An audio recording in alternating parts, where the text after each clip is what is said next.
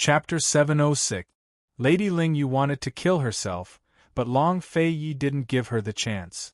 Even though Lady Ling Yu's blade was the closest to her, Long Fei Yi's was still faster. He slit her throat in front of everyone. Lady Ling Yu couldn't believe it. She never expected to lose her last shred of dignity. Even more unexpected was the fact that Bai Yanqing really didn't come to save her. She slumped to the ground, her eyes wide open. She always thought she was the calmest person in the City of Daughters. Perhaps this was the first time she was truly calm. She regretted bringing such a disaster to the City of Daughters. After letting Lady Ling Yu fall to the ground, Long Fei Yi turned to face the crowd and Long Yu. "This is the fate of those who dared to barge into my Duke of Qin's estate." In an instant the crowd fell silent. Who could believe what they'd just seen?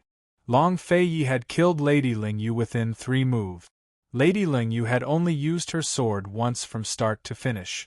Almost everyone thought that today's battle would be a chaotic battle that would last for several days. But this was the result. Lady Ling Yu, a city lord and the Iron Lady of the assassination world, had died to a junior sword in less than the time it took to brew a cup of tea. How could anyone accept this? Even outsiders couldn't believe it, to say nothing of the City of Daughters residents. They refused to believe that Lady Ling Yu had died just like that, much less that Long Fei Yi had such powerful internal energy. They were all asking themselves the same question. When did Long Fei Yi become so strong? That's right. When did Long Fei Yi become so strong? Everyone paid attention to his achievements in the political arena. Almost no one paid attention to his martial arts over the years. Many people had even forgotten his identity as Tianshan Kenzo's closed-door disciple. But he was just this strong. Given Long Fei Yi's true strength, where should he rank on the list of experts? Would Carefree City's Qi Zonglin, Tang Clan's Tang Zijin, or even Celestial Mountain's Tsang Qiuzi be his match? The entire place was silent for a very long time. No one dared to move. Long Fei Yi didn't care about the surroundings, whether it was movement or silence. He raised his sword and pointed at the gate of the City of Daughters, saying coldly, "People in the city, listen up. Those who surrender to this prince's sword, stay. Those who refuse to submit will die." At this moment, the stunned assassins on the city gate all came back to their senses and were in an uproar. The few sisters of the Lung clan immediately started wailing. Ling Bingling took the lead, and Ling Shuang and the other sisters immediately followed. They all flew down the city gate to avenge their mother. "Long Fei Yi, I'll kill you! Long Fei Yi, how dare you kill my mother? I'll kill you! Long Fei Yi, City of Daughters will not let you off!" Long Fei Yi only used one move to subdue the leader, Ling Bingling. With his sword on her neck, the others saw this and did not dare to move. No matter how agitated he would still be rational in the face of reality. No matter how sorrowful they would always remain calm in the face of death. The winner was king and the loser was a bandit. The winner lived and the loser died. This was the fate of assassins. They had lost, so they all lowered their heads without any complaint. "Men, take them all away." Under Long Fei Yi's command, a few Shadow Guard experts came forward and took the Ling sisters away. Who knew that at this moment, Ling Shuang suddenly shouted, "Long Fei Yi, I have something to say to you." What happened to her? What did she want to say? In an instant everyone looked over. Long Fei Yi also looked over. Ling Shuang smiled. Only at this point, when she called his name, would he look at her directly. "Long Fei Yi, I only hope that I won't meet you again in my next life." After she finished speaking, she pressed the sword against her neck and collapsed to the ground, disappearing like a jade. The hatred of killing her mother was eternal. Loving him was also eternal. She only hoped that they would not meet again in the next life. Only then could she avoid the bitterness of not being able to obtain this love. "Fourth sister!" Ling Bingling shouted. She wanted to throw herself at her, but the Shadow Guard held her back. The other sisters were much more cold-blooded and emotionless. All of them kept their heads bowed, unmoved. They knew that their fates would be the same. It was only a matter of time. Just who had hired their mother to kidnap Grand Concubine Yi? They still didn't know. Long Fei Yi had taken them away for the sake of clarifying the matter. Since they couldn't give Long Fei Yi an answer, they could only die. Many of the people around them began to sigh. Only now did they realize Ling Shuang's feelings for Long Fei Yi.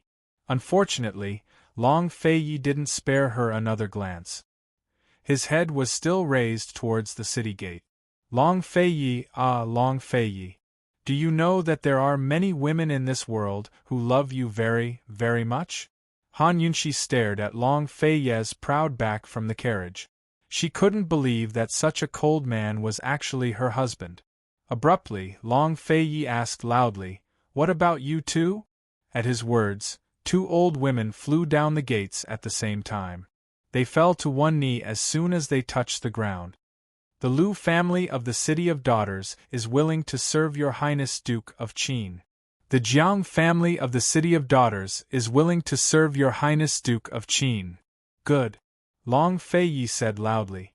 Now the clan heads standing on top of the city gates exchanged glances. But soon enough, they all descended the gates and personally opened them to kneel before Long Fei in a single line of surrender. A wise man submits to circumstances. Moreover, the most ruthless and cool-headed of them all was an assassin. In terms of individual combat, they couldn't beat Long Fei Yi. In terms of group combat, the City of Daughters was in danger of being massacred. Surrendering was the best choice they could make. Of course, there were also those who didn't want to surrender, but they didn't dare to fight Long Fei Yi one-on-one. They had already snuck out of the City of Daughters the moment Madame Ling Yu collapsed. The city gates were already open. Most people had chosen to surrender. Long Fei Yi's eyes flashed with satisfaction, then he turned and walked towards Han Yunxi. Han Yunxi watched him quietly. They weren't far apart, but she felt as if he was walking towards her from the other side of fate. Step by step, he seemed to be walking through two different worlds. Finally, he reached her. He took the reins and smiled. "Let's go. I'll take you to see this prince's reward." Han Yunxi smiled. Her heart was overflowing with indescribable emotions. Such a large and earth-shattering gift. How could she remain calm the next time he mentioned a reward? Under everyone's watchful eyes, Han Yunxi sat in the carriage. Long Fei Yi personally held the reins and led her to the City of Daughters, the city he had bestowed upon her. Han Yunxi loved this feeling. She felt as if she wanted to travel the world with him until the end of time. Unfortunately, someone soon interrupted them. "We've avenged His Highness Duke of Qin. It's time for us to take revenge. Brothers, let's enter the city as well." Haha, Ling Yu's death isn't enough to pay for her life. The City of Daughters Wang clan still owes us 3 lives. Every injustice has its perpetrator and every debt has its debtor. Brothers, our chance for revenge has come. Let's go. The group of martial artists brandished their weapons and strode towards the city gate. There were at least 10 assassin clans in the City of Daughters. Without the protection of the Lung clan, these assassin clans might not be able to defeat the group of martial artists. In an instant, the clan heads who had surrendered all stood up and blocked the city gate. "What kind of hero are you to take advantage of someone's perilous state?" Someone cursed. "Haha, what kind of hero are you talking to assassins about? Shouldn't we be talking about a life for a life?" Someone asked with a chuckle. "You call yourselves righteous? Hypocrites!" Someone cursed again. The Jianghu people roared with laughter. "Are you saying that we're righteous if we don't pay with our lives? If you have the ability to take money, then you have to have the ability to spend it. Righteous? Very well, this daddy will destroy the City of Daughters today and enforce justice on behalf of the heavens." Han Yunxi's good mood was completely ruined. The more she looked at these so-called righteous people, the more disgusted she felt. If Madame Ling Yu hadn't died, would they have dared to be so arrogant? Han Yunxi was about to speak when Long Fei Yi suddenly threw the sword in his hand. It pierced the ground between the Jianghu people and the clan heads. In an instant all the chatter stopped abruptly.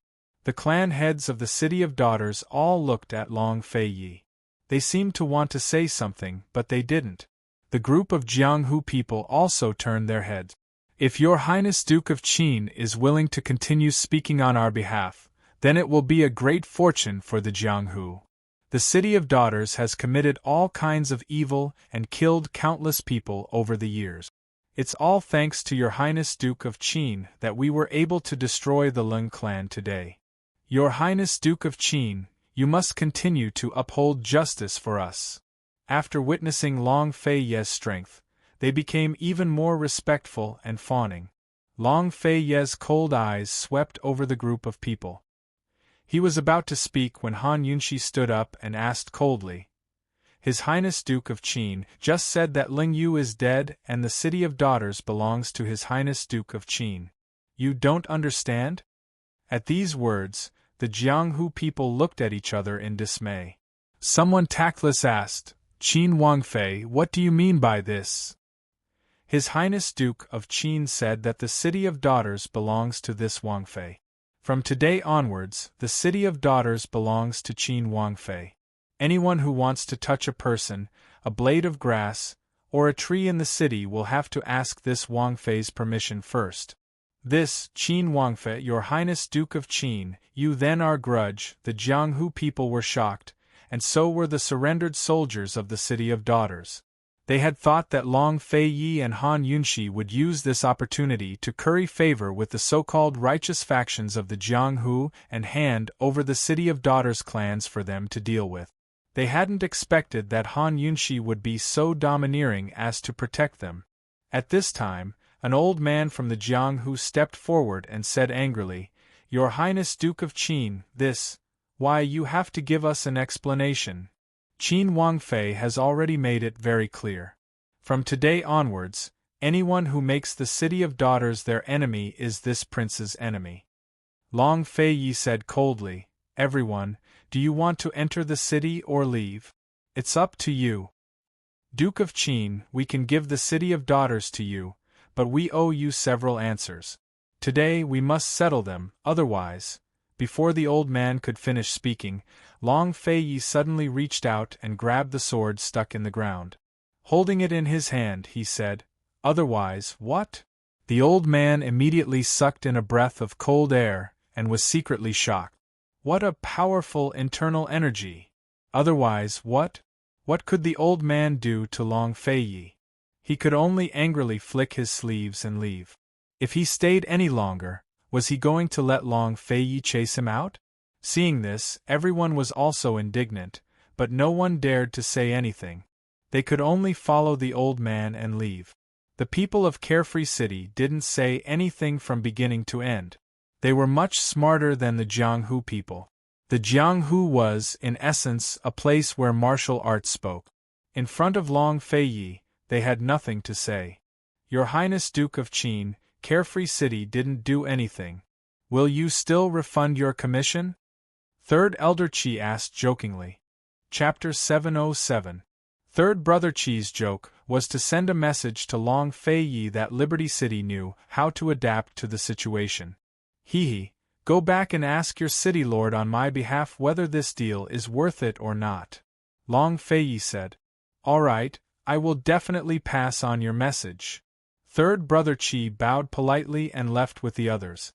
Although many people in the group were dissatisfied, they could only obey Third Brother Qi's orders. Once they left, Qi Yaotian was the first to speak. Third Uncle, are we going to let Long Feiyi off so easily? His martial arts are so impressive.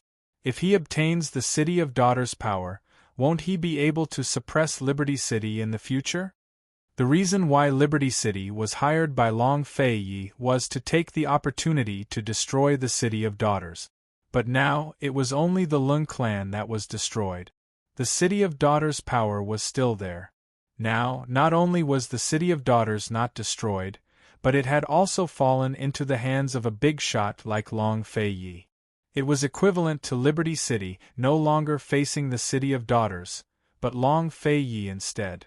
Whether this deal was worth it or not, Liberty City had really suffered a huge loss. Can you fight with him? Third Brother Chi asked. Chi Yaotian's lips twitched. He had nothing to say. If you can't beat him, you have to admit defeat. Third Brother Chi said as he stroked his beard with a solemn expression. Seeing this, the others did not dare to make a sound. Although Third Brother Chi seemed to admit defeat, he had been filled with a sense of crisis since a long time ago. He still felt like he was in a dream. He felt that the battle between Long Fei Yi and Madame Ling Yu was just a dream, an unbelievable dream. Although Madame Ling Yu was ranked behind the City Lord of Liberty City, their strength was actually not much different. However, the strength that Long Fei Yi displayed today was clearly much higher than Madame Ling Yu's. Third Brother Chi could not help but wonder what would have happened if the City Lord of Liberty City had been the one fighting with Long Fei Yi instead of Madame Ling Yu. Long Fei Yi was capable of swallowing the City of Daughters as well as Liberty City. They had to be wary of him. Although Chi Yaotian had nothing to say, he secretly thought that he must discuss this matter with his father when he returned and find out the Achilles heel of Long Fei Yi and Han Yunxi. Thinking back to when Han Yunxi killed his giant poisonous bat and extorted a large sum of money from him, he still remembered this debt to this day. The people of Liberty City left too. Long Fei Yi and his companions were the only ones left at the gate of the city. Han Yunxi was still sitting in the carriage. Long Fei Yi held the sword in one hand and the horse in the other. He was like Han Yunxi's most loyal guard, pulling her step by step into the city gate. The patriarchs who were originally blocking the gate hurriedly stepped aside. They stared at the slowly moving carriage. Their gazes were filled with reverence for Long Fei Yi and admiration for Han Yunxi. Compared to those who claimed to be righteous, this couple was truly righteous. Their bearing was unparalleled. Compared to the Ling family, they were more willing to pledge their loyalty to King Qin and Qin Wangfei. After entering the city, Long Fei Yi personally drove the carriage and brought Han Yunxi to the Ling family's mansion. This was the center of the City of Daughters. The Ling family had either died or fled. No one surrendered. The gate was filled with people from various factions in the City of Daughters. Some were patriarchs and some were lone assassins. Since they did not leave, it meant that they were willing to pledge their loyalty. Long Fei Yi held Han Yunxi's hand and got off the carriage. He did not pay any attention to the people who were waiting for them. He asked Han Yunxi seriously, "What do you think of this mansion?" "It's someone else's old mansion. I don't like it." Han Yunxi was actually a clean freak. Whether it was people or things, she did not like second-hand goods. "Alright." Long Fei Yi immediately ordered the shadow guard beside him. "Men, tear it down and rebuild it." Before the shadow guard could reply, the people around them scrambled to express their willingness to help. "Forget it. Isn't it a waste of talent to let all of you build a house?" Han Yunxi said with a smile. Everyone immediately expressed that it was their honor to be able to serve Han Yunxi. Han Yunxi's lips curled into a cold smile. Her eyes were cold as she sized up everyone present. Gradually, everyone shut their mouths and did not dare to say anything. Everyone present was either the head of a family or a rather famous assassin. They were all people who had experienced great storms and waves, but they could not figure out Han Yunxi's thoughts. Long Fei Yi did not say anything. He looked at Han Yunxi's cold and stern expression and was very satisfied. This woman was becoming more and more like a leader. Finally, Han Yunxi opened her mouth cold and said, "What, even the Iron Ladies are proficient in the art of flattery?" This princess thought that in the assassin business, they would only use their strength to speak. Hearing this, everyone revealed awkward expressions. Han Yunxi was mocking them for not having strength and only knowing how to flatter. They were indeed flattering her because they were afraid. They didn't know how this woman would rule the City of Daughters when His Highness Duke of Qin gave the entire City of Daughters to this woman. They also didn't know which family this woman would choose to support and which assassin to support. Therefore, they could only try to curry favor with her first. There's no need for such empty words with this Wang Fei. This Wang Fei will like whoever shows me their strength. In the silence, Han Yunxi walked up the steps step by step. She stood in front of the tall gates of the Ling estate and said coldly, "From today onwards, the City of Daughters will stop all assassins. This Wang Fei will reorganize the City of Daughters in the form of mercenaries. This Wang Fei will raise you and teach you the art of poison. You will only serve this Wang Fei. Those who are not interested can leave now. Those who are interested can stay." When they heard the words mercenaries, everyone present became excited and hot-blooded. When they heard the words art of poison, they became even more excited. They exchanged looks with each other, pleasantly surprised. Unexpectedly, no one left. In reality, they wanted to be loyal to His Highness Duke of Qin. They more or less looked down on this woman who only knew how to use poison and not martial arts. They didn't expect this woman to bring up the word mercenaries. The City of Daughters and Carefree City were both assassins. For a long time there was little porridge but more monk. Employers became more and more picky, and their commissions became lower and lower. Whether it was the Lung family or the Qi family, they had both established mercenary teams and cultivated professional mercenary legions in search of a new way out. For assassins there was only one path: kill for money. For mercenaries there were many paths.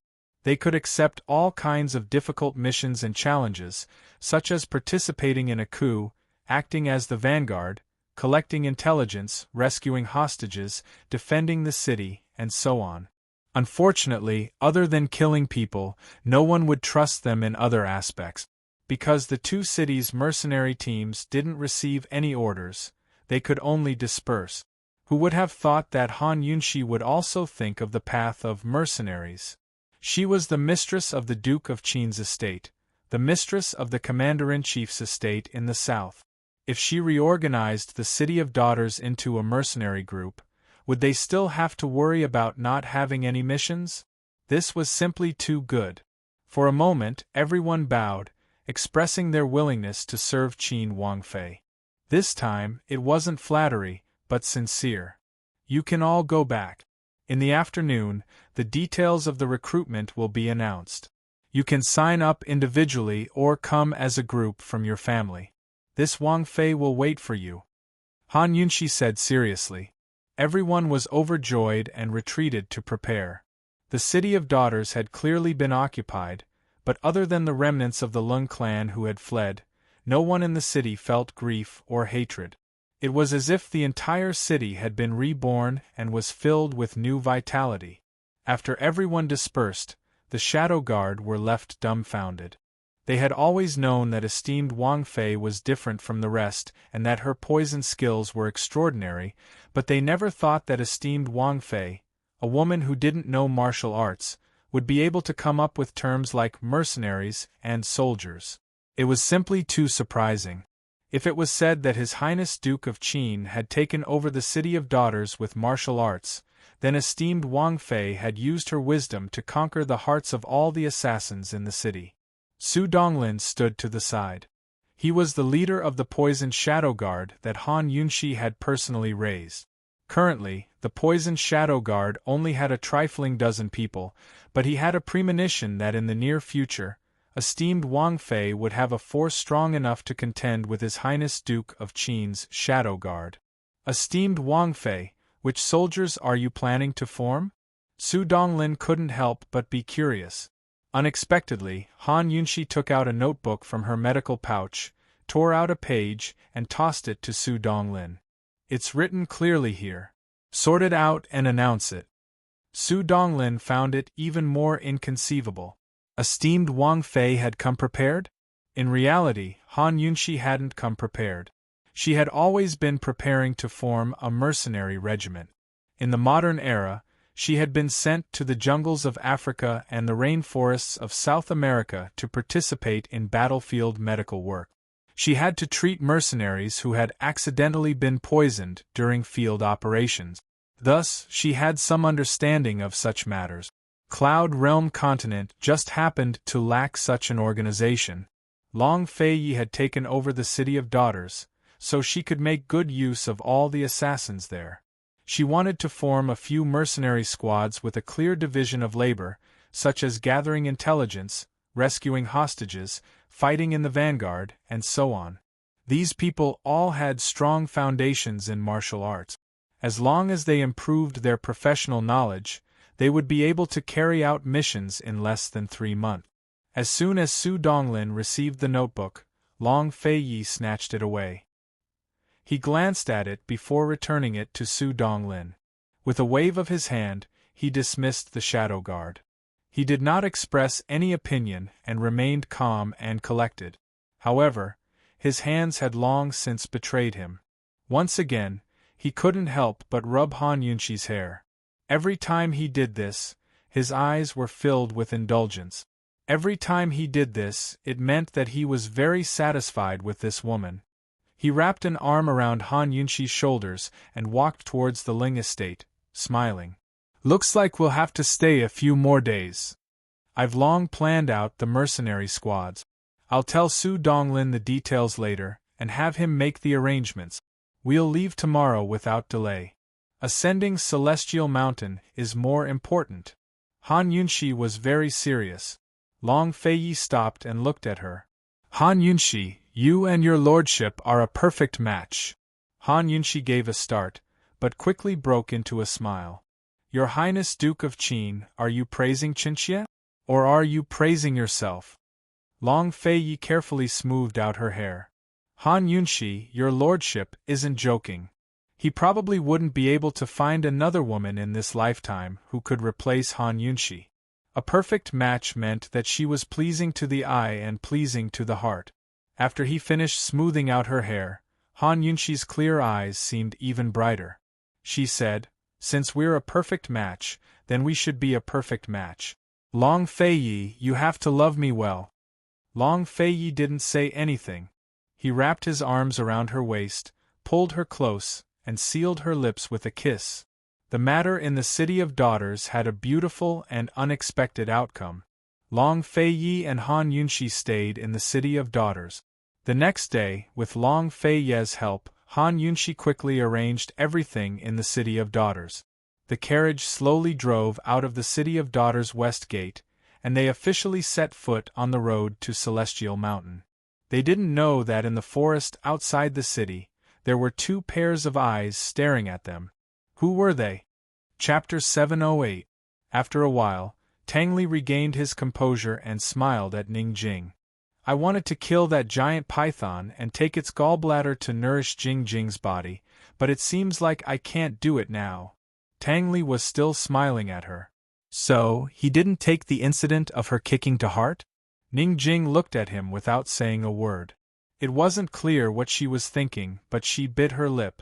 Tang Li was panting and sweating profusely, but he was smiling devilishly. The tip of his tongue touched the corner of his mouth as he looked at her with interest. To be exact, he was looking at her lip. He rarely saw this woman doing such a thing. Ning Jing quickly noticed the strange look in his eyes. She followed his line of sight and looked down, not understanding what he was looking at. "Hey, look!" she was about to ask when Tang Li suddenly came closer, lowered his head, and kissed her lips. Ning Jing had been bullied by Tang Li before, and it was under the influence of drugs. However, Ning Jing was stunned by his kiss. She widened her eyes in disbelief, and her mind went blank. She couldn't think, but she could clearly feel that this man's lips were burning hot. She wanted to push him away, but she didn't think of that and just stood there in a daze. Actually, Tang Li was shocked too. Although he always took advantage of her verbally, he really didn't have the intention to take advantage of her. He secretly swore to himself that he would never touch this wife. But just now, was there something wrong with his brain? Impulsive my ass. Alright, since he kissed her, let's just treat it as a show and let go. But damn it, he didn't want to let go at all. This woman's lips were so soft. He couldn't control himself and sucked hard. Ning Jing seemed to be frightened and immediately wanted to retreat. Tang Li was anxious. He quickly moved closer and kissed her even harder, as if he was afraid that he wouldn't be able to taste her again if he let go. Ning Jing started to struggle. It would have been better if she did not struggle. Once she struggled, she completely brought out the evil in Tang Li's bones. Since he couldn't let go of this sweet taste, he might as well go all out. Since he had already touched it, he might as well touch it to the end. In any case, this woman was his legal wife. In any case, this woman was the one who set him up first. He had endured this for a long time. Tang Li grabbed Ning Jing's hand with one hand and wrapped his other hand around Ning Jing's neck, trapping her in his arms. Ning Jing wanted to turn her head away, but he simply hugged her head and kissed her deeply. Rather than calling it a kiss, it was more like a demand. It was so intense that Ning Jing had no room to resist. She could only accept it. As they kissed, Tang Li had long forgotten about his dignity and how to settle accounts with her. All that was left in his mind was that Ning Jing was really too beautiful. He had once had her for one night, so it could be said that he was addicted to her. Why didn't he know that Ning Jing would be like a blooming flower, full and sweet? How could he stop now? Ning Jing looked mature, but she was actually very inexperienced. She could not withstand Tang Li's teasing at all. The two of them quickly fell into each other's hands. The two of them were not people who were willing to compromise, and they were not people who could be forced to do something. Yet, they compromised to each other just like that. There must be a reason, but neither of them had realized it yet. After the passion, Tang Li hugged Ning Jing tightly and wrapped his robe tightly around her.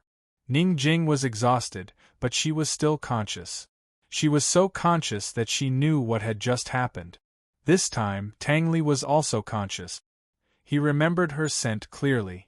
The two of them lay in the grass tiredly. Ning Jing closed her eyes, while Tang Li opened his eyes and looked at the clear sky. He was sweating profusely, and his breathing had not stabilized yet. After a long silence, Ning Jing finally said, "Is that enough?" "What?" Tang Li did not understand. "If it's enough, let me go. I've paid back what I owe you," Ning Jing said coldly. She had begun to interrogate herself in her heart about her compromise just now. Only then did Tang Li wake up from his drunken dream.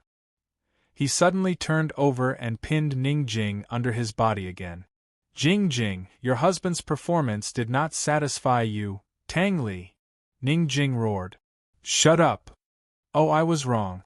Jing, don't get agitated." Tang Li smiled naughtily.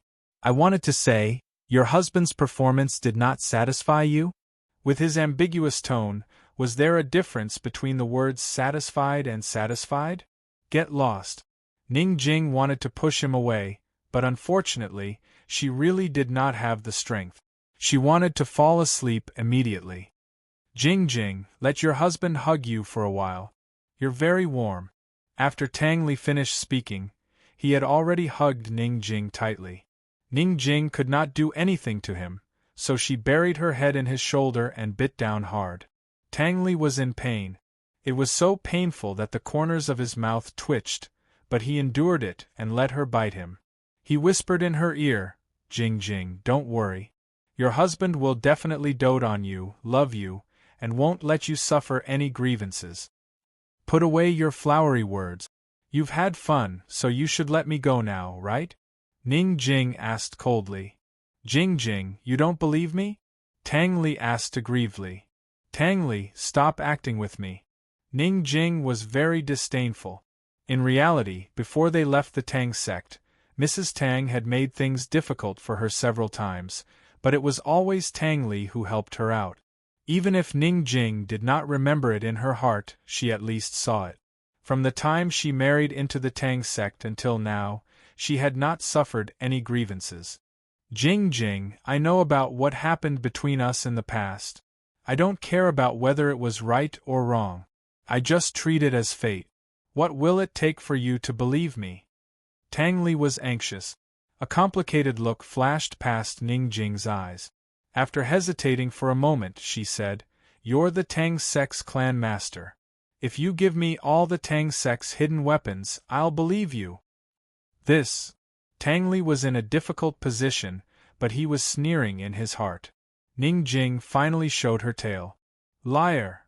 Ning Jing took advantage of Tang Li's distraction to push him away. She wrapped his robe tightly around himself, leaving him topless. I'm not a liar. Tang Li grew serious. Although I'm the Tang Sect's clan master, the Tang Sect's hidden weapons are still in my father's hands. The designs are in the hands of the Council of Elders. Actually, Jing, can't you tell? I'm just a figurehead in name. What do you mean by a marriage alliance with Cloud Realm Trade Consortium? What do you mean you won't treat me unfairly? Ning Jing laughed at herself.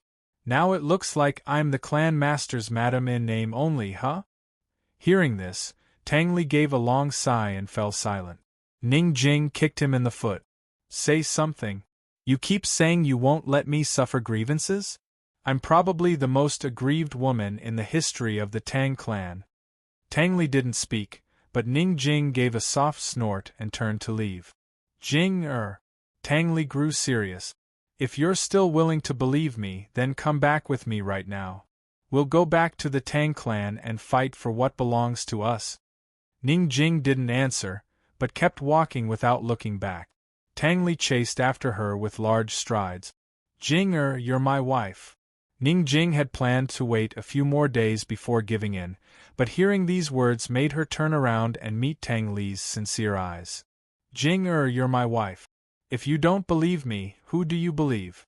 If I don't believe you, who should I believe? My father didn't just abdicate to give me face. The Tang clan's infighting isn't as simple as you think. Why don't you come back with me? Give me a chance to fight for you. Tang Li's face was sincere, but he was laughing inside. Why didn't he realize he was such a good liar? Once he settled Ning Jing, he could probably pick all the famous flowers in the world. Of course, his sister-in-law was out of the question. He'd been waiting for Ning Jing to bring up this topic for a long time. Meanwhile, his father and mother had made ample preparations in the Tang clan as well, ready to play along with him at any time. Ning Jing wanted the Tang clan's weapons, but they had their eyes on her arms trade. Ning Jing's expression was reluctant. Fine, I'll give you one chance. Let's agree that if you can't control the Tang clan's assassination weapons, you'll come back to live with me at Cloud Realm Trade Consortium in a year's time. A year later, her elder brother's ban would be lifted, and she'd have plenty of ways to return to her maternal family. Actually, there was no need for her to bring Tang Li back to Cloud Realm Trade Consortium. The marriage was already set in stone, so the consortium could forget about marrying her off to another man. Still, she wanted to bring this noisy bastard back and torture him well. Looking at Tang Li, Ning Jing silently swore in her letter that she would not only control the Tang clan's low-level assassination weapons through Tang Li in a year's time to develop Cloud Realm Trade Consortium's arms trade, but also bring Tang Li back to the consortium. With that, the two of them came to an agreement. Tang Li was delighted as he strode towards Ning Jing. Ning Jing finally gave him a better look and returned his jacket. But Tang Li didn't want it. Wear it. The winds are cold in the mountains. Get on, I'll carry you back. Both horses were gone, and there was still a long way to go to the dock. Ning Jing was truly tired, so she couldn't ask for more. She immediately jumped onto Tang Li's back. Only then did she notice the bite mark on his shoulder. It was bleeding, a mark she'd left for him. Be good and sleep. I'll wake you up when we get to the boat and prepare something good for you to eat. Tang Li's doting tone was enough to make a person drown. Ning Jing didn't reply, but a cold smile hung on her face. She didn't fall asleep the entire time, not because she didn't trust Tang Li, but because she couldn't fall asleep staring at the wound on his shoulder. In the end, she took out a handkerchief and carefully wiped away the blood on Tang Li's shoulder. Tang Li and Ning Jing's battle over the arms trade was about to begin, while Long Fei Yi and Han Yunxi were on their way to Celestial Mountain. They traveled day and night. Long Fei Yi only did two things along the way: take care of many urgent matters, and explain the internal struggles of Celestial Mountain to Han Yunxi. Han Yunxi only did two things as well: Listen to Long Fei talk about Celestial Mountain, and sleep to cultivate. After traveling for more than 10 days, they arrived at the foot of Celestial Mountain on time. Celestial Mountain was the name of a continuous mountain range, and it was also the name of the highest peak in this mountain range. Tianshan Kenzo was the location of Celestial Mountain. There were a total of 5 mountains in this mountain range. From the south to the north, it was like a staircase. The mountains were next to each other, and each mountain was taller than the previous one. The 5th mountain in the north was Celestial Mountain. Long Fei Ye's horse carriage stopped at the top of the 1st mountain. Han Yunxi got off the carriage and was shocked by the scenery in front of her. She saw. Chapter 7:10. As soon as Han Yunxi got off the carriage, she was stunned by the scenery in front of her. Her impression of Heaven Mountain had always been that it was mysterious. However, at this moment, standing at the top of the 1st mountain of Heaven Mountain, looking up at the long and towering mountains in the distance, she could not help but feel awe. These 5 mountains were like stairs to heaven, each taller than the last. It was as if stepping on them would lead one to the Nantian Gate of the 9 heavens. Other than the 1st mountain that Han Yunxi and Long Fei were on, the top of the 4 mountains in front of them were all covered in snow. Looking from afar, the white snow and the blue sky contrasted each other, clean and sacred. Han Yunxi looked at the white snow and blue sky from afar. It took a long time for her to recover. Even though the deep mountains were sacred and clean, how dark and dangerous were there in Heaven Mountain. In this world, no matter where you went, it was the same. Beneath the beauty was filth. If you were weak, you would be drowned in the filth. If you were not strong enough, you could only wallow in the filth. Only when you were strong could you have the confidence to emerge from the mud unsullied. Only then could you have the capital to make yourself clean. Han Yunxi looked carefully and realized that the distance between the mountains was very far. If they walked, they would have to climb over 4 mountains to reach the foot of Heaven Mountain. This meant that they would have to go up and down the mountain 4 times before they had the chance to climb the real Heaven Mountain. Not to mention how far the distance between the mountains was and how many days it would take to walk. Not to mention the dangers in the mountains, even the top of the 4 mountains in front of them, which were still covered in snow, might not be able to reach the top. Therefore, to reach the top of Heaven Mountain, it was not feasible to climb the mountain on foot. Even a lightness arts expert like Long Fei wouldn't be able to fly between the 2 mountains. The mountains were dangerous and tall. Even the yellow crane could not pass them, and the monkeys wanted to climb them. To reach Heaven Mountain, one had to take the only path that Heaven Mountain had left for the world. Han Yunxi quickly noticed the bamboo suspension bridge between the 1st and 2nd mountains. It stretched from the peak of the 1st mountain to the gorge between the 2 mountains, all the way to the middle of the 2nd. She looked back at Long Fei and asked, "Is this the only path?" "This is the fastest way," Long Fei remarked. If they didn't find it tiring, they could circle around the mountain, but it was hard to predict the dangers. Moreover, the mountain paths were difficult to traverse, so it would take at least a month to reach the peak. "Let's go and take a look at that bridge." They were still some distance away, so Han Yunxi could only see part of the bridge from a distance. She didn't know the details yet. Long Fei brought her to the other side of the mountain and saw that the entrance to the bamboo bridge was sealed by a row of iron chains. There were 2 white-clothed imperial bodyguards standing on the left and right sides of the bridge. Not far from the bridge, there was a small temple-like palace, which looked like a sentry box. Although Mount Tianshan was difficult to climb, it was still heavily guarded. Han Yunxi walked closer and carefully observed the bamboo bridge.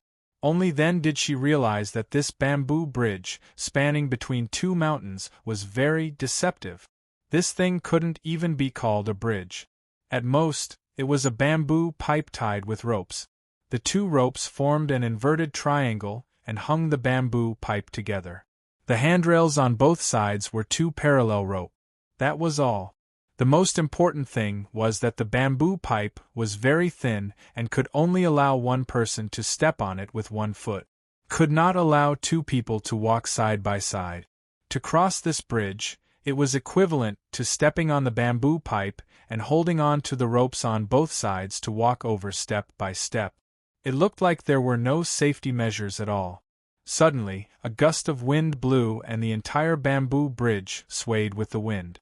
The wind in the canyon was strong and the bamboo bridge was very long. Even if a few people stood on it, the bridge would still sway. Han Yunxi's eyes flickered with a complicated expression as she watched. The imperial bodyguards at the bridge did not seem to recognize Long Feiyi. When they saw them walking over, they immediately came forward to stop them. Before the imperial bodyguards could speak, Long Feiyi flashed a white jade token. On the token was a blood-red sect character. When the imperial bodyguards saw the token, their expressions changed drastically. They immediately retreated and bowed. "Greetings, Senior Brother Yi." Long Feiyi had not been to Tianshan Mountain for many years. The new imperial bodyguards did not recognize him, but they definitely recognized the white jade token. There were many things about the jade tokens on Tianshan Mountain. Different colors represented different levels. Other than the colorless tokens in the hands of Elder Kenzo and the 4 Grand Elders, the white token was the highest level. Only the direct disciples of Elder Kenzo and the 4 Grand Elders could possess it. The characters on the jade tokens represented different factions. The sect character represented Elder Kenzo and was a direct disciple of the sect master. Therefore, Long Feiyi's white jade token represented that he was a direct disciple of Elder Kenzo. Elder Kenzo only had 2 disciples, Duanmu Yao and Long Feiyi. Everyone on Tianshan Mountain knew this. Besides the sect character, the white jade token also had the characters for heart, scripture, sword, and precepts. They represented Lockhart Courtyard, Scripture Depository, Sword Depository, and Abstinence Courtyard respectively. These 2 depositories and courtyards were controlled by the 4 Grand Elders of Tianshan Mountain. Among them, Head Elder Tsangchiozi was in charge of Lockhart Courtyard, which controlled Tianshan Kenzo's Nirvana Heart Sutra. There were many sets of Tianshan sword skills, but only one Heart Sutra. To learn Tianshan's sword skills, one had to cultivate the Nirvana Heart Sutra. Anyone who cultivated the Nirvana Heart Sutra had to undergo a seal to permanently seal away the unrighteous qi in their bodies. Tsangchiozi's Lockhart Courtyard not only controlled the Nirvana Heart Sutra, but also the Lockhart Seal. Besides Tianshan Kenzo's direct disciples, all disciples of Tianshan Mountain had to stay in Lockhart Courtyard for a year or 2 before beginning their studies. Then they could begin cultivating the Nirvana Heart Sutra. Internal cultivation sutras were the foundation of swordsmanship, so Lockhart Courtyard's status on Tianshan Mountain was self-evident. Unless absolutely necessary, no one wanted to offend Lockhart Courtyard members. The disciples of Tianshan Mountain all supported Tsangchiozi, so no one dared to show him any disrespect. Because of Lockhart Courtyard's power and Tsangchiozi's extraordinary martial arts, Elder Kenzo often ignored sect affairs. Over the past decade or so, Tsangchiozi's influence had far surpassed that of the other 3 elders. Sometimes, he could even act as the sect head and make decisions on important matters. The 2 guards recognized Long Feiyi, but didn't know who Han Yunxi was. When they saw Long Feiyi holding Han Yunxi's hand, they hesitated over how to greet him or greet him. At this moment, a figure suddenly flew in from the side of the palace like a gust of wind. Han Yunxi didn't even get a good look before she heard a coquettish voice say, "Senior Brother Yi, you're finally back. Xin missed you so much." This was the second time Han Yunxi had heard a woman call Long Feiyi senior brother, after Duanmu Yao. Although it had nothing to do with Duanmu Yao, Han Yunxi still felt uncomfortable hearing it. She examined the woman before her and saw that this Xin was petite and had a pretty face. Her eyes were especially bright as she looked at Long Feiyi. She wore a white jade pendant at her waist with the character "For Sword" written on it. Without a doubt, she was a disciple of hidden sword depositories of high status. While Han Yunshi studied Exhilarating, studied Han Yunshi as well. Finally, her gaze rested on Han Yunshi's interlocked hand with Long Fei Ye's. There was one emotion that women couldn't hide, and that was jealousy. Exhilarating was no exception, and the jealousy in her eyes was about to overflow. Long Fei Yi didn't even remember who this woman called Exhilarating was and didn't intend to pay any attention to her. Who knew that Exhilarating would laugh and say, "Senior Brother Yi, those who don't know martial arts are not allowed to enter Celestial Mountain." Although they spent most of their time in Celestial Mountain, the female disciples of Celestial Mountain would never miss any news about Long Fei Yi. Especially when it came to the woman beside him, they would try their best to find out more about her. This Han Yunshi didn't know any martial arts and only knew some unorthodox poison technique. What right did she have to gain Long Fei Ye's favor? God knows what kind of charm she used to seduce Long Fei Yi. Being Long Fei Ye's woman meant that she was destined to be the enemy of all women in the world. Han Yunshi had been through hundreds of battles and was already used to this kind of hostility. She even started to enjoy it. Learning martial arts is so tiring and boorish. Of all the things a girl could do, why did she have to learn martial arts?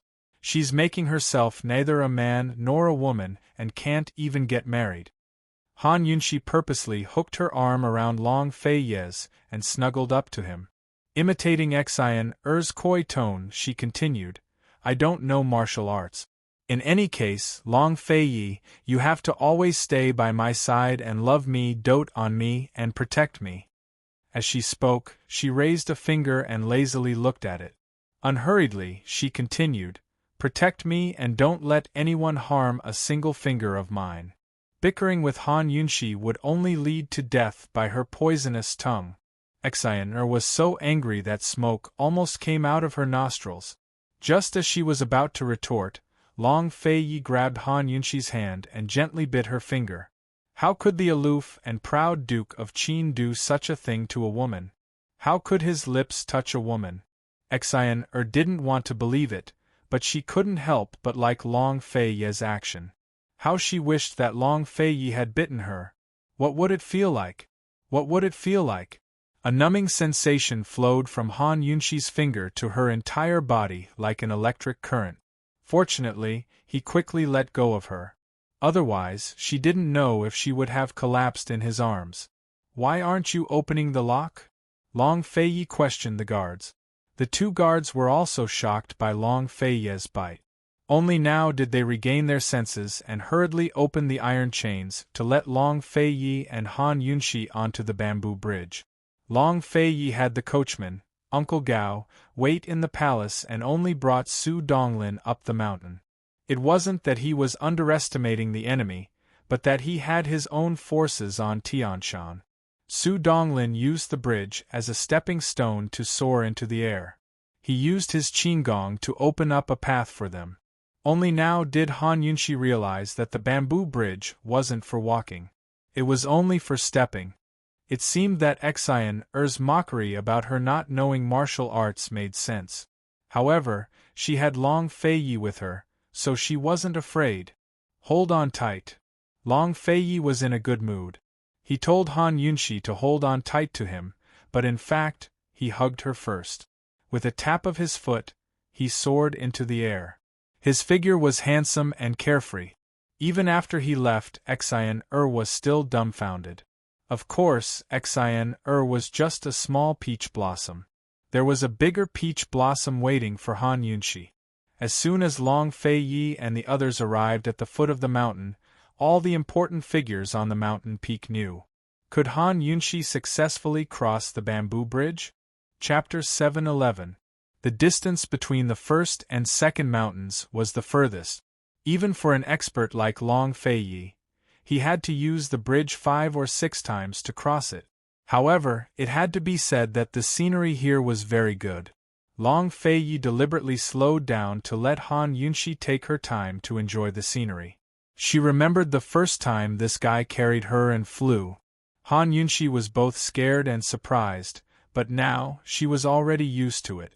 It wasn't that she was no longer afraid of heights, but she believed that the man carrying her could really protect her. Long Feiyi, the first time you carried me and flew, I was really scared, said Han Yunshi. What were you scared of? Asked Long Feiyi. I was scared that you would throw me down if you were unhappy, replied Han Yunshi. Long Feiyi was stunned at first, but then he laughed out loud. Would this prince?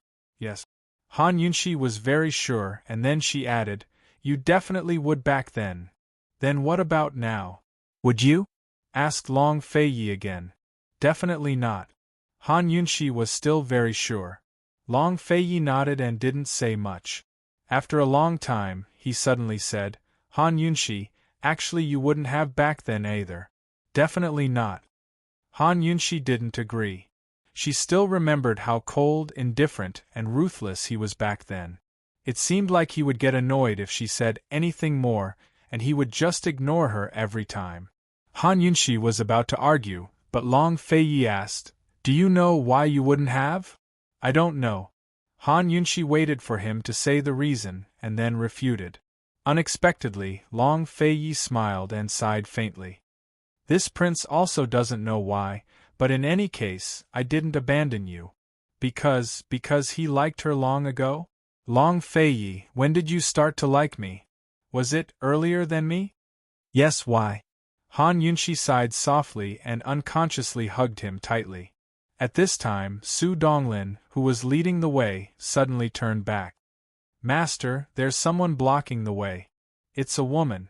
Su Donglin was indeed Han Yunshi's shadow guard. His words were obviously meant for Han Yunshi. It's already April. Why are there still so many peach blossoms? Han Yunshi sighed. The meaning behind her words was clear, but it was a pity that Su Donglin did not understand. He honestly said, Princess Consort, the temperature of the Heaven Mountain is lower than the bottom of the mountain, so the peach blossoms bloom later. Right now is the time when the peach blossoms are blooming. Is that so? How vigorous is it? Han Yunshi asked lazily. It's all over the mountain. You'll be able to see it when you get to the front. The entire mountainside is filled with flowers, like a sea of flowers. It's very beautiful. Su Donglin replied excitedly. Han Yunshi was very satisfied. She smiled and did not say anything else. Su Donglin was about to speak when he suddenly met Long Feiyi's icy gaze. Although he did not understand where he went wrong, he knew that he must have said something wrong. He trembled a few times and hurriedly retreated to the side, not daring to speak again. Long Feiyi carried Han Yunshi and continued forward after using the bamboo bridge as leverage. He did not take Su Donglin's report to heart. Actually, there was another reason why he did not like to come to Heaven Mountain. The female disciples were too annoying. Not long after, he saw a woman standing in the air in front of him. She was dressed in a light yellow long dress. The hem of her dress was 3 feet long and flowed down. She held a light muslin shawl in her hand, looking elegant and light. Her hair was combed into a bun that was decorated with light yellow pearls. She was beautiful and noble. She stood in the air, her long dress fluttering in the wind. Her ink-black hair fluttered in the wind. She was like a fairy who had descended into the mortal world. Everything about her was beautiful, and she was perfectly matched. However, her face was very ugly. Some people had average looks but could make up for it with makeup and clothes. However, some people were destined to be unable to cover up their lack of looks no matter how they dressed up. Han Yunshi only felt that it was a pity for the long dress. "Who's this peach blossom?" she asked softly. Long Feiyi clearly did not take the newcomer seriously. He carried Han Yunshi and continued flying forward. Song Qiuying. Han Yunshi only felt that the name was very familiar but could not recall it. However, she was too lazy to ask. Why would she need to know these unimportant names? Song Qiuying was indifferent to Long Feiyi and Han Yunshi approaching. However, when Long Fei and Han Yunxi passed by her, she said cold, "Long Fei, if someone without martial arts wants to go to Heaven Mountain, they have to cross this bridge step by step. Have you forgotten?" Long Fei did not answer and continued forward.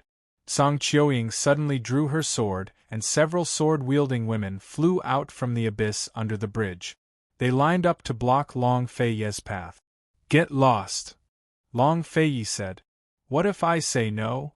Song Qiuying asked back.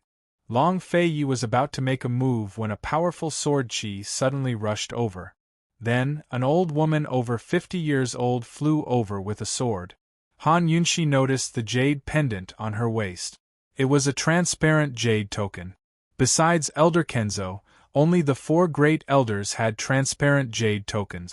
Among the 4 great elders, only the 4th elder, Granny Yu, who was in charge of the abstinence courtyard, was a woman. Song Qiuying was overjoyed when she saw Granny Yu. "Aunt Yu, senior brother Yi has violated the sect rules. Do you want me to call my father?" Song Qiuying seemed to be making things difficult for Long Fei, but she was actually looking for trouble with Han Yunxi. If she could force Long Fei to abide by the sect's rules, then Han Yunxi would have to cross the bamboo bridge step by step to reach Celestial Mountain. Not to mention a woman, even a man who did not know martial arts would find it impossible to cross this bridge. Those who didn't fall would be scared to death. The abstinence courtyard doesn't have jurisdiction over the sect rules. "Why do you need your father?" Granny Yu asked coldly. Her expression was cold and solemn, and her words were methodical, exuding a majesty that could not be disobeyed. She was a neutral party in the conflict between the factions on Tianshan Mountain. She was not biased towards anyone. Someone had reported Long Fei for violating the sect rules, so she naturally had to come in person. "Aunt Yu is right. Qiuying was too rash." Song Qiuying retreated to the side. In fact, the person who had reported Long Fei to the abstinence courtyard was none other than her subordinate. Song Qiuying controlled many industries on Sky Mountain. Coupled with her identity as the first elder's daughter, she was considered an all-powerful figure among the younger generation. She had not dared to go out in the past 2 years because of the embarrassment of her marriage. If she hadn't learned that Long Fei had brought Han Yunxi up the mountain, she wouldn't have come out so easily today. Although she had obediently followed her father's orders to get engaged to Tangli, she still loved him. In the end, the one she truly loved was Long Fei. She knew that her father and Long Fei were destined to be irreconcilable enemies one day, so she could only hide her feelings in her heart. She accepted that she would never be able to have Long Fei in this lifetime. But she couldn't just stand by and watch Long Fei bring another woman up Sky Mountain. Sky Mountain was her Song clan's territory. She would never let Han Yunxi have it easy. Granny Yu looked at Han Yunxi with disdain. She hated useless women like her the most. Aside from causing trouble for men, they didn't know how to do anything else. What was she doing here if she didn't know martial arts? Of course, she had no right to meddle in Long Fei's private affairs. His master should be in charge of such matters, while she only cared about the sect rules. Coldly, she said, "Fei, we're not even halfway across the bridge yet. Take her back and walk step by step across the bridge. This old woman will pretend nothing happened. But if you insist on going forward, don't blame the abstinence hall for not giving your master face." Of course Long Fei knew the sect rules, but he didn't expect these people to investigate Han Yunxi so thoroughly. They even knew she didn't know martial arts. The abstinence hall didn't involve itself in factional dispute. Moreover, Granny Yu was a just and impartial person. Although it wasn't easy to win her over, he couldn't afford to offend her. Moreover, this was the sect's rule. Even Granny Yu had personally stepped in. If he were to openly break the rules, he would be caught red-handed before he even reached the mountain. It wasn't wise to force his way through, much less Han Yunxi. Long Fei didn't hesitate to circulate his qi and channel his internal energy into Han Yunxi's body. After all, Han Yunshi wasn't a martial arts wastrel. On the contrary, her talents were twice as good as Duanmu Yao's. She didn't even need to be sealed to receive Tianshan Kenzo's internal energy. As long as she had internal energy with her talents, he only needed to teach her 1 or 2 sword moves and she'd be able to learn them immediately. Although this would waste a lot of his internal energy, he was willing to risk it all. The crowd was alarmed at the sight. Long Feiye's actions were too risky. "Fei, have you gone mad? She has no foundation in internal energy at all. Moreover, she hasn't been sealed yet. If you rashly transfer your internal energy to her, you'll definitely go mad." Granny Yu scolded. Only then did Han Yunshi realize what Long Feiyi was planning. She quickly pushed his hand aside. "Long Feiyi, I don't want it. It's fine. Be good," Long Feiyi murmured. "I don't want it." Han Yunshi gripped his hand tightly. "Even if I don't go mad, I still don't want you to waste any of your internal energy. I won't allow it." He had a lot to face on this trip to Celestial Mountain. She wouldn't let herself be a burden to him. She was here to help him. They were going to leave the mountain together before mid-autumn. Long Feiyi was about to coax her when Han Yunshi said coldly, "If you insist, I'll wait for you at the foot of the mountain. Trust me, I can walk across." "There's no room for discussion." Long Feiye's tone was cold. He refused to budge. Han Yunshi took his hand and intertwined her fingers with his. "Long Feiyi, I trust you. I trust that you've never abandoned me in the past, nor will you do so now. Hold my hand and cross the bridge. We'll walk together, all right?" Han Yunshi's eyes held not only determination and stubbornness, but also trust. Long Feiyi could ignore her stubbornness and determination, but he couldn't ignore her trust in him. Finally, he nodded. "All right, I'll walk with you." He ignored Granny Yu and Song Qiuying as he carried Han Yunshi and flew across the bridge. Granny Yu didn't expect Han Yunshi to have such courage. Her impression of Han Yunshi had changed a little, but only a little. "Men, go and keep an eye on her. Make sure she walks over step by step," Granny Yu said cold. She believed in Long Feiye's credibility, but she didn't believe in Han Yunshi. "That lass looks so weak that she can't even stand up to a gust of wind. Who knows, she might cry the moment she stands on the bridge." "Yes." Several maidservants obeyed and left. Granny Yu landed in the middle of the bridge and waited. "Auntie Yu, I'll go take a look too." Song Qiuying hurriedly chased after her. She couldn't wait to see Han Yunshi make a fool of herself.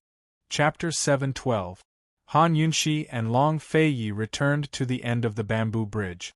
As soon as they set foot on the ground, Song Qiuying and a group of female disciples flew towards them. The woman named Xian immediately guessed what was going on when she saw this scene. She wanted to use the rules of the bamboo bridge to make things difficult for Han Yunshi, but she still feared Long Feiyi. Most of the female disciples of Celestial Mountain both adored and feared Long Feiyi, but Song Qiuying was different. She was the head elder's only daughter and the eldest young miss of Lockhart Courtyard. Besides Duanmu Yao, no one else in the younger generation of Celestial Mountain dared to talk back to her. With Lockhart Courtyard as her backing, Song Qiuying naturally didn't fear Long Feiyi as much as the others. Good news never left the house, but bad news spread far and wide. Before Song Qiuying and the rest even set foot on the ground, many disciples flew over from all directions. And yet, all of them were female disciples. It was obvious that they were all here to watch a good show. Han Yunshi's face turned gloomy as she looked at the graceful figures, their faces like peach blossoms as they danced in the air like celestial fairies. Long Feiyi was very taciturn as he observed Han Yunshi's expression. His gaze never left her face and his lips were pursed tightly. For some reason, he didn't seem to be in a good mood. Han Yunshi suddenly glanced at him, causing Long Feiyi to avert his gaze. "Su Donglin, there are plenty of peach blossoms ahead, but there are plenty here as well." Han Yunshi sighed with emotion. Her voice was very low, but Long Feiyi heard her clearly. No matter how stupid Su Donglin was, he could still sense the sourness in her words. Resentful of his mistake, he didn't dare to reply. Su Donglin, don't you think so? Han Yunshi asked next. Su Donglin hung his head and wished he could find a hole to hide in. He and the other shadow guard had always envied and hated Chu Shifeng. They all thought that following His Highness Duke of Qin and esteemed Wang Fei's side was a cushy job, but only after experiencing it firsthand did they realize how bitter it was. If he fawned over one, he would offend the other. Being stuck between a rock and a hard place was a tragedy. Su Dongdong, I'm asking you a question, Han Yunshi suddenly shouted. Su Donglin was shocked, and Long Fei Yi immediately looked over. It was as if Han Yunshi was not calling Su Donglin, but him. Su Donglin timidly glanced at His Highness Duke of Qin. He could actually see the embarrassment and nervousness in his eyes. Finally, Su Donglin realized that esteemed Wang Fei wasn't actually asking him, but His Highness Duke of Qin. The safest thing for him to do was to remain silent. As expected, Han Yunshi didn't press Su Donglin any further, but stared at Long Fei Yi with questioning eyes. Long Fei Yi immediately averted his gaze and took her hand. I'll take you across the bridge. Long Fei Yi, you're feeling guilty, Han Yunshi murmured. No. Long Fei Yi hadn't done anything wrong, so what was he feeling guilty about? Then why don't you dare to look at me? Han Yunshi asked again. Long Fei Yi met her gaze. Are you nervous? Han Yunshi asked again. No, Long Fei Yi denied. You clearly are. Han Yunshi could tell. Long Fei brushed aside her bangs to block her piercing eyes. Do you mind? He asked. Yes. Han Yunshi admitted it openly. Long Fei Yi's hand stiffened and Han Yunshi laughed. Long Fei Yi looked at her, not knowing what to do with her. He didn't know if she was really unhappy or faking it. He didn't know if she really minded or was just joking with him. He couldn't figure out her thoughts and emotions on certain matters. Was he not smart enough? Or were women just so fickle? He frowned as he looked at Han Yunshi's crafty eyes and smiled. There was a hint of helplessness and doting in his smile. Long Fei Yi, if I successfully cross this bridge, will you reward me? This was Han Yunshi's first time asking for a reward. You'll definitely cross it. Long Fei Yi was certain. What do you want? Tell me. I'll tell you when we cross it. Han Yunshi looked mysterious. At this moment, Song Qiuying and the others walked over and landed on the cliff by the bridge. Qin Wangfei has a backbone. She must cross this bridge. Sisters, we must cheer her on today, Song Qiuying said loudly. As soon as her voice fell, the crowd booed. On the surface, they snorted at Song Qiuying's words, but in fact, they were booing Han Yunshi. Song Qiuying was very satisfied and said, Aya, although no one has ever broken the record, Qin Wangfei is confident. Everyone, let's encourage her since she has such confidence. Who knows, she might really break the record today. The response was even louder than before. Clearly, no one believed her. Han Yunshi felt that this kind of provocation was really boring. She wasn't affected at all. Long Fei Yi treated the surrounding people as air. Ignoring everyone else around them, the two of them walked hand in hand to the side of the bridge. Long Fei stepped onto the bridge first and faced Han Yunshi, planning to use the backwards method to walk forward. This time, everyone consciously quieted down. Song Qiuying was also nervous and anxiously reminded him, Senior Brother Yi, if you use martial arts, it's against the rules. People without martial arts had to walk over step by step. Those who helped her also couldn't use martial art. Long Fei Yi naturally knew this restriction. Otherwise, he only needed to use his martial arts to step on the suspension bridge and stabilize it. No matter how strong the wind was, the suspension bridge wouldn't sway and Han Yunshi would be able to smoothly cross. The biggest difficulty in crossing this bamboo bridge was that there was nothing fixed on the bridge. One had to rely on one's own strength to find balance. Only after maintaining balance could one continue to walk forward.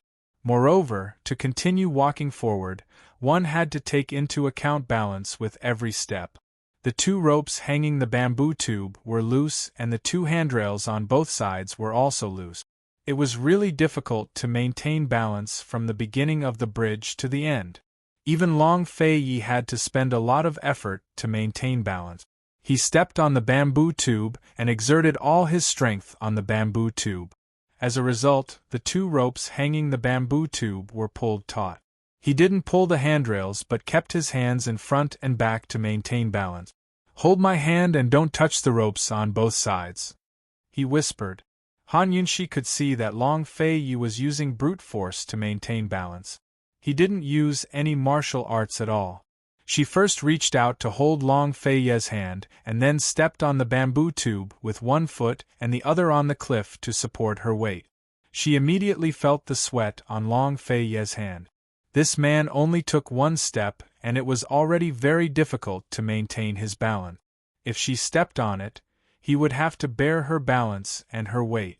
This bridge was so long, how long would it take to reach the end?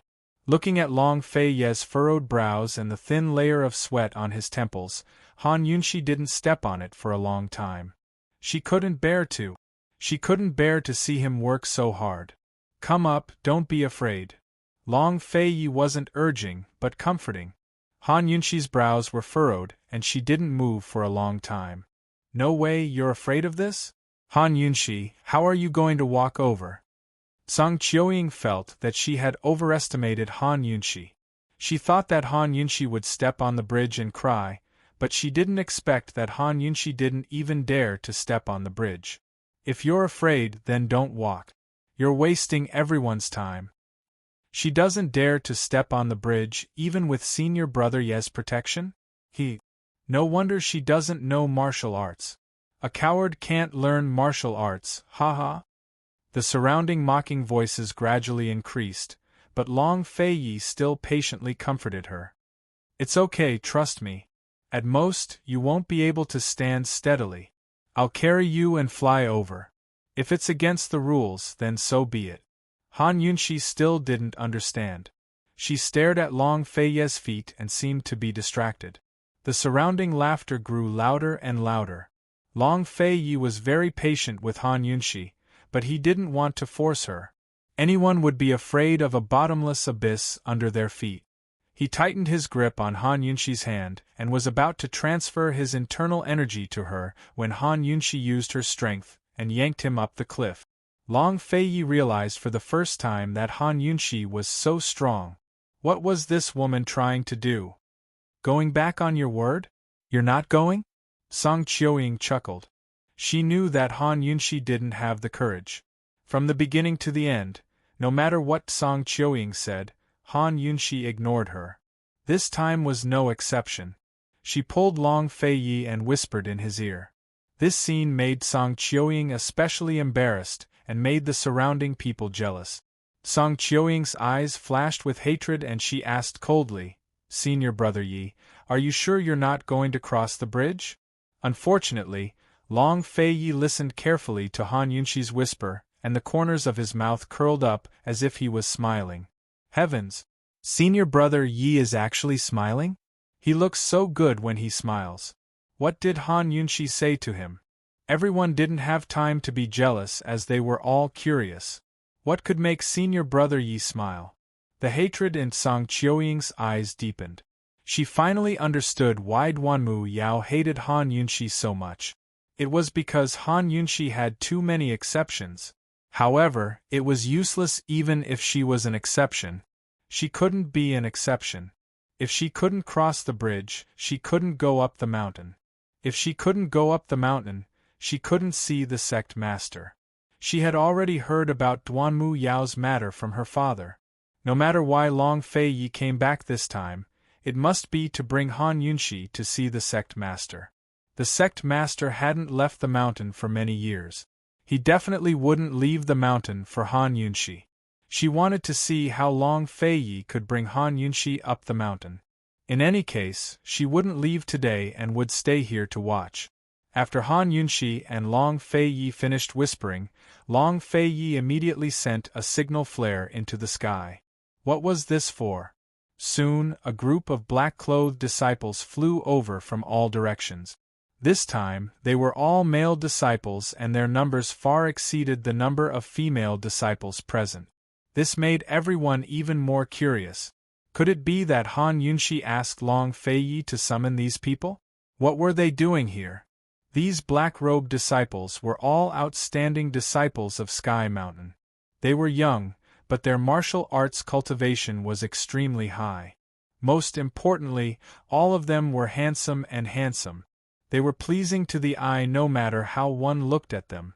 It could be said that the most outstanding male disciples of Tianshan Kenzo were all here. They walked toward the bridge as soon as they arrived. Song Qiuying and the other women were quickly pushed to the side while Han Yunshi was like the world's noblest princess, surrounded and protected by the most outstanding princes. The surrounding gazes could kill, but Han Yunshi calmly accepted them. She smiled at Long Feiyi and said, "Let's cross the bridge." How are they going to cross the bridge with so many people? Chapter 7:13. Han Yunshi couldn't bear to let Long Feiyi work too hard, so she could only find his handsome junior brothers to share the burden with Long Feiyi. If this was a form of selfishness in love, she'd never admit it even if she was beaten to death. This was clearly because she was smart and quick-witted, all right? Long Feiyi had his junior brothers come closer and explained the situation to them so they knew what to do. The strongest among them did as Long Fei had done and stepped onto the bridge, one hand outstretched in front of him while the other pressed behind him to keep his balance.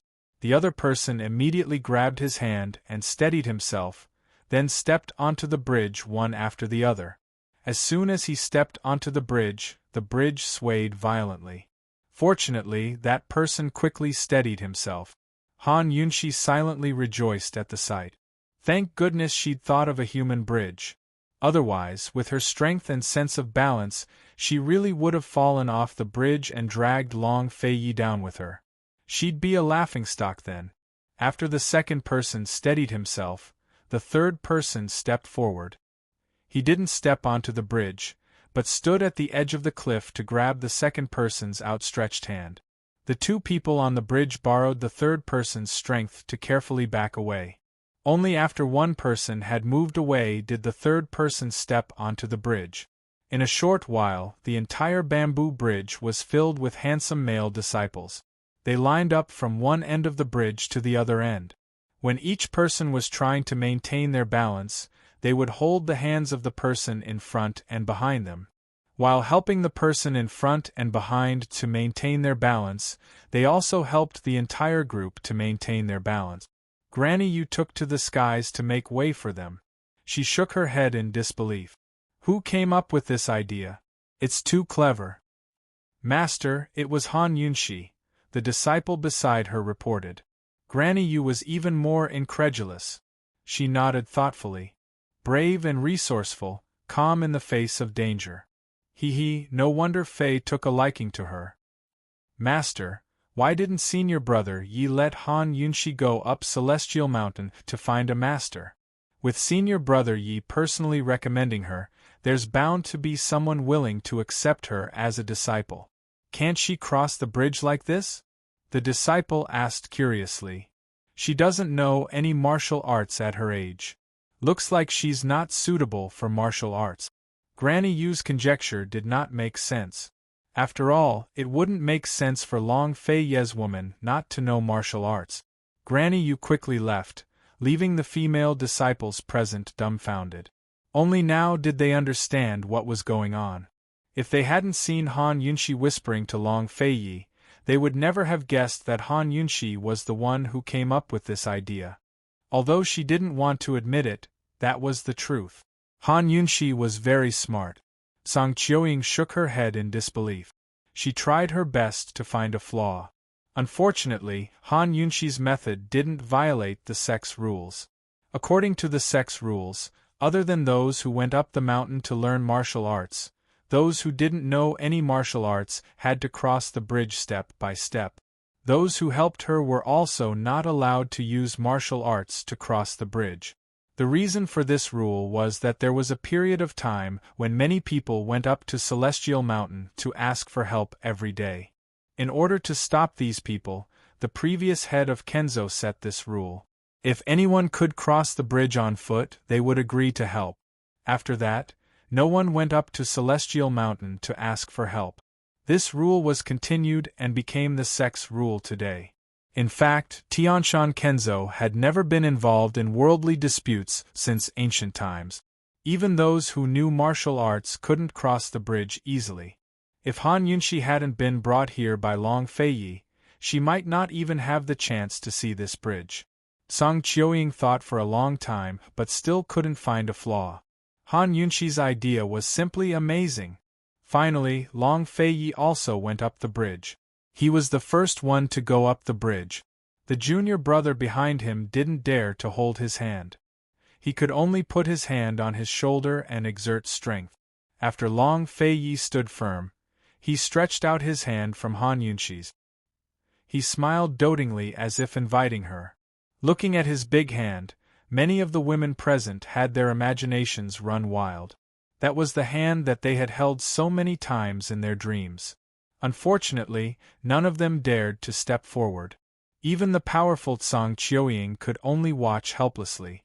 Han Yunshi smiled faintly and elegantly placed her slender hand in Long Feiyi's big hand.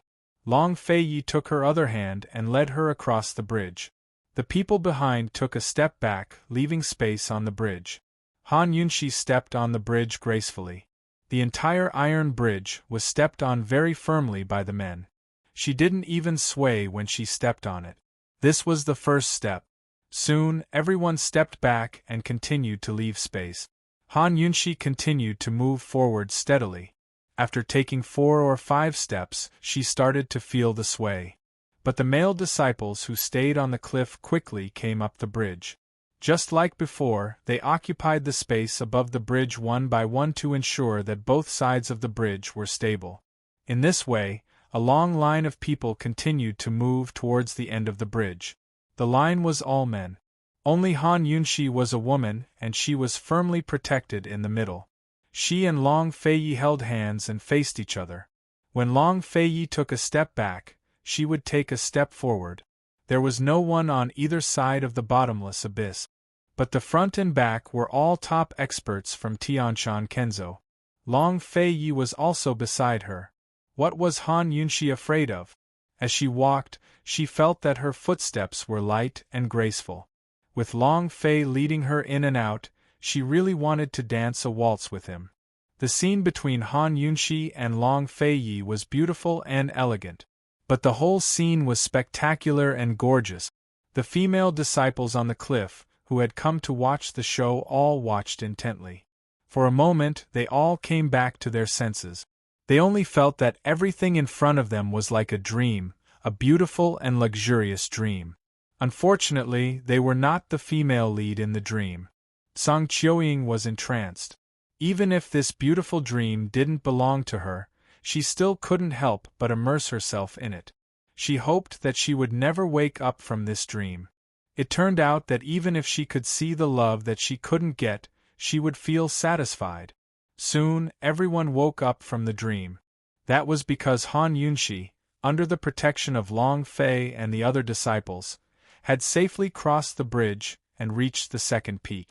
Once they woke up from the dream, everyone returned to reality. The reality was that Han Yunshi was pampered and in the limelight. Song Qiuying, whose plan had failed, flew into the sky in anger and chased after her. Han Yunshi, what kind of ability is it to rely on so many men to cross the bridge? If you have the guts, let's compete. Don't rely on anyone but yourself. Let's see who can cross the bridge first, Song Qiuying said seriously. Han Yunshi looked back and suddenly laughed. Why should I compete with you? What kind of ability is it to rely on men? If you really have the ability, then rely on yourself, Song Qiuying questioned. When did I say I have the ability? Han Yunshi pretended to be confused. She wouldn't go back and take the risk just to fight for a chance. She was really afraid of that bridge. If she fell, she would die a horrible death. Song Qiuying was angry but still provoked her. Are you afraid? Han Yunshi held Long Fei Ye's hand and said seriously, I'll be afraid if he's not by my side. Song Qiuying had been held in high regard since she was young. Other than being wronged because of the Tang Li incident, she had never been so aggrieved. She couldn't help but scold, Han Yunshi, you're shameless. Long Fei Yi was about to speak when Han Yunshi stopped him. She didn't like him to interrupt women's matters. She wasn't angry even after being scolded. Instead, she looked at Song Qiuying with interest.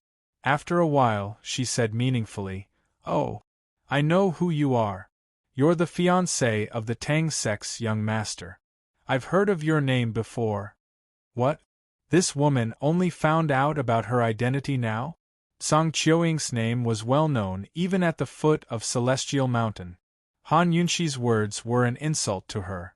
Song Qiuying was furious, but Han Yunshi only looked at her and muttered to herself, Thank goodness young Master Tang didn't marry you. Han Yunshi didn't finish her sentence.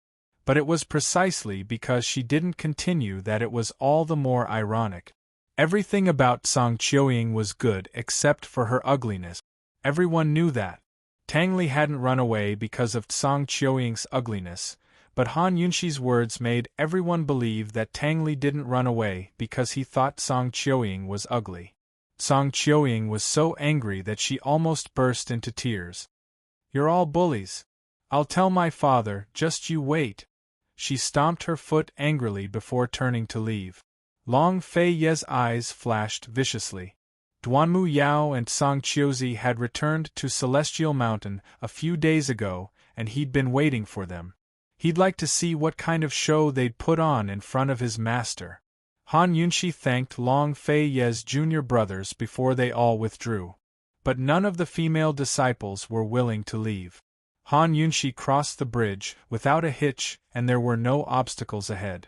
They weren't here to watch Han Yunshi make a fool of herself, but to miss Long Fei Yi. It wasn't easy to see Long Fei Yi, so they couldn't wait to steal a few more glances.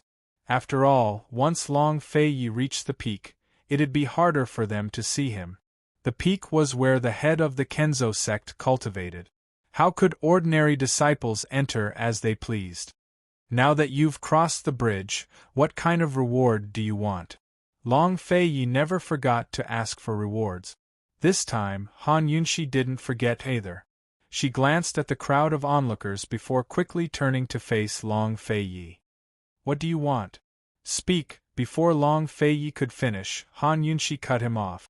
Long Fei Yi, don't speak. Kiss me. She wanted a kiss from him. This fellow had too many suitors for her to accept. She wanted to declare her ownership in front of everyone. Long Fei Yi gave a start before he stared at Han Yunshi for a long time. Then he suddenly laughed out loud. Compared to her cautious, reserved, and bashful self, he much preferred this side of her. So brave, so honest. Long Fei Yi was very obedient. Without a word, he grabbed Han Yunshi's chin and kissed her fiercely. The kiss grew deeper and more passionate. Beside the bridge, on the cliff, the two of them hugged and kissed passionately.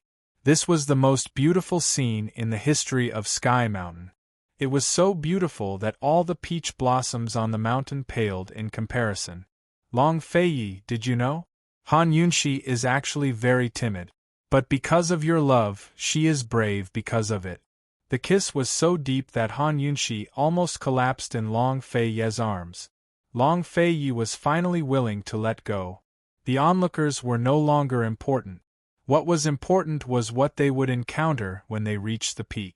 Chapter 7:14. Once they crossed the bamboo bridge between the first and second peaks, they'd officially entered Celestial Mountain. There were no longer any rules to enter the sect. With Long Fei leading the way, none of the orioles or birds on the path had the strength to cause trouble for Han Yunshi, even if they wanted to. After the passionate kiss, Long Fei allowed the crowd to gossip as he held Han Yunshi's hand and continued to walk forward. The two of them were different in many aspects, but their attitude towards rumors and slanders was almost the same, which was to completely ignore them. Many people would say self-confidence, but true self-confidence required an incomparably strong heart. Only with a strong enough heart could one walk out of an uproar calmly and do as one pleased. Those with low self-esteem would often recognize themselves from other people's evaluations and constantly change themselves to cater to others. In the end, they'd lose themselves. Circling around to the other side of the second mountain, Han Yunshi saw a different scenery. Halfway up the mountain behind the second and third mountains, there were several palaces and pavilions scattered about in picturesque disorder in the forest. Many white-robed disciples were practicing their swords in groups of 3 to 5. White robes and silver swords. Their figures were calm and their swords were nimble. They moved like the clouds and their swords like flowing water, giving off a sense of vitality and dignity. Han Yunshi watched from afar and felt as if all of Celestial Mountain had fallen silent. This was the Tianshan Kenzo she'd imagined. The clamor from the crowd just now, the jealousy and harshness in their hearts, didn't belong to Celestial Mountain. This was a pure land beyond the secular world. Unfortunately, the people here were still people of the secular world. It was no wonder then. Tianshan Kenzo possessed the world's strongest martial art. Everyone who came here to learn from its master came for the sake of profit. How could this Pure Land belong to Ningjing? Han Yunshi was well aware that this Pure Land was the most dangerous place in Cloud Realm's martial arts circles. There was no bamboo bridge between the second and third mountains. Between the two mountains there was a huge stone sword. It was like a pillar that supported the sky. It fell from the sky and pierced into the valley. It was magnificent and awe-inspiring. Han Yunshi was stunned by the sight. She was about to ask when Long Fei Yi explained, that was originally a solitary peak. We asked a craftsman to carve it into the shape of a sword. It took 3 years to complete.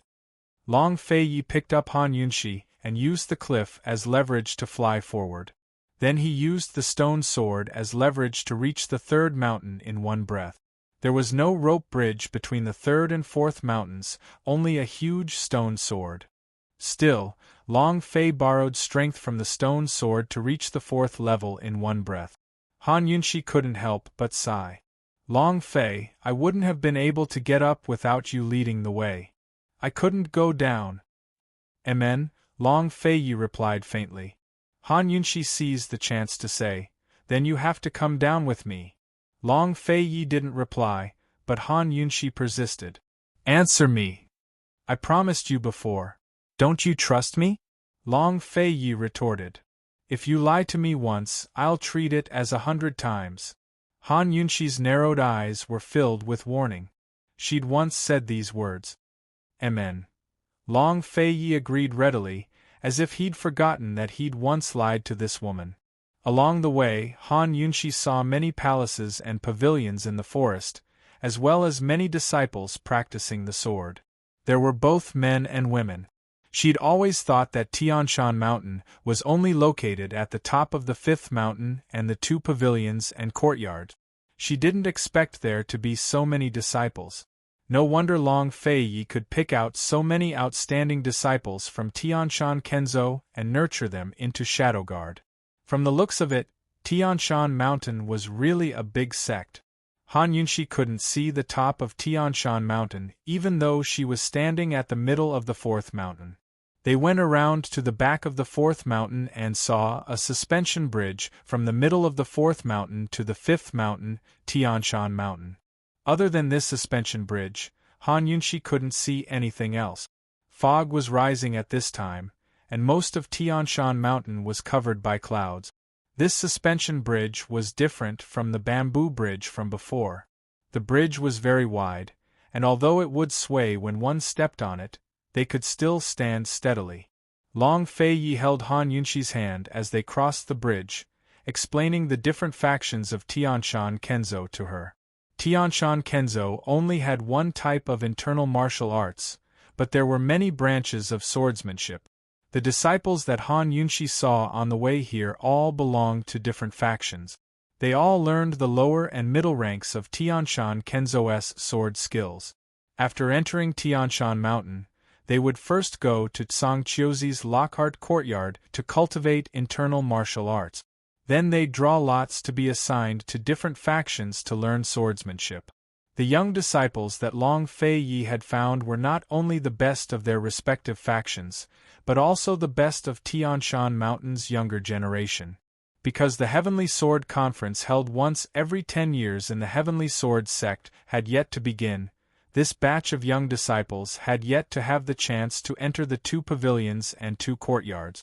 Currently, the youngest disciples in the 2 pavilions and 2 courtyards were already over 30 years old. Every 10 years, Tianshan Kenzo would hold a celestial sword assembly to pick out new talent. Those who wanted to study swordsmanship under the 4 elders had to pass through layers upon layers of duels at the Celestial Sword Assembly and enter the top 10. Only then could they be promoted, or they'd be stuck in the branch factions forever. Once they entered the top 10, they had the right to climb the mountain and enter the hidden sword depositories to pick a treasure sword of their own. Then they could choose one of the 4 elders to study swordsmanship under their tutelage. The folklore said that Tianshan Kenzo accepted disciples every year, but that was only because of the 4 elders' authority. Each of them could make an exception to accept a disciple without having to go through the Celestial Sword Assembly. An eldest young miss like Tsang Qiuying was an exception. She'd been personally taught by Tsang Qiuzi since she was young.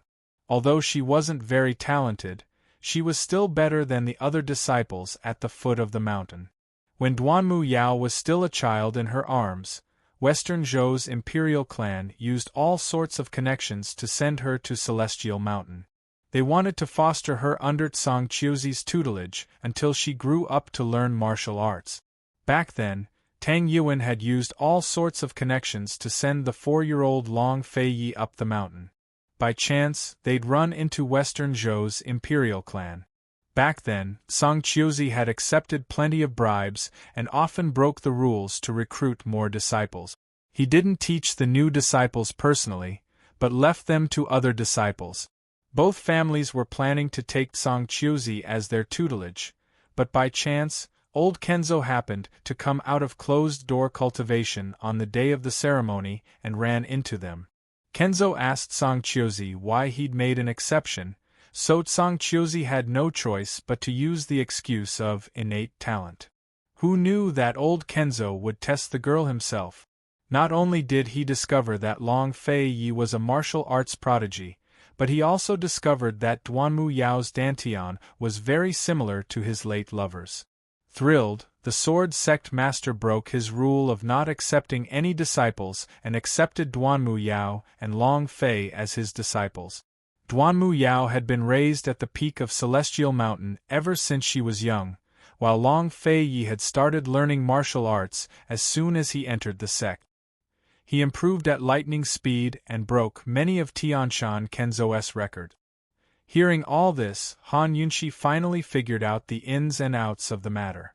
Worried, she asked, Long Fei Yi, the Celestial Sword Conference hasn't started yet, right? It's on the 6th of the 6th month of this year, Long Fei Yi replied. His other reason for coming to Celestial Mountain was the Celestial Sword Conference. The 6th of the 6th month, in other words, it's very likely that your junior brothers will betray you and join Tsang Qiuzi's side? Han Yunxi asked. Long Fei Yi had come to Celestial Mountain to deal with Tsang Qiuzi and Duanmu Yao. He wanted to help old Kenzo purge these evil forces. However, old Kenzo didn't accept disciples, so Celestial Mountain only had Long Fei Yi and Duanmu Yao as disciples. In terms of numbers, they were few and far between. Meanwhile, the 2 depositories and courtyards took in disciples every year. In less than 10 years, they'd take in talented disciples from the lower factions. Their strength was self-evident. Here on Celestial Mountain, Long Fei Yi could only take control of the branch factions to strengthen his own power. Once the Celestial Sword Conference began, Long Fei Yi would definitely suffer heavy losses. To these branch faction disciples, the Celestial Sword Conference was a crucial step in their martial arts careers. Many of them had spent 10 years practicing their swordsmanship for the sake of this conference. It wasn't just the disciples themselves. Their factions hoped to nominate an expert to climb up the ranks of the two depositories and courtyards and win glory for their factions. They wanted to use this chance to elevate Tianshan Kenzo's status. Although these people were loyal to Long Feiyi, the allure of the Celestial Sword Conference was too great. First, no matter how strong Long Feiyi's martial arts were, he was still old Kenzo's disciple. Old Kenzo wouldn't accept any more disciples, so the disciples of the various factions couldn't climb Celestial Mountain through Long Feiyi to learn superior sword skills. They could only pass the Celestial Sword Conference and the two depositories and courtyard. Second, Long Feiyi had no intention of fighting for the position of sect head, nor did he plan to stay on Celestial Mountain for long. Long Feiyi wasn't a member of the martial arts world, so he'd have to return to court eventually. How long could Long Feiyi protect them? Third, Long Feiyi might be the sect head's disciple, but the sect head was growing less and less involved. Head Elder Tsangqiuzi was growing more and more powerful, so Long Feiyi's words in Kenzo held less and less weight. People's hearts couldn't resist temptation. Moreover, Tsangqiuzi and the rest had long known that Long Feiyi controlled many of the branch factions. They definitely used the Celestial Sword Conference to weaken Long Feiyi's power. Han Yunxi's considerations were the same as Long Feiyi's. Long Feiyi understood people's hearts better than Han Yunxi, especially those of the martial arts world.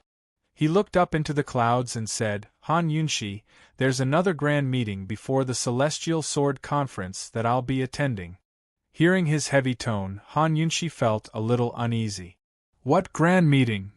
"On the 5th day of the 5th month, the Kenzo ranking tournament," Long Feiyi said. "All Celestial Mountain disciples are allowed to participate. They're responsible for their own life and death, and the top 5 will be ranked based on their martial arts skills." Han Yunxi knitted her brows. "You mean, Master won't be participating? If we take first place in the Kenzo ranking tournament, the rest will be much easier," Long Feiyi said. The rules of the Jianghu martial arts world were simple. Those with high martial arts skills were king. If he could take first place in the ranking tournament, then even the sword and scripture depositories wouldn't dare to cause trouble, to say nothing of the branch factions. Tsangqiuzi would then be alone and without help. He only had 2 goals for coming to Celestial Mountain this time. One was to bring Han Yunxi to see Master, the other was to destroy Tsangqiuzi. The fastest way to kill Tsangqiuzi was to participate in the ranking tournament. But if he wanted to take first place, he'd have to undo the seal on his body. With the 3 countries at war and the struggles of the imperial court, he couldn't stay on Celestial Mountain for too long. Chapter 7:15. After hearing about the ranking matches, Han Yunxi finally understood the dangers of Long Feiyi's trip.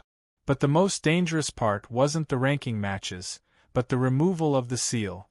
Once Long Feiyi's seal was removed, Tsangqiuzi would be no match for him with his current martial arts skills and unshakable internal energy.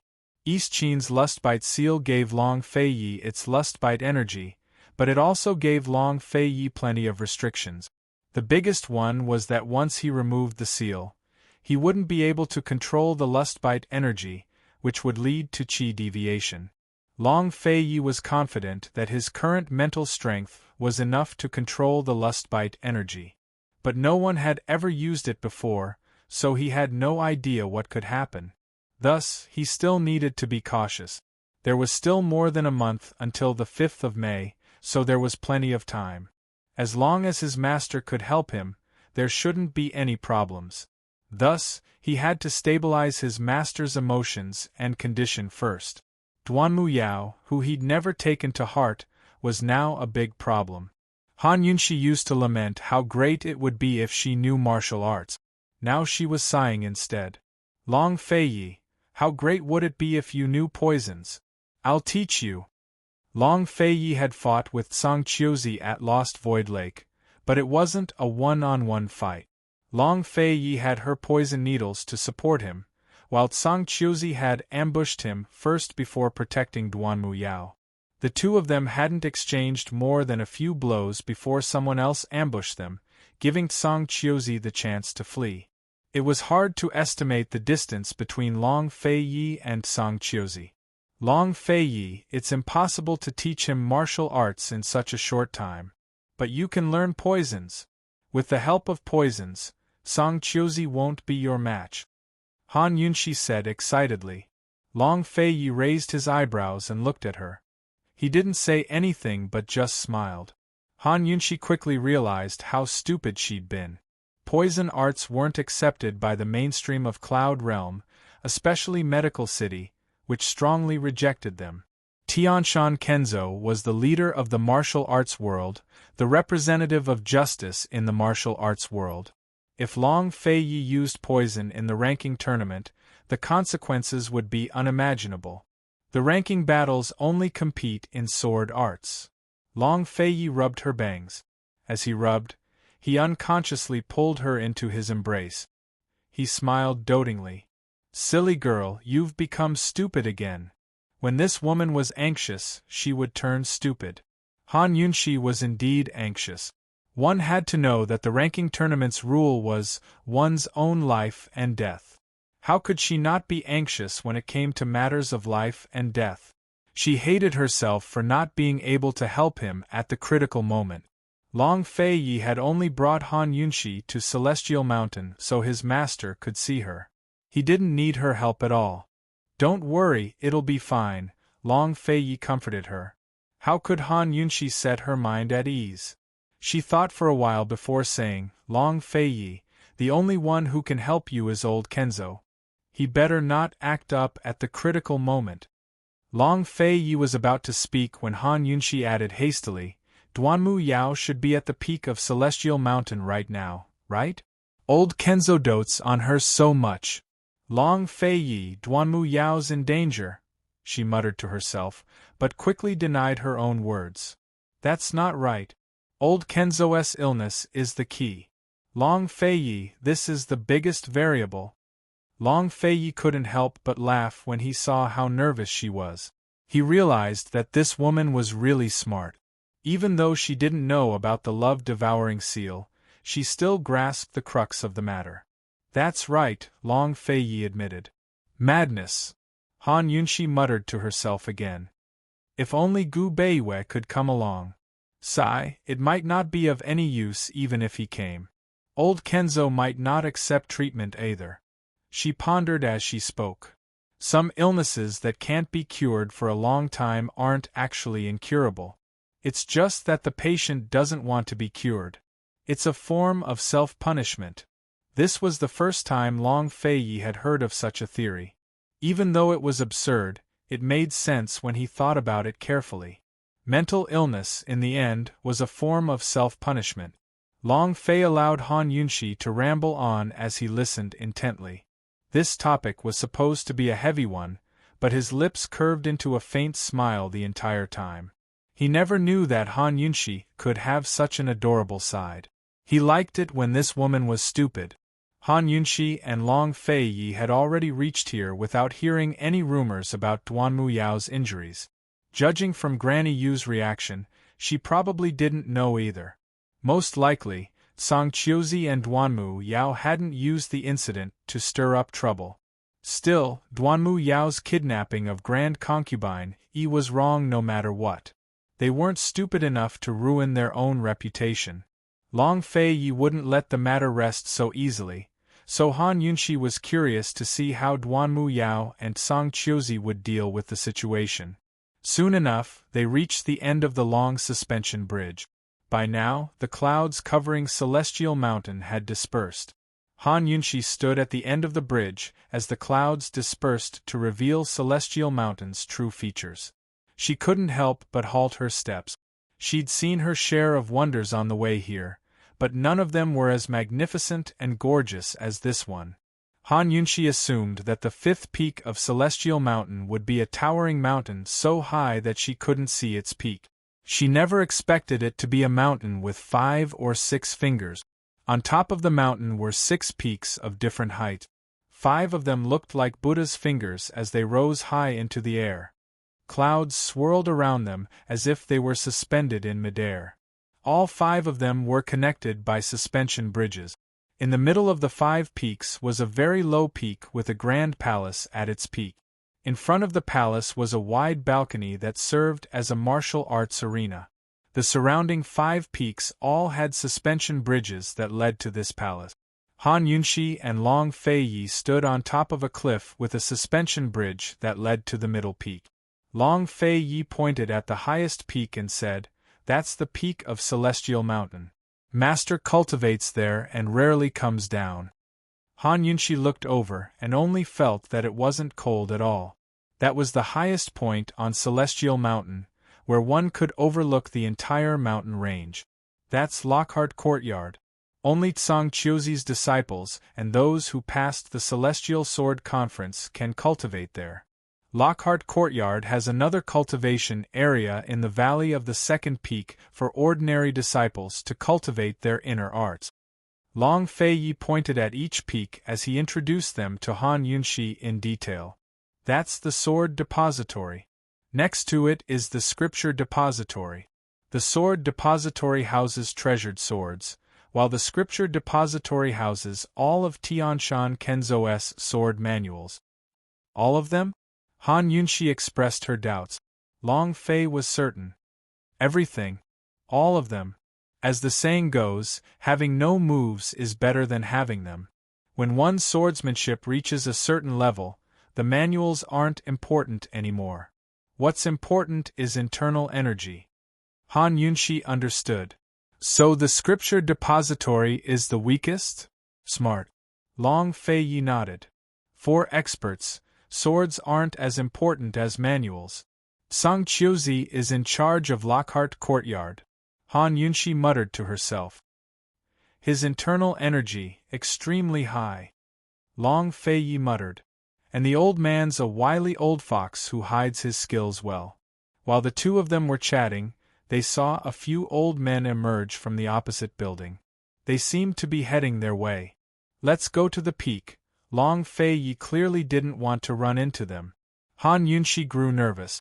Were they about to meet the old men of Tianshan? Unexpectedly, a familiar voice called out to them. Fei, you're already here. Why aren't you greeting your martial uncles? What, is your wife afraid of meeting her in-laws? The speaker was none other than Tsang Chiozi. Soon enough, he flew over the bridge and landed in front of Long Feiyi's group. The 3 old men behind him followed suit.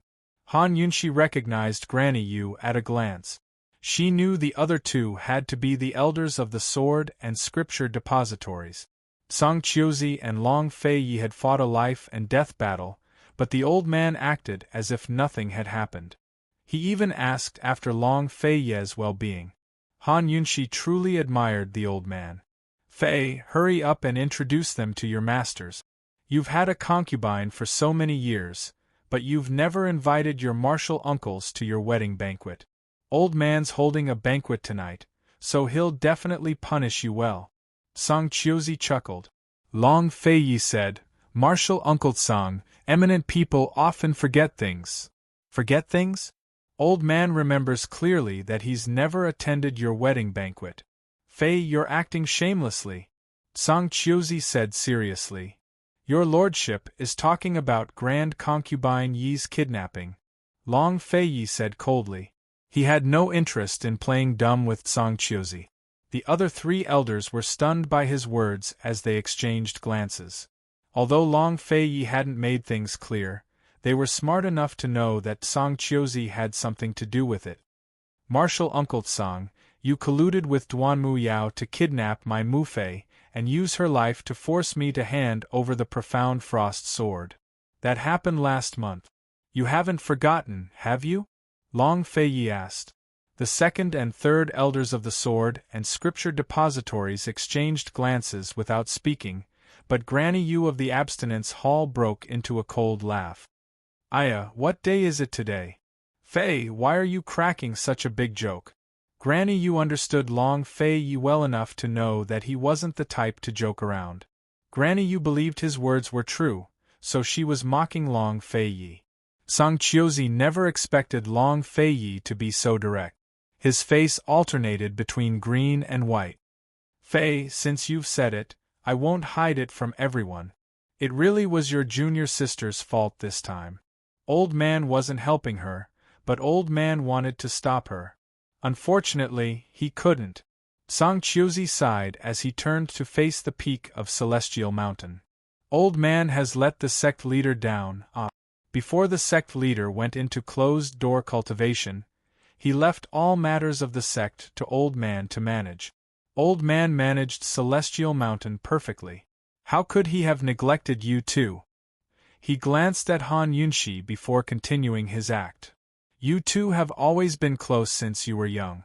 How could you fall out with Yao Yao as soon as you took in a concubine? No matter how many wrongs she's committed, she's still your little junior sister. Fei, how could you be so cruel? You hurt her dantian and crippled her martial arts. How could you face your master? All of the elders looked towards Han Yunxi at his words, including Granny Yu. Chapter 7:16. Han Yunxi was so disgusted by Song Qiuzi's words that she wanted to throw up. This old thing not only shirked all responsibility for his actions, but tactfully shifted the blame onto her as well. He made it seem like Long Fei Yi had crippled Duanmu Yao because of her. Even if it really was because of her, Long Fei Yi had crippled Duanmu Yao. That was only right and proper. Seeing the strange looks from the other three elders, Han Yunxi didn't plan to hold back any longer. There was something she had to make clear today. Cold, she said, Elder Tsang, your words aren't right. What do you mean His Highness got into a fight with Duanmu Yao as soon as he got a consort? It was clearly this Wang Fei who got to know His Highness Duke of Qin first. We've always been on good terms, so why did he get into so much trouble after coming to Celestial Mountain with a junior sister? Song Qiuzi couldn't believe it. The other three elders were at a loss as well. They had no idea what Han Yunxi was talking about. Song Qiuzi was still very polite, like a benevolent and magnanimous elder. He smiled helplessly and explained, there are some things you don't know yet, right? Fei went to Celestial Mountain to learn martial arts when he was 4 years old. Yao Yao was still in his arms back then. Everyone in Cloud Realm Continent knows that they've known each other since they were young. Han Yunxi didn't want to be polite with Song Qiuzi, but she didn't even want to pretend. There was no time like the present. Since Long Fei had exposed Grand Concubine Yi's affairs in front of everyone, she didn't mind blowing things up until everyone knew. Everyone in Celestial Mountain would see what kind of people Song Qiuzi and Duanmu Yao were. She snorted disdainfully. I never expected Elder Tsang to be so inexperienced despite his age. Everyone in Cloud Realm Continent knows about this Wang Fei and His Highness's marriage, so how come Elder Tsang doesn't know? She glanced at Long Fei Yi before adding, this Wang Fei was betrothed to His Highness when I was still in my mother's womb. Since then, this Wang Fei has been His Highness Duke of Qin's woman. If we're talking about who came first, who came earlier than this Wang Fei? Everyone was stunned by her words except for Long Fei Yi. Because he was smiling. The corners of his mouth silently curled into a shallow arc. It was obvious that he was in a good mood. If Han Yunxi hadn't mentioned it, he wouldn't have realized it.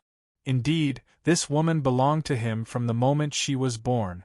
Song Qiuzi's mouth twitched as his beard trembled. He was furious. This stinky girl actually scolded him in front of everyone as inexperienced, and even said such a fallacious argument. He was the head elder of Celestial Mountain Sword Sect, second only to one person and above tens of thousands. No one dared to disrespect him. Even someone as proud as Long Fei had to treat him with courtesy on the surface. Today, he was ridiculed by Han Yunxi. Where was his face? That's absurd. Han Yunxi, how did you marry Qin Wang Fei in the first place? How did you get off the bridal sedan chair and enter the door on your own? Have you forgotten? Song Qiuzi huffed. But as soon as he finished speaking, he regretted it. With his status, he shouldn't criticize these things. Especially in front of the other 3 elders. Han Yunshi must have angered him senseless. See here, Han Yunshi laughed disdainfully. Elder Tsang, what does my marriage with His Highness Duke of Qin have to do with you? I understand that the Duke of Qin is busy with work, but what's wrong with me marrying in on my own? What does that have to do with you? You're a man, yet you're arguing with a woman like me over such things. Do you have any shame? You. Song Qiuzi raged. You have no respect for your elders. He can't win in words, so he's using his age to pressure me?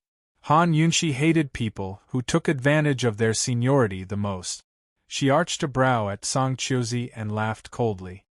Elder Tsang, who are you to me? You think you're infallible. They're neither relatives nor friends. He's only older than me, but he wants to be my senior? His character isn't worthy. Song Qiuzi was thoroughly enraged. He raised his hand to slap her, but Long Feiyi immediately grabbed his wrist and stopped him. He'd leave the venomous tongue to Han Yunshi, but he'd keep a close eye on her when it came to fighting. He'd always loathed people talking about his and Han Yunshi's marriage. In the past, he hated it even more now. He'd always remembered what he owed Han Yunshi. Song Qiuzi was surprised. He immediately circulated his internal energy, but Long Feiyi didn't pale in comparison. Their swords were drawn, and the atmosphere grew tense. Long Feiyi, you dare to raise your hand against old man? Song Qiuzi asked coldly. He didn't want to fight Long Feiyi for real, because things would get out of hand. Han Yunshi wasn't a disciple of the Celestial Mountain Sword sect, so he couldn't do anything to her. But when it came to Long Fei, his status as martial uncle and elder was enough to suppress him. The last 2 times they'd fought outside Celestial Mountain were in private. Now they were standing on the mountain in front of the other elders. Fei, don't be rude. Talk things out. Granny, you scolded. Respecting one's teachers was the #1 rule of Celestial Mountain. Your lordship is doing this for Martial Uncle Tsang's own good. Otherwise, it would be too late for Martial Uncle Tsang to regret it. Long Feiyi said. You hit a woman just because you can't beat her in a few words. If news of this gets out, what face will Martial Uncle Tsang have left? What will happen to Tianshan Kenzo's dignity? Moreover, she's the mistress of the South Central Region's Commander-in-Chief's estate. If Martial Uncle Tsang hurts a hair on her head, your lordship won't make a fuss, but the Commander-in-Chief's estate won't let it go so easily. Is Lockhart Courtyard trying to provoke Tianshan Kenzo into trouble with the Imperial Court? Long Feiyi's last words were harsh, before he viciously flung Song Qiuzi's hand away. As soon as he finished speaking, the entire place fell silent. Long Feiyi was still polite to Song Qiuzi, but he was worse than Han Yunshi. Han Yunshi's venomous tongue had at most attracted the attention of the surrounding disciples and humiliated Song Qiuzi. But Long Feiyi's words were a naked warning. He couldn't violate the sect's rules, but allowed Han Yunshi's venomous tongue. He wouldn't openly oppose Lockhart Courtyard, but used Han Yunshi to declare war on them. He was clearly the boss behind the scenes, but he'd kindly warned Martial Uncle Tsang. The elders exchanged glances before realizing that Long Feiyi had come prepared. Song Qiuzi was at a loss for words. He couldn't argue, but he couldn't ignore either. He'd always been a patient man. Even when faced with something as big as the heavens, he could deal with it calmly. How had a little girl like Han Yunshi managed to goad him into action with just a few words? Song Qiuzi was filled with regret when he saw the crowd of disciples around them. Still, he managed to calm down. He didn't want this matter to continue to blow up. If it did, his and Duanmu Yao's plans would be completely disrupted. The sect master was still in seclusion. If they talked about this matter too early, it would only bring harm to them.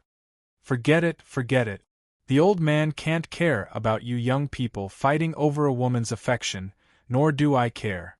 Wait until your master comes out, then let him do it, Song Qiuzi said as he prepared to leave.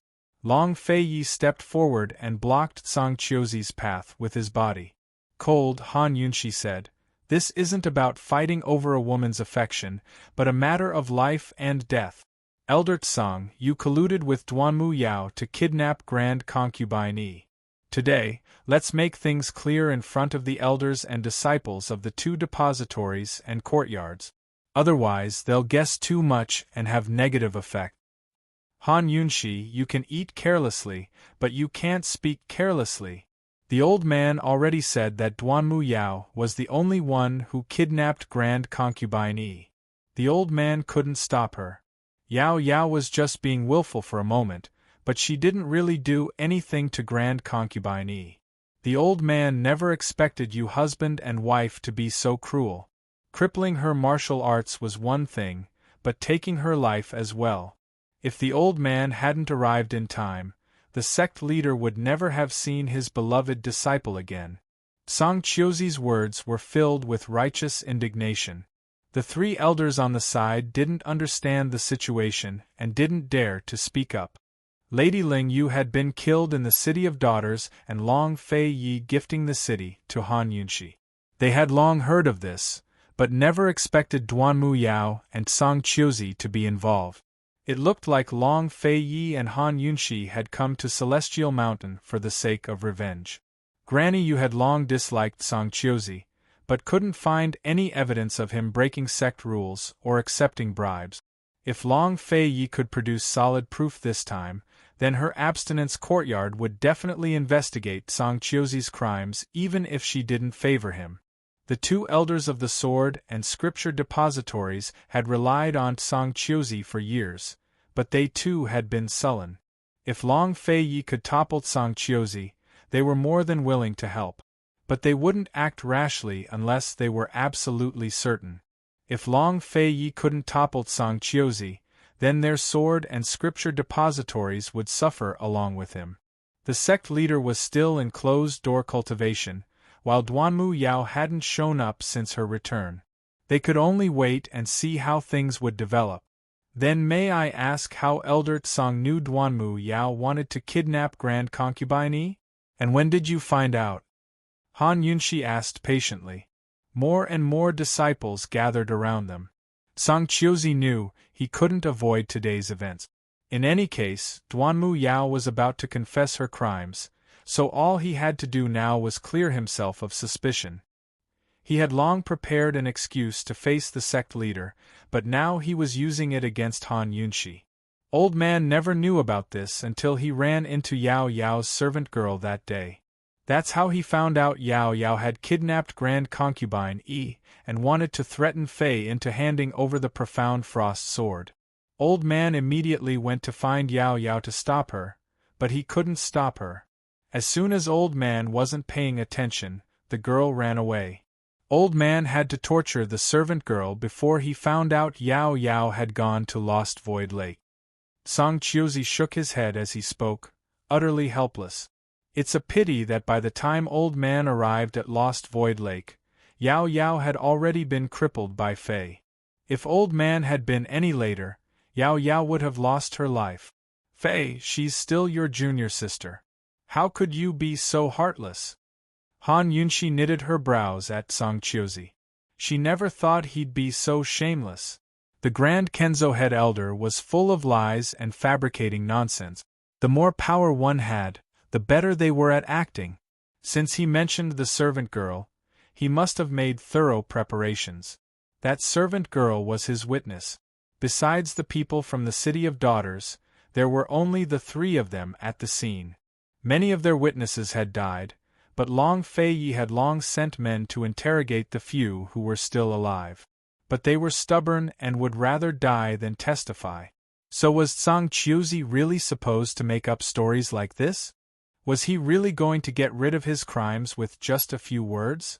Seeing Han Yunshi's expression, Song Qiuzi's eyes flickered with disdain. If you don't believe old man, then it's useless for him to say anything more to old man. Yao Yao and that servant girl were kneeling at the peak of Celestial Mountain, waiting for the sect leader to emerge from closed-door cultivation. Yao Yao was in the wrong here, but Fei's crimes weren't small either. Once your master emerges, old man won't favor either of you. Song Chiozi was simply too shameless. Han Yunshi couldn't accept it. She furrowed her brows as she recalled every detail of Lost Void Lake. She refused to believe that perfect lies existed in this world. There had to be a flaw in Song Chiozi's lies. There had to be. Chapter 717. As soon as he finished speaking, Song Chiozi prepared to leave, but Long Feiyi stopped him. Han Yunshi wasn't the only one who couldn't accept it. He couldn't swallow his anger either. Han Yunshi was still trying her best to recall the details when Long Feiyi spoke up cold. Martial Uncle Song, since Duanmu Yao and that servant girl are both at the peak, why don't we call them down and ask them in front of the three martial uncles? What, Fei, you don't believe your martial uncle's words? Song Chiozi laughed coldly. He'd prepared his excuse long ago, along with the servant girl. He wasn't afraid that Long Feiyi would pursue the matter. There were only a few witnesses at Lost Void Lake. The city of Daughters Ling clan was ruined, so they'd never testify for Long Feiyi. Since Master's in closed-door cultivation, let's not disturb him. Today Auntie Yu, second martial uncle, and third martial uncle are all here, so why don't we call all the witnesses down and ask them clearly? If Martial Uncle Tsang really isn't an accomplice, then we'll drop the matter. Your lordship won't pursue the matter. Long Feiyi's tone was polite, but his words weren't. Song Chiozi was full of confidence. Now that things had gotten so big, he really did need to call all the witnesses down to clear his name. Otherwise, there'd be too many disciples here to spread rumors tomorrow. He'd use this chance to clear himself of all suspicions. When Long Feiyi and Duanmu Yao started arguing, he'd have more right to speak up. Old man wants the two of them to come down and testify for the old man. But you know Yao Yao's temper as well. It's hard to say whether she'll come down or not. Why don't you call them down yourself as her senior brother? Under Song Chiozi's tyrannical abuse, Duanmu Yao had long obeyed his orders. Song Chiozi was only putting on a more convincing act.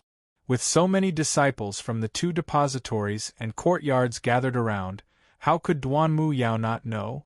She had been paying attention to the situation here from afar. A few meddlesome junior sisters from Lockhart Courtyard had sent her a lot of messages.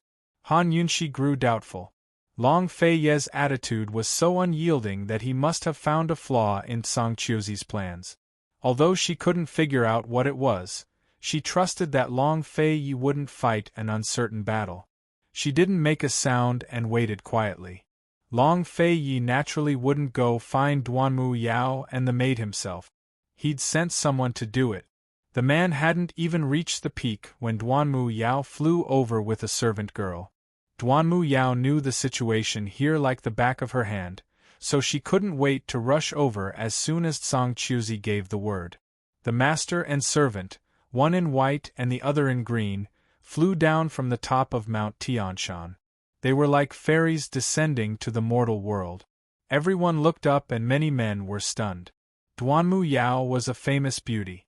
She was not only beautiful, but beautiful beyond the reach of mortals. Her features were like Mount Tianshan, and her aura was otherworldly. Such a woman was the most attractive to men in the mortal world. Even the disciples of Mount Tianshan found it difficult to catch a glimpse of Duanmu Yao. Everyone knew that Duanmu Yao had been back for a long time, but they hadn't seen her in person yet. Today they'd finally see her. However, the reality soon disappointed these expectant men. Duanmu Yao was wearing a mask, a silver-white mask that covered her face completely. Only her eyes and mouth were visible. As soon as she landed, she didn't look at Long Feiyi, but Han Yunshi. Her eyes were filled with hatred that seeped into her bones. Because of Han Yunshi's one night like a year, her face was covered in wrinkles and age spots. She was so ugly that she didn't even dare to look at herself in a mirror. From now on, she'd have to wear a mask in public. Han Yunshi was magnanimous and didn't shy away from Duanmu Yao's hatred. If you don't offend me, I won't offend you. If you offend me, I'll dig up the weeds by the roots. Han Yunxi only hated herself for being too slow with her poison needles. She couldn't kill Duanmu Yao and had to face so much trouble at Mount Tianshan. Hidden in the crowd, Song Qiuying glanced between Han Yunxi and Han Yunxi. Her keen senses told her that Duanmu Yao's mask must have something to do with her. Duanmu Yao was Mount Tianshan's #1 beauty, while she was its ugliest girl. Duanmu Yao had been Long Fei Ye's junior sister since she was young, but Song Qiuying was fated to be Long Fei Ye's enemy. Song Qiuying had never liked Duanmu Yao, so she dearly wanted to peel off her mask and see for herself. Of course, her father was present, so she didn't dare to act rashly. Song Qiuzi put on an act and explained everything to Duanmu Yao before saying earnestly, "Yao Yao, martial uncle can't interfere with the matters between you and your senior brother. Once your master comes out of closed-door cultivation, you two can deal with it yourselves. Now that your senior brother is suspecting martial uncle, you have to testify for martial uncle." Duanmu Yao looked towards Long Feiyi and felt like her heart was being cut by a knife. Grievances, unwillingness, regret, despair, bitterness, and pain flooded her heart as her eyes grew wet. Unfortunately, Long Feiyi was a cold, emotionless man. Aside from Han Yunxi, he looked at everyone else with cold eyes. "You want to be my witness?" he asked icily. "Yes," Duanmu Yao replied without hesitation. She'd already ruined herself, so she didn't mind destroying this man in front of her. She wanted to destroy both jade and common stone. "Long Feiyi, if you don't love me, then hate me. Remember me forever and hate me forever. Martial Uncle Tsang wasn't my accomplice. I did it all by myself. I bribed Lady Lingyu to kidnap Grand Concubine Yi. Martial Uncle Tsang tried to persuade me, but I didn't listen." Duanmu Yao's lips curved into a self-mocking smile. "Even now, I don't regret it. I didn't kidnap Grand Concubine Yi because I wanted Senior Brother's profound frost sword. I couldn't keep it under control, so I just wanted to lure Senior Brother out so he could treat my injuries, but I never expected Senior Brother to be so vicious and merciless. He crippled my martial arts and even wanted to kill me. If Martial Uncle Tsang hadn't arrived in time, my little life would have been over. Princess Yao really didn't have any intentions of hurting Grand Concubine Yi. Princess Yao suffered severe internal injuries and asked His Highness Duke of Qin for help over and over again.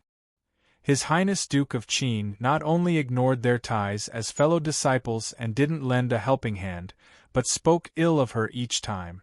Princess Yao only hired assassins on impulse to kidnap Grand Concubine Yi. Although Princess Yao was in the wrong first, but the blue-robed servant girl was well trained. As she spoke, she began to cry. "But I never expected His Highness Duke of Qin to be so cruel." Fortunately, Elder Tsang followed to find the princess. Otherwise, this servant would never have seen the princess again. Jackals of the same lair. Han Yunxi cursed in her heart. "Did you see your lordship hurt her with your own eyes?"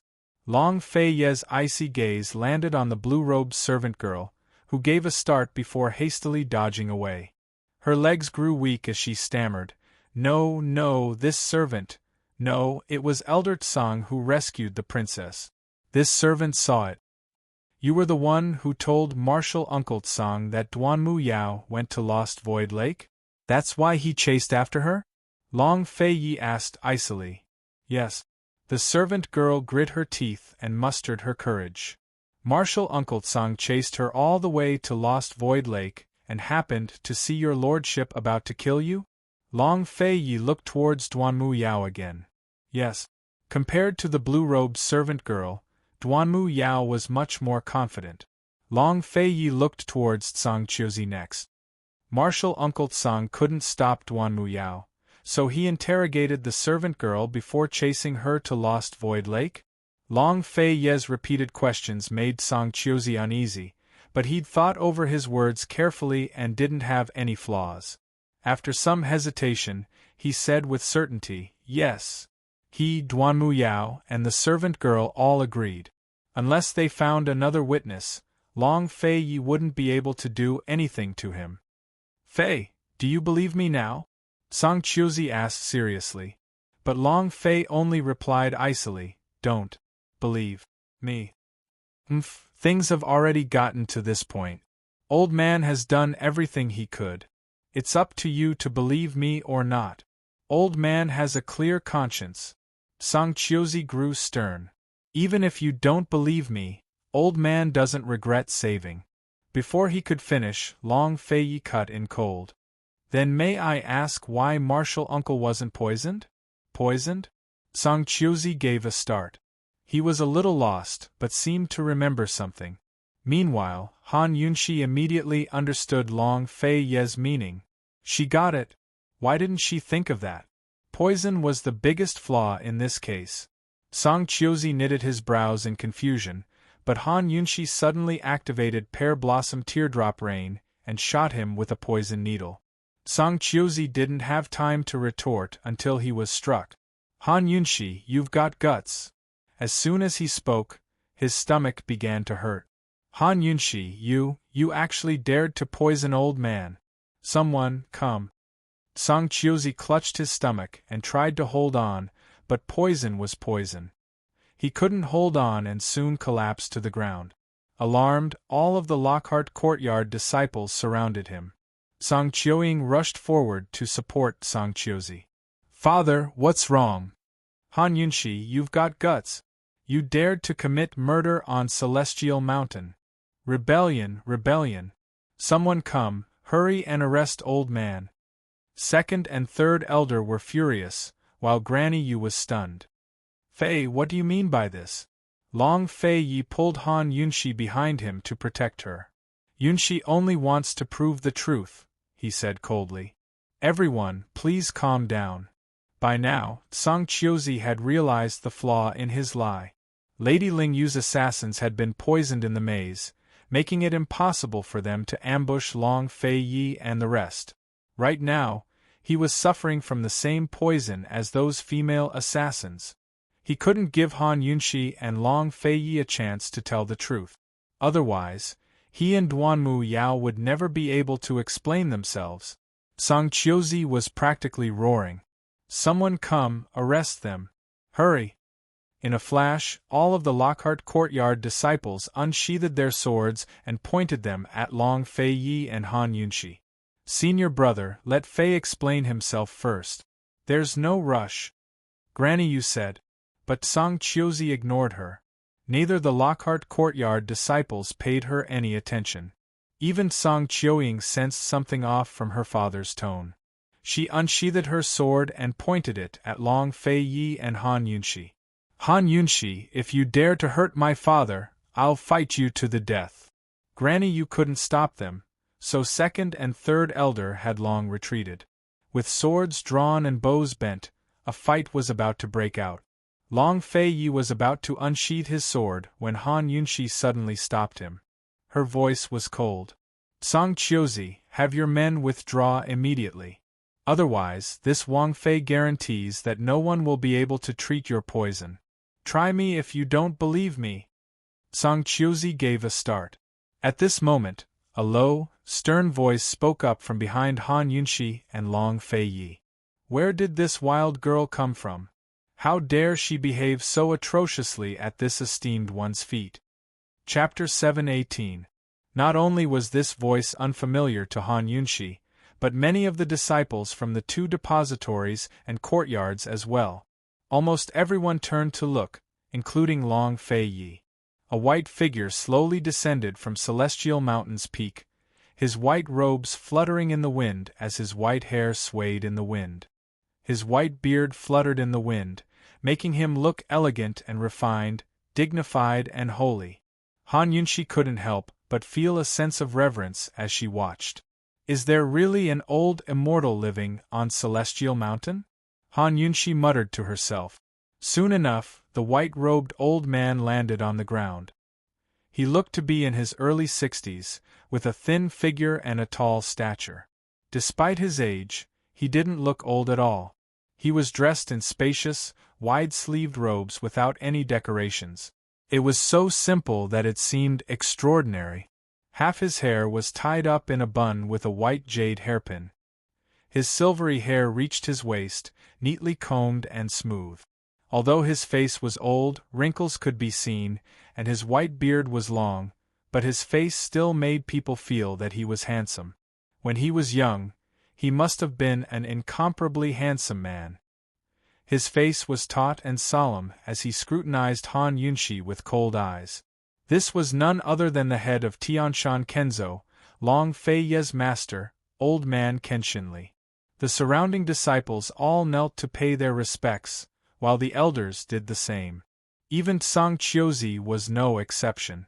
Greetings to honored master. Greetings to senior brother. Congratulations on successfully emerging from closed-door cultivation.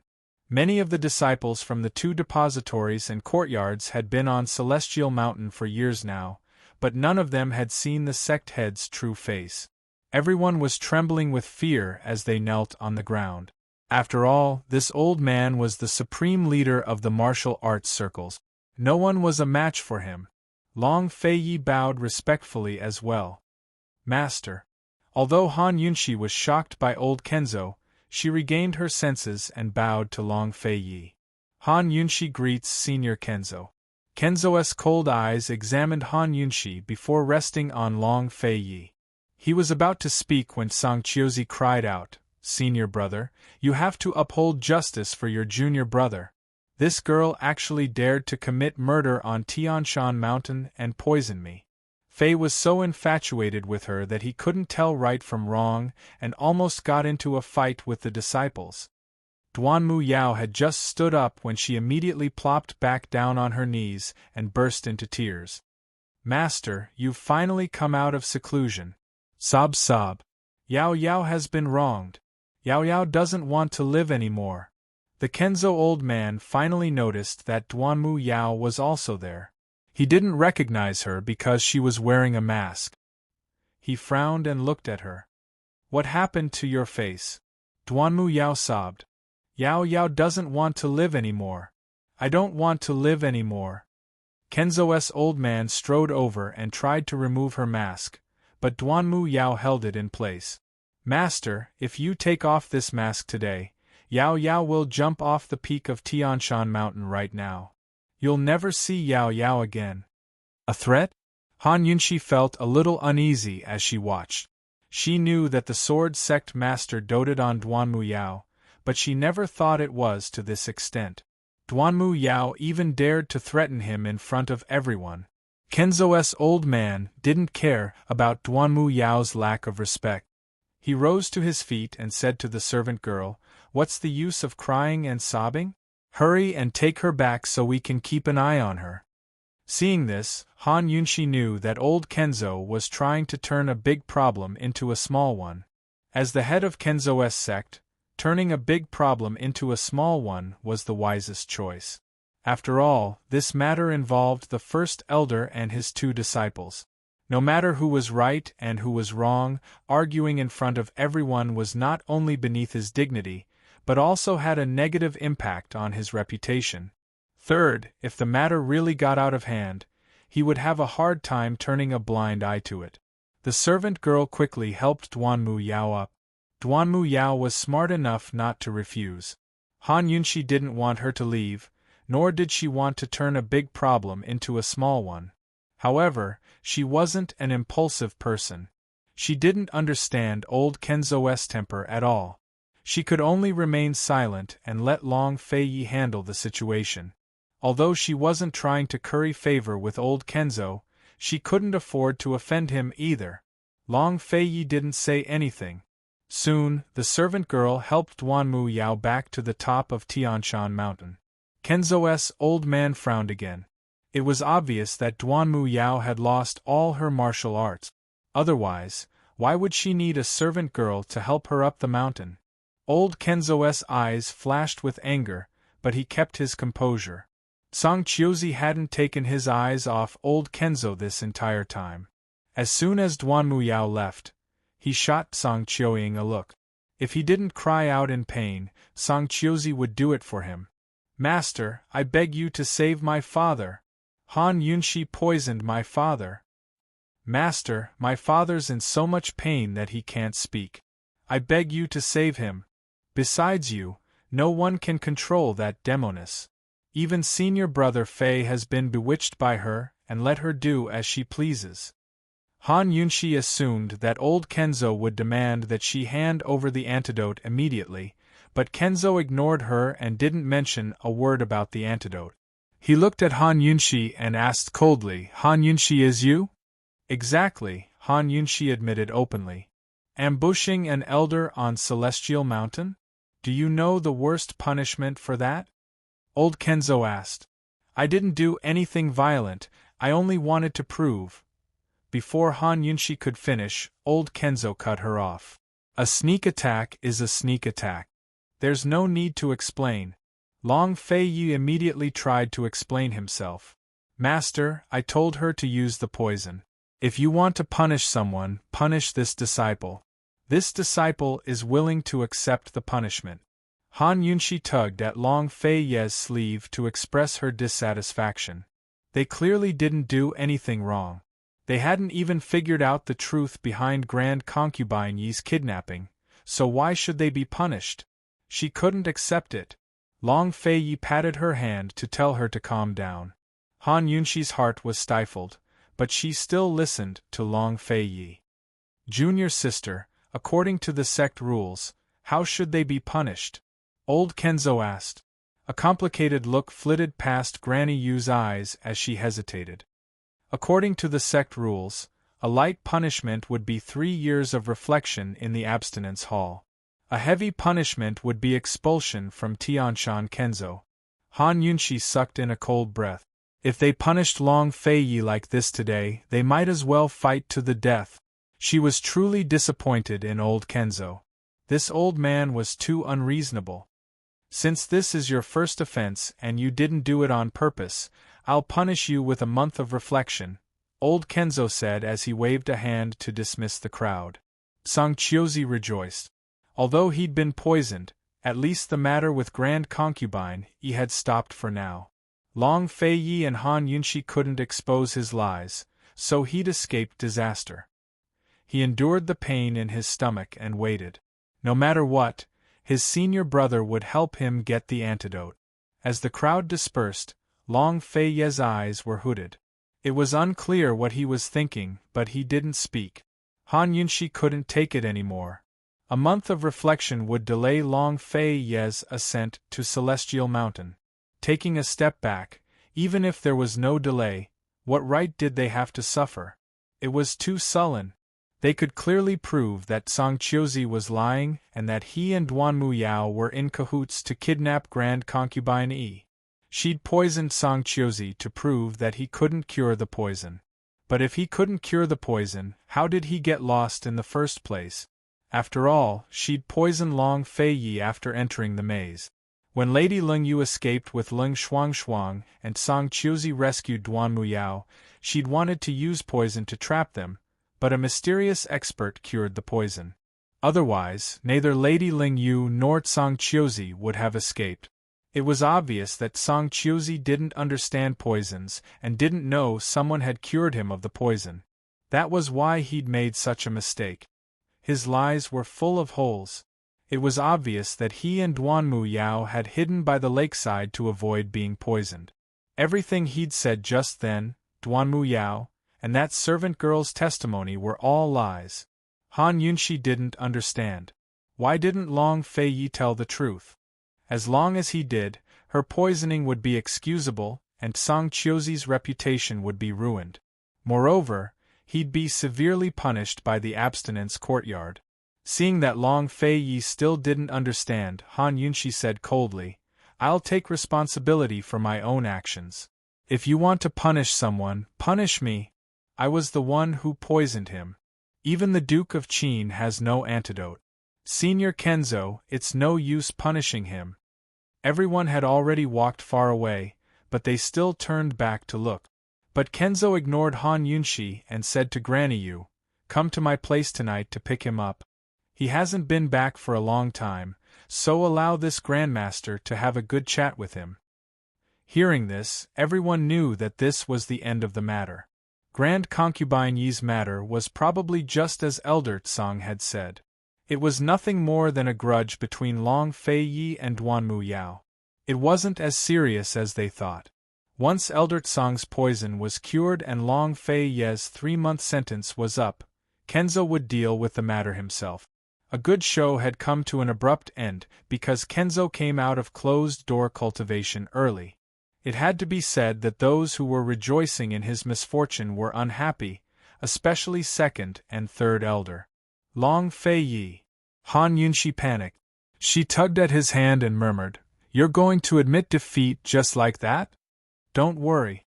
Master has his reasons for doing this," Long Fei Yi murmured back. "You're certain?" Han Yunshi didn't trust Kenzo at all. "I'm certain." Long Fei Yi was certain. Han Yunshi furrowed her brows as she stared at him. She couldn't accept this, but in the end she chose to believe him. She believed that Long Fei Yi wouldn't disappoint her. She only hoped that Elder Kenzo wouldn't disappoint Long Fei Yi. When the crowd finally dispersed, Elder Kenzo didn't even spare Han Yunshi a glance. Instead, he said to Long Fei Yi, "Come here."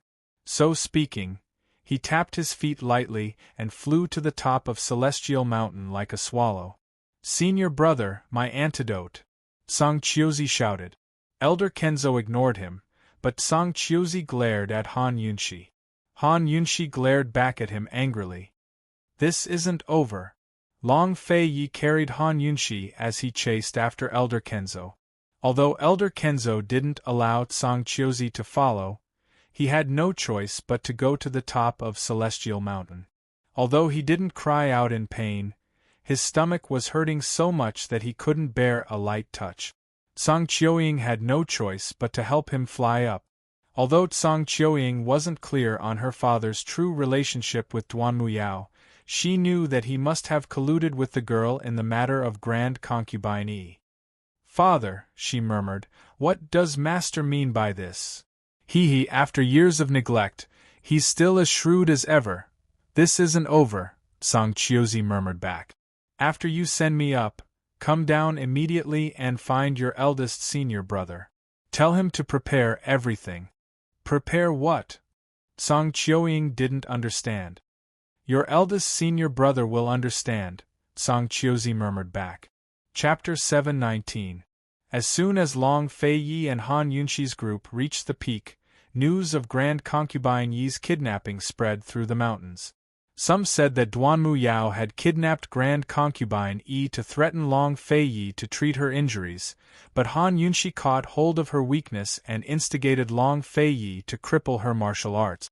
Some said that Han Yunshi bore a grudge against Head Elder for saving Duanmu Yao and poisoned him because she couldn't win in an argument. Some said that Long Fei Yi was so infatuated with Han Yunshi that he took the blame for Han Yunshi's crimes and was punished to reflect on his actions for a month. In the end, everyone came to the same conclusion. Han Yunshi was a vicious, merciless, and lawless woman.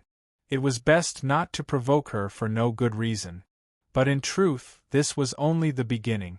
There was no conclusion yet. Han Yunshi was very surprised to reach the peak. There was only a single tree and a palace at the peak, so quiet that it seemed like another world. The tree was a peach blossom tree planted in front of the palace. Unlike other peach trees, this one was as tall as 2 people and had a huge crown. Its old trunk and branches were twisted in a picturesque manner. Despite the frigid temperatures of Celestial Mountain, it was still covered in blooming peach blossoms. When the cold wind kicked up, the petals danced in the air, creating a dreamy, surreal scene. A single peach blossom landed on Han Yunshi's nose. Han Yunshi sniffed lightly and felt the fragrance seep into her nostrils. Han Yunshi had always loved the beauty of falling petals, but she felt nothing when faced with peach blossoms. Long Fei Yi gently removed the petal from her arm and rubbed her nose lovingly. He didn't say much, but held her hand as they followed the Kenzo elder into the palace. The palace was known as Nine Xian Hall. It was so tall that its peak couldn't be seen. It couldn't be described as grand and solemn anymore, but as a mountain that rose from the ground to reach the 9 heavens. A mountain of mountains. It had stood at the peak of Celestial Mountain for hundreds of years, awe-inspiring for hundreds of years. It had been battered by wind, rain, lightning, and thunder for hundreds of years without falling. As long as it existed, Sky Mountain would also exist. Han Yunshi looked at the palace and was overwhelmed with shock. However, when she walked into the palace, only desolation was left in her heart. She subconsciously turned her head to look at the peach blossom trees outside the door. She couldn't help but feel sad. The enormous palace was filled with a bone-chilling coldness. It was an empty hall, devoid of anything and no one. Only Duanmu Yao and the servant girl in green were kneeling in the middle of the hall. They walked in the hall. Their footsteps were very light, but there would still be echoes. Han Yunshi couldn't help but wonder if this place had once been lively. When old Kenzo's beloved disciple was still alive, was this place warm? One person's departure could destroy another person's entire world. Han Yunshi unconsciously held Long Fei Ye's hand tightly. She thought, if something happened to Long Fei Ye, would she go crazy? What's wrong? Long Fei Ye could easily sense her uneasiness. It's very cold in here, Han Yunshi murmured. Long Fei Yi embraced her from behind. Bear with it, it won't take long. Song Qiuzi and Song Qiuying were still waiting by the door. Song Qiuying insisted on sending her father inside, but Song Qiuzi told her to leave immediately. In the end, Song Qiuying turned to leave in a hurry after Song Qiuzi said something. Long Fei Yi and Han Yunshi saw all of this. Old Kenzo only glanced at the scene, but it wasn't clear whether he took it to heart. He creased his brows and walked towards Duanmu Yao.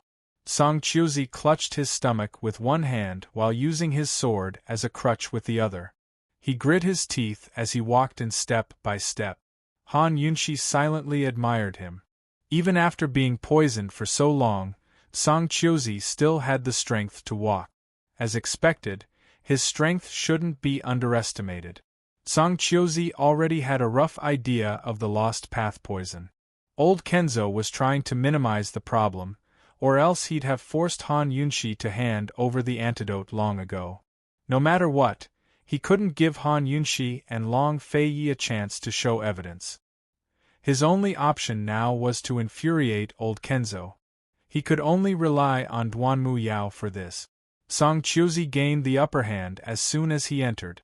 Senior brother, it wasn't convenient for me to speak in front of all the disciples. But since we're here today, I have to say it. Han Yunshi is too vicious. She poisoned Yao Yao and ruined her face. From now on, Yao Yao can't see anyone. His words weren't just for old Kenzo, but Duanmu Yao as well. As expected, Duanmu Yao tore off her mask to reveal her aged face and wailed. Master! You have to uphold justice for Yao Yao. Sob, master, senior brother bullied Yao Yao. Even Han Yunshi is bullying Yao Yao. Yao Yao doesn't want to live anymore. As she spoke, she suddenly slammed into a stone pillar at the side. She was so fast that even the maidservants beside her could not stop her. However, the sword sect master stopped her. In the blink of an eye, old Kenzo had moved to block Duanmu Yao's path. Duanmu Yao was certain that her master would save her, so she seized the chance to hug old Kenzo and buried herself in his arms. Old Kenzo knitted his brows as he pulled Duanmu Yao out of his arms. He looked at her face and sucked in a cold breath. Master, Yao Yao doesn't want to live anymore.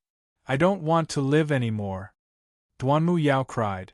Old Kenzo immediately looked towards Han Yunshi and asked coldly, You did it? Yes. Han Yunshi admitted openly. She wanted to bring up Grand Concubine Yi, but Duanmu Yao spoke up again. Master, Yao Yao can't practice martial arts anymore. Yao Yao's dantian is ruined. Old Kenzo had already seen that Duanmu Yao's martial arts were ruined, but he didn't expect her dantian to be ruined as well. His eyes flashed viciously as he quickly took Duanmu Yao's pulse. His expression turned even uglier at the sight. Seeing this, Song Qiuzi exhaled in relief. Although his abdomen was in unbearable pain, he held on with all his might. Compared to the antidote, Duanmu Yao's sobs were more important. As long as Duanmu Yao made old Kenzo lose all reason, he wouldn't listen to Han Yunshi or Long Fei Ye's explanations. With Duanmu Yao's status in old Kenzo's heart, she had the skills to do so. In the silence of the room, old Kenzo took Duanmu Yao's pulse again and again. Although he didn't speak, everyone could sense the killing intent emanating from him. Even the servant girl by Duanmu Yao's side couldn't help but back away, her heart on edge. Han Yunshi lowered her voice. Long Fei, if this goes on, he'll go crazy. Old Kenzo might have Long Fei's trust, but even he couldn't control his own mental illness. Han Yunshi was already regretting listening to Long Fei's words. Still, Long Fei grabbed her hand and said, "There's no rush." His cold gaze was fixed on Duanmu Yao as if waiting for something. Han Yunshi felt like she'd lost her mind to continue listening to him. Song Qiuzi was staring anxiously at old Kenzo as well. His anticipation made him forget about the pain in his abdomen. He wasn't just waiting for old Kenzo to lose his temper, but for Kenzo to go crazy as well. Of course, he had no idea that old Kenzo had lost his mind, but he'd done his best to investigate for the sake of the sect leader's position over the years. More or less, he'd heard rumors about old Kenzo's mental illness. Rumors said that old Kenzo would lose all reason in a fit of rage. Only Duanmu Yao could pacify him. There's no smoke without fire. He'd asked Duanmu Yao about this in a roundabout way, but had been denied every time.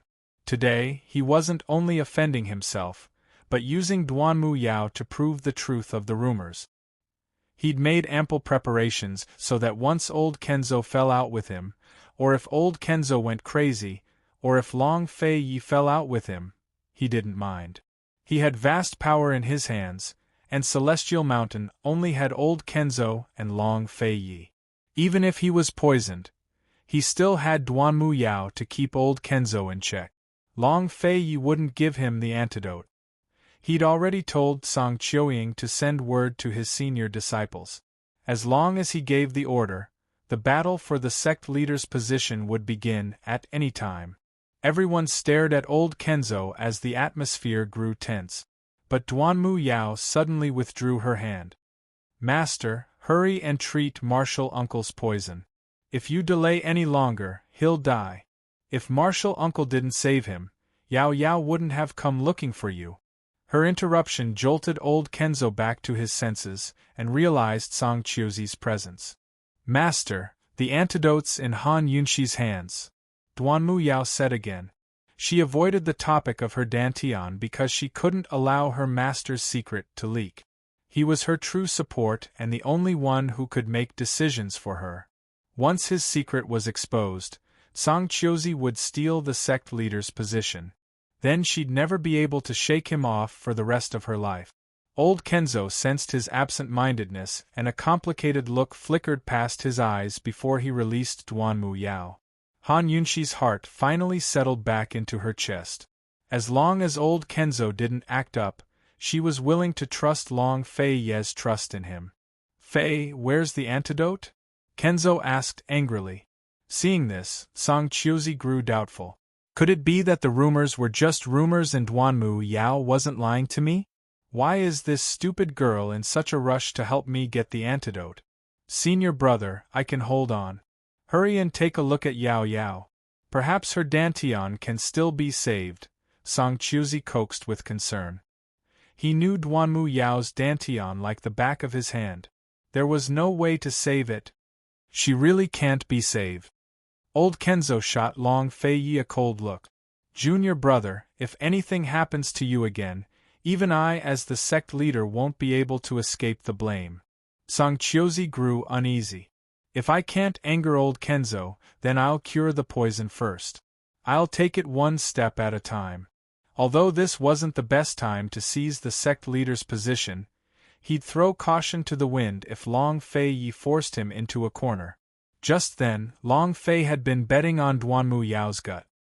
He was certain she wouldn't have the guts to expose his master's insanity in front of everyone. "Master, this disciple doesn't have the antidote," he replied simply. "You're the one who shouldered this crime. Who else should I ask for the antidote from?" Kenzo retorted unhappily. "This disciple's crime is that he offended his superiors and had no respect for his elders," Long Fei replied calmly. "Whether he's right or wrong, this disciple has no right to raise his hand against Martial Uncle. Martial Uncle's judgment belongs to Master and the Abstinence Courtyard." Han Yunshi suddenly felt at ease. She could tell that Master and disciple were putting on a show. She'd finally changed her opinion of old Kenzo. She'd like to see how Kenzo won Long Fei's trust. Chapter 720. Kenzo laughed coldly. "Right or wrong? You hurt Yao Yao like this and still have the face to debate right and wrong with your master?" "Master, my Mufei is still lying unconscious in the estate. Forget about hurting her, even killing her isn't enough to vent my anger," Long Fei said bluntly. Kenzo's eyes flashed with displeasure. Just what happened? Actually, his personal guard had told him everything as soon as he emerged from closed-door cultivation, but he never expected Duanmu Yao to be so seriously injured. He was well aware of Long Fei and Song Qiuzi's argument in front of Celestial Sword's main hall. His displeasure stemmed from Long Fei's second sentence. Long Fei explained everything that had happened in front of Celestial Sword's main hall. "Master, Yunshi poisoned Martial Uncle Tsang with the same poison she used that day in the fog. If Martial Uncle Tsang arrived at Kong Lake later, then he should be able to treat his stomach pain. There's no need for Yunshi to give him the antidote." Long Fei didn't finish the story, but everyone understood that if Song Qiuzi couldn't treat the poison, then it meant he was lying in ambush by Kong Lake. Song Qiuzi fell silent, knowing he had nothing to say. Duanmu Yao was still in disbelief. She never expected Han Yunshi to have such a trick up her sleeve. In other words, the person who helped them escape the fog was also a poisons expert? She had no time to think about who it was now. How could she argue in the face of reality? She could only admit her wrongs. She could admit her wrongs, but what about Song Qiuzi? Duanmu Yao's hairs stood on end as she realized the severity of the situation. If Master wanted to punish Song Qiuzi, he might drag her down with him and expose the most shameful thing between them. She couldn't imagine how Master would react if he found out what had happened between her and Song Qiuzi. Would Master think she was dirty? Would he cripple her? Duanmu Yao's mind went taut as she stared fixedly at Song Qiuzi, her heart pounding in her chest. If she had regretted it before, then she was thoroughly regretting it now. There was no turning back. "Junior brother Tsang, do you have anything else to say?" the Kenzo elder coldly asked. Long Fei, as Yao Yao's senior martial brother, not only did he not help her, he even slandered her. "I can't stand by and watch. I didn't stop them, I just wanted to protect Yao Yao." Song Qiuzi was in so much pain that he fell to one knee. Still, he spoke confidently, "If I hadn't followed her, Yao Yao would have died for sure." "So you're saying that I should be grateful to you?" the old man in Kenzo sneered. "I saved the sect leader's beloved disciple's life. If the sect leader still insists on punishing me, then please do as you please." Song Qiuzi's attitude hardened. Duanmu Yao was so frightened that all the hairs on her body opened up. She always assumed that Song Qiuzi wasn't strong enough to challenge Master to his face, but now it looked like she'd underestimated his strength. What she had done in the past 2 years was like asking a tiger for its skin. Han Yunshi could smell the tension in the air as well. Song Qiuzi was poisoned and had committed a serious crime, so where did he get the confidence to be so aggressive? Any kind of arrogance required sufficient capital. Han Yunshi discovered a frightening truth. The old man in Kenzo actually feared Song Qiuzi. That was why he'd tried to minimize the problem and put on a show with Long Fei. The old man in Kenzo was furious. "Punish as you please? Did you think this honorable lord closed the doors just to punish you? As he spoke, he pointed at Long Fei Yi and started cursing him. Do you know why Master punished you first? Because you were in the wrong first. So Master knew the truth long ago. Long Fei Yi lowered his head as he murmured. He, how could this honorable lord not know when all the disciples from the 2 depositories and courtyards were watching the show? Do you all think this honorable lord is blind and deaf? This honorable lord rarely interfered with the affairs of the sect these past few years, but I know exactly what you've all been doing. The old man in Kenzo turned around. Song Chiozi, as the head of Lockhart Courtyard and leader of the 4 elders, you actually dared to do such foolish things with your juniors. It's one thing for Yao Yao to be insensible, but you had the gall to collude with assassins as well. If this honorable lord hadn't emerged in time today, where would your face be? Where would my celestial mountain's prestige be? Song Chiozi fell silent with his head bowed. The old man in Kenzo's temper was still burning. Fei offended his superiors and was in the wrong first. You disrespected your elders and were in the wrong later. This honorable lord didn't punish you in front of all the disciples not because I was giving you face, but because I was giving face to the council of elders and my Tianshan Kenzo. Song Chiozi's eyes flickered between light and darkness as his emotions grew complicated. He never expected Kenshin to have such thoughts.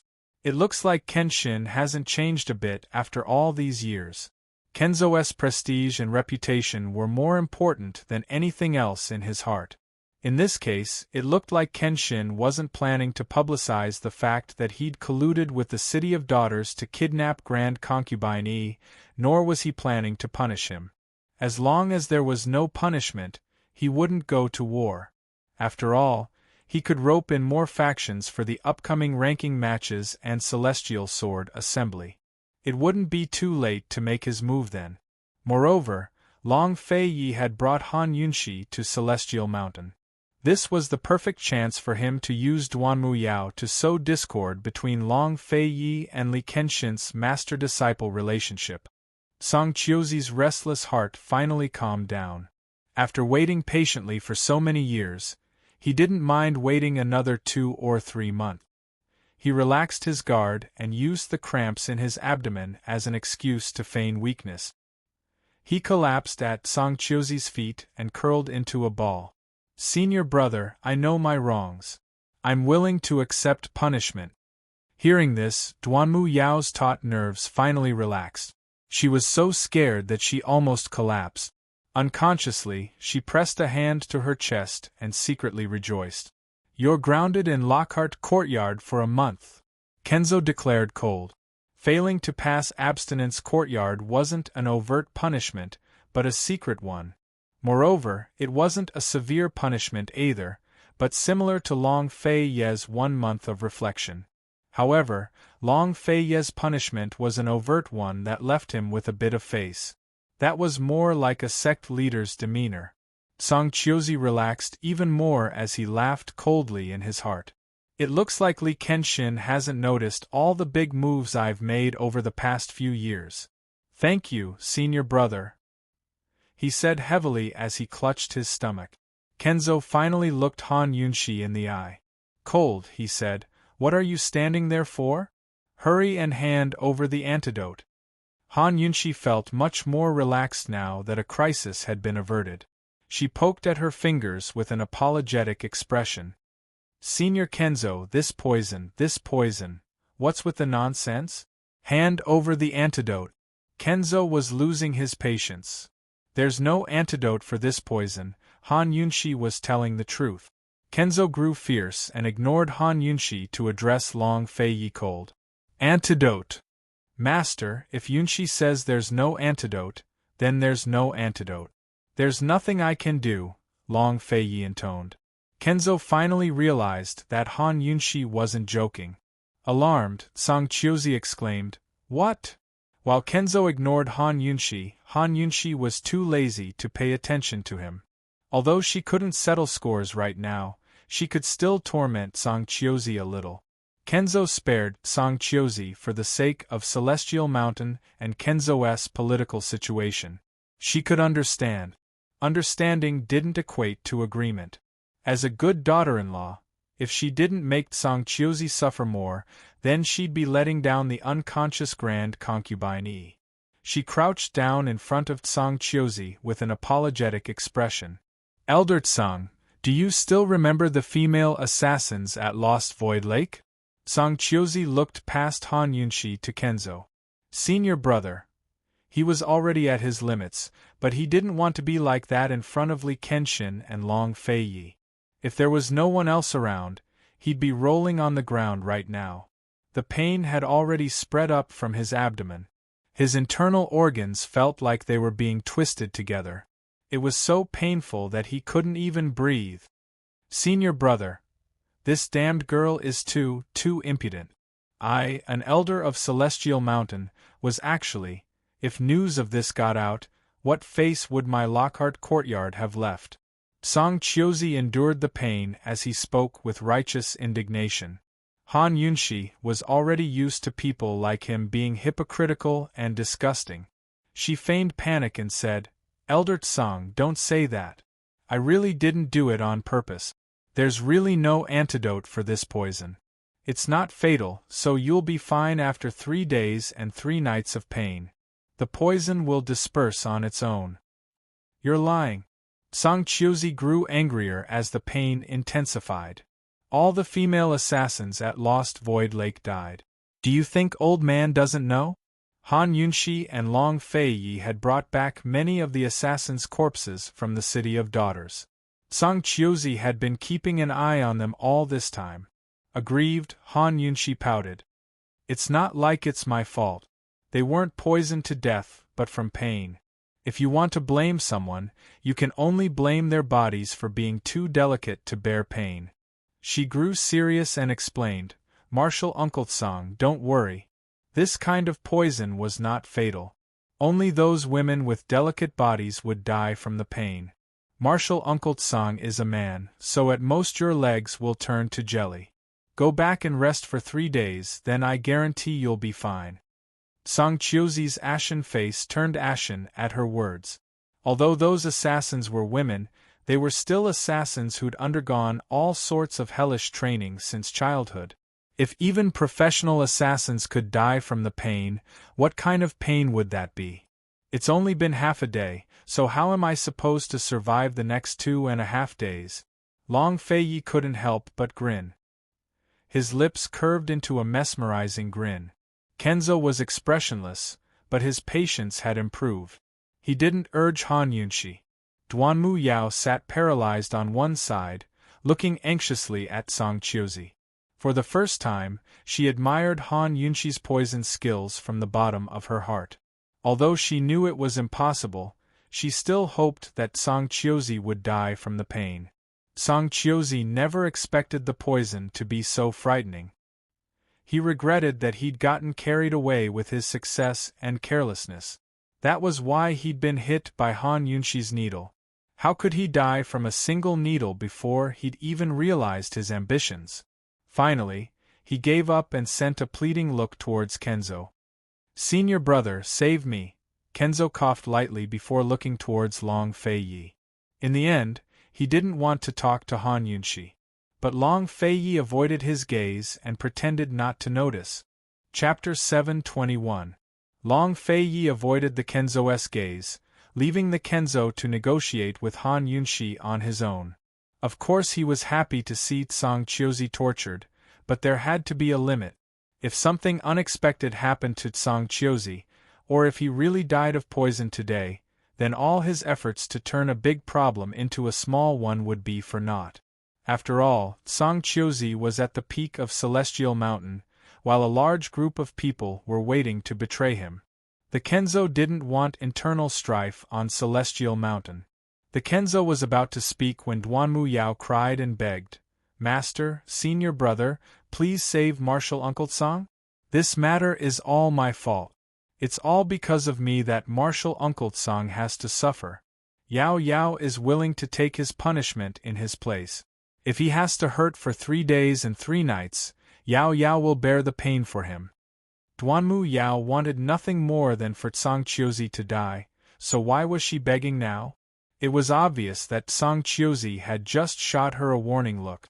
She had no choice but to beg. At the same time, she hoped that Long Fei Yi would be unyielding to the end, and that Han Yunxi wouldn't budge an inch. She never thought that a proud woman like her would place all her hopes on Han Yunxi one day. What did it mean to lose? This was it, wasn't it? Duanmu Yao had lost the last shred of her pride and backbone. The Kenzo grew irritated at the sight of Duanmu Yao's sobbing. He said coldly, Han Yunxi, you were the one who poisoned him. No matter what, you have to treat it. Celestial Mountain doesn't tolerate your impudence. Han Yunxi was helpless. Senior Kenzo, there really isn't an antidote for this poison. Moreover, even anesthetics won't stop the pain. The only way is to forget about it. Forget? Han Yunxi, do you think we're all 3-year-olds? Tsang Qiuzi raged. Han Yunxi hastened to explain. Actually, there's no antidote for this poison, but it can still be treated. Forget about it and you'll be cured. As for how to forget, I have my ways. If this was any other day, Tsang Qiuzi wouldn't believe Han Yunxi's nonsense. But now that he was in so much pain that he almost didn't look human anymore, Tsang Qiuzi still harbored some hope in his heart. What method? Hurry and tell me. Han Yunxi stammered, Elder Tsang, this method is really… Actually, Elder Tsang, what do you want me to say? Just say what you need to say. The sword sect master finally lost his patience. Han Yunxi glanced at him innocently and said pitifully, after being poisoned, the more you focus on your abdomen, the more intense the pain will be. If Elder Tsang has good willpower and sufficient mental strength, you can meditate and hypnotize yourself. Naturally, you will forget about it. Elder Kenzo, Long Fei Yi, and Duanmu Yao all felt that these words made sense. Meditating and letting one's mind wander was not difficult for martial artists. But Tsang Qiuzi was so angry that he wanted to kick off his shoes and beat Han Yunxi to death. Those who hadn't experienced it firsthand would never be able to empathize. Even professional assassins couldn't stand the pain, so how could he ignore it? He hadn't ignored the pain from Celestial Sword's main hall, but he'd forced himself to endure it. Now he couldn't hold it in any longer. If we could ignore it, old man, why would old man waste time here? Tsang Qiuzi's attitude hardened. Han Yunxi, are you going to cure the poison or not? Kenzo glanced at Long Fei Yi, but Long Fei Yi continued to ignore him. Kenzo creased his brows and muttered, Fei, a cornered dog will jump over a wall. Long Fei Yi replied, Yunxi walks dogs often, so she can tie them down. Kenzo immediately glared at him, but Long Fei Yi only gave him a reassuring look. Still, Long Fei Yi didn't seem convinced, so Long Fei Yi muttered again, Master, shall we make a bet? Kenzo finally averted his eyes and dropped the subject. Han Yunxi would never disappoint. She crouched down in front of Tsang Qiuzi, her attitude even stiffer than his. Elder Tsang, I said there's no antidote, so there's no antidote. I urge you to stop getting angry and calm your heart to forget the pain in your abdomen. Otherwise, you'll have to bear the consequences. Tsang Qiuzi's heart gave a lurch. He had already prepared for the worst and used Duanmu Yao to threaten Li Kenshin so he could force Long Fei Yi to hand over the antidote. But now it looked like Han Yunxi wasn't lying. There really was no antidote to this poison. Even if he tried to stir up internal strife, it'd be useless. The position of sect leader and supremacy of the martial arts circles would never be as important as his life. If he really died here, then everything he'd built up over the years would fall into someone else's hands for nothing. In the face of life and death, all grandeur was insignificant. Finally, Tsang Qiuzi grew afraid. Is there any way to make old man forget this pain? Tell me. Use pain to stop pain. Han Yunxi took out a long, thin needle. Elder Tsang, I'll help you. So speaking, she took Tsang Qiuzi's hand. Before anyone could figure out what she was planning, The needle had already pierced between Song Qiuzi's fingernails. Ah! Song Qiuzi cried out in pain. Han Yunshi, old man's going to kill you. Han Yunshi quickly backed away.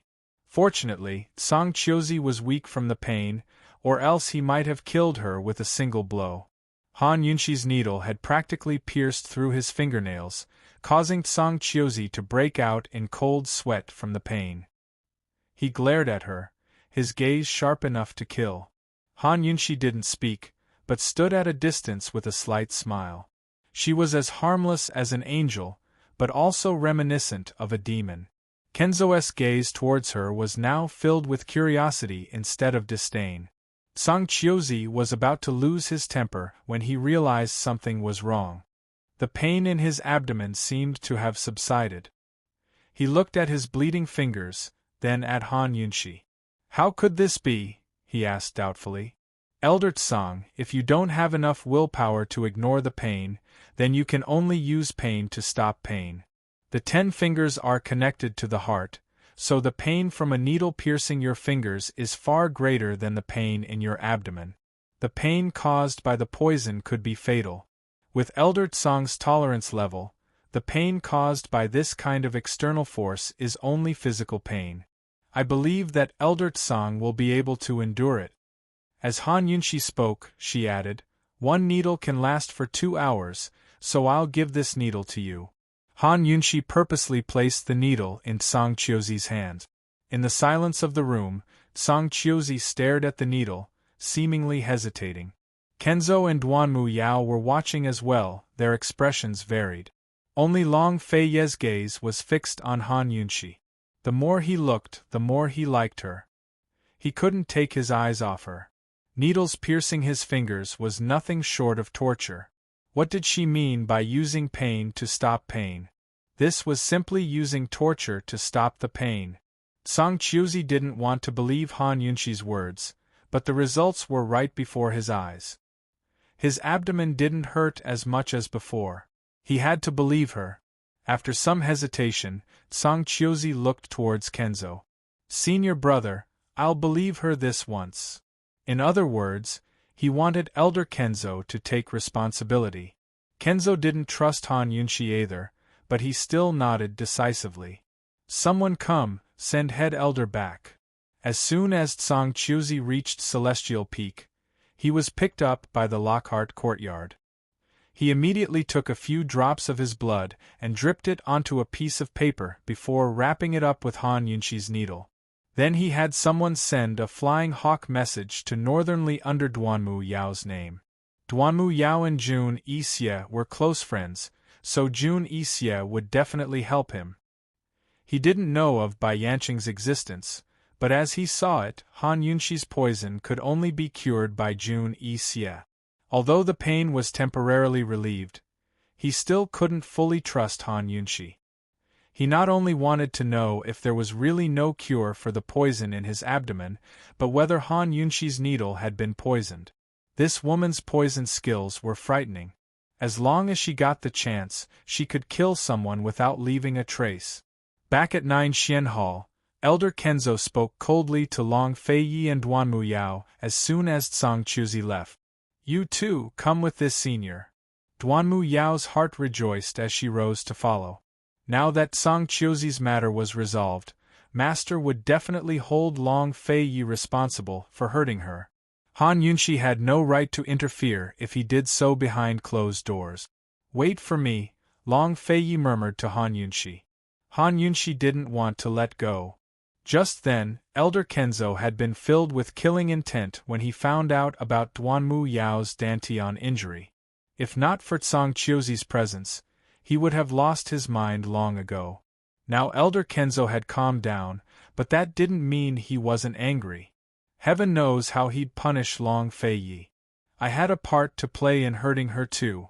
If Elder Kenzo wants to be biased, I'll take the blame with you, Han Yunshi murmured. Don't worry, Master knows what he's doing, Long Fei Yi said mildly. Han Yunshi didn't believe him, but Long Fei Yi added, if Master wasn't fair, I wouldn't have come to Celestial Mountain today. If Elder Kenzo wasn't such a man, Long Fei Yi wouldn't have dared to bring Han Yunshi to Celestial Mountain after hurting Duanmu Yao. As long as he didn't lose his mind, Elder Kenzo would always be a father figure in Long Fei Yi's heart. Only then did Han Yunshi release him. "I'll wait for you." Elder Kenzo's figure had already disappeared into the darkness, but he still stopped to look back at Han Yunshi. "Lass," he asked curiously, "is there really such a thing as using pain to stop pain?" Duanmu Yao was startled. If she remembered correctly, Master had only ever called her Lass. But now he was calling Han Yunshi Lass as well? Besides Gu calling her Poison Lass, which she'd gotten used to, Han Yunshi didn't like it when others called her Lass. After all, she was a married woman. But hearing Elder Kenzo call her Lass made her feel inexplicably close. She smiled and replied, "Using pain to stop pain is just a trick I used to fool Sangqiuzi. There's an antidote for this kind of poison. The needle I gave him just then was the antidote. But the antidote takes effect slowly, so the pain will only lessen rather than disappear immediately. With Sangqiuzi's cowardly personality, he'll definitely continue to hurt himself with needles." Han Yunshi was especially confident in her explanations. In the dim light, her eyes sparkled with a moving splendor. Her radiant self was like a ray of light that illuminated the entire hall. Kenzo looked at her for a long time before saying, "Besides this honored one in Fei, you're the only one who can trick Sangqiuzi. Is he praising me?" Before Han Yunshi could understand, Elder Kenzo had already vanished with Duanmu Yao. Long Fei Yi gave Han Yunshi a reassuring look before disappearing into the darkness as well. Han Yunshi wait. Chapter 722. Han Yunshi waited anxiously in the first hall while Long Fei Yi and the rest were upstairs in the second hall. Nine Xian Hall had 9 floors in total. Besides the 9th floor where old Kenzo lived, the other 8 floors were all empty and dark. Candlelight only illuminated a small tea table. Long Fei Yi sat there steeping tea while old Kenzo treated Duanmu Yao's wounds. He didn't say a word as soon as they reached the second floor, but kept sending true qi into Duanmu Yao in an attempt to salvage the situation. Unfortunately, all of his true qi dissipated as soon as it entered Duanmu Yao's dantian. Since Duanmu Yao's dantian couldn't gather qi, it was as good as crippled. In a short while, old Kenzo had used up a layer of his inner qi, but he persisted. He didn't blame Long Fei Yi or console Duanmu Yao, but seemed lost in his own world. Again and again, he used up his precious true qi to save his last hope. Long Fei Yi drank his tea in silence. Although he was looking at his master, his thoughts were on Han Yunshi. Actually, Han Yunshi had lied to his master just then. Back at Lost Void Lake, Han Yunshi had told him that the poison had no antidote. He didn't know what Han Yunshi had planned, but he knew that Han Yunshi didn't tell him because she feared Duanmu Yao would tell on her. It was impossible for Han Yunshi's needle to have an antidote, but why was it able to relieve his pain? What was her motive for giving it to Sangqiuzi? If not for his misgivings, he would never have allowed her to do that. "Master, it's no use, it's no use. Sob, master, don't waste any more true qi. Sob, Yao Yao has let you down. I've let Shermu down. Master, Yao Yao's so sad." Duanmu Yao began to sob. Only then did the old man Kenzo stop. Unlike the murderous aura from before, he only let out a long sigh and buried all the pain in his heart. He had always been calm, but there would always be times when he missed her. There would always be times when he could not hide the pain. There would always be times when he wanted to go completely crazy. If he went crazy, he might be able to forget about it. Long Fei Yi looked up and said coldly, "Duanmu Yao, you should be thanking the heavens that this prince didn't kill you." As soon as he finished speaking, the Kenzo old man flicked his sleeves and left. A powerful gust of wind hit Chang Fei Yi. It didn't hurt him, but it shattered the teacup in his hand. "Your junior sister is already in this state. What else do you want?" Kenzo is not someone without a temper. Long Fei Yi immediately stood up and said coldly, she colluded with Madame Ling Yu and kidnapped my imperial mother. If not for Yunxi's ability to recognize poisons and guide the mosquitoes, I would have died in the maze long ago. If she dares to do something, then she has to admit it. If she dares to provoke your lordship, then she has to be unafraid of death. How could someone who craves life and fears death be worthy of being a disciple of Kenzo? I'm not afraid of death. I'm just afraid that I'll fail to live up to Master's expectations and fulfill Shimong's dying wish. I won't be able to learn the Xian Nu swordplay, Duanmu Yao explained hastily. Master had always doted on her and taught her the Xian Nu swordplay, one of Celestial Mountain's top sword styles. At first, she thought her master favored her because of her talents, but later realized it was because her talents were very similar to her late Shimong's. Back then, Shimong's wife didn't have the Xian Nu swordplay, so Master hoped she could learn it. Duanmu Yao also knew that Master's insanity was caused by Shimong's death. In the beginning, she would practice the Xian Nu swordplay to calm him down when he fell ill. Gradually, she stopped practicing the sword and only needed to stay by his side to calm him down. She was very clear that Master didn't really dote on her. She wasn't even a substitute, but a shadow at most. Master only wanted to borrow her talents to learn the Xian Nu swordplay and fulfill Shimong's dying wish. Long Feiyi gave a cold snort. A woman like you isn't fit to fulfill Shimong's dying wish. If you weren't so heartless, if you didn't go against Master's orders and refuse to treat me, I wouldn't have made such a huge mistake. Duanmu Yao couldn't explain herself, so she tried to shift the blame. She grabbed hold of the Kenzo old man and cried pitifully. Master, this disciple has written to you time and time again. You know what the situation is like, too. This disciple even brought back your letters for senior brother to see, but senior brother he just won't treat this disciple's injuries. Senior brother is too heartless. Excuses. Song Qiuzi's martial arts skills far surpass your lordship.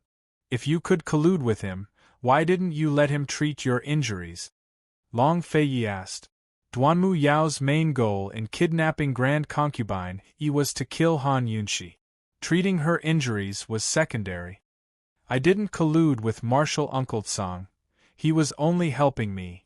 As she spoke, her sobs grew louder. Didn't you still like you? I like you.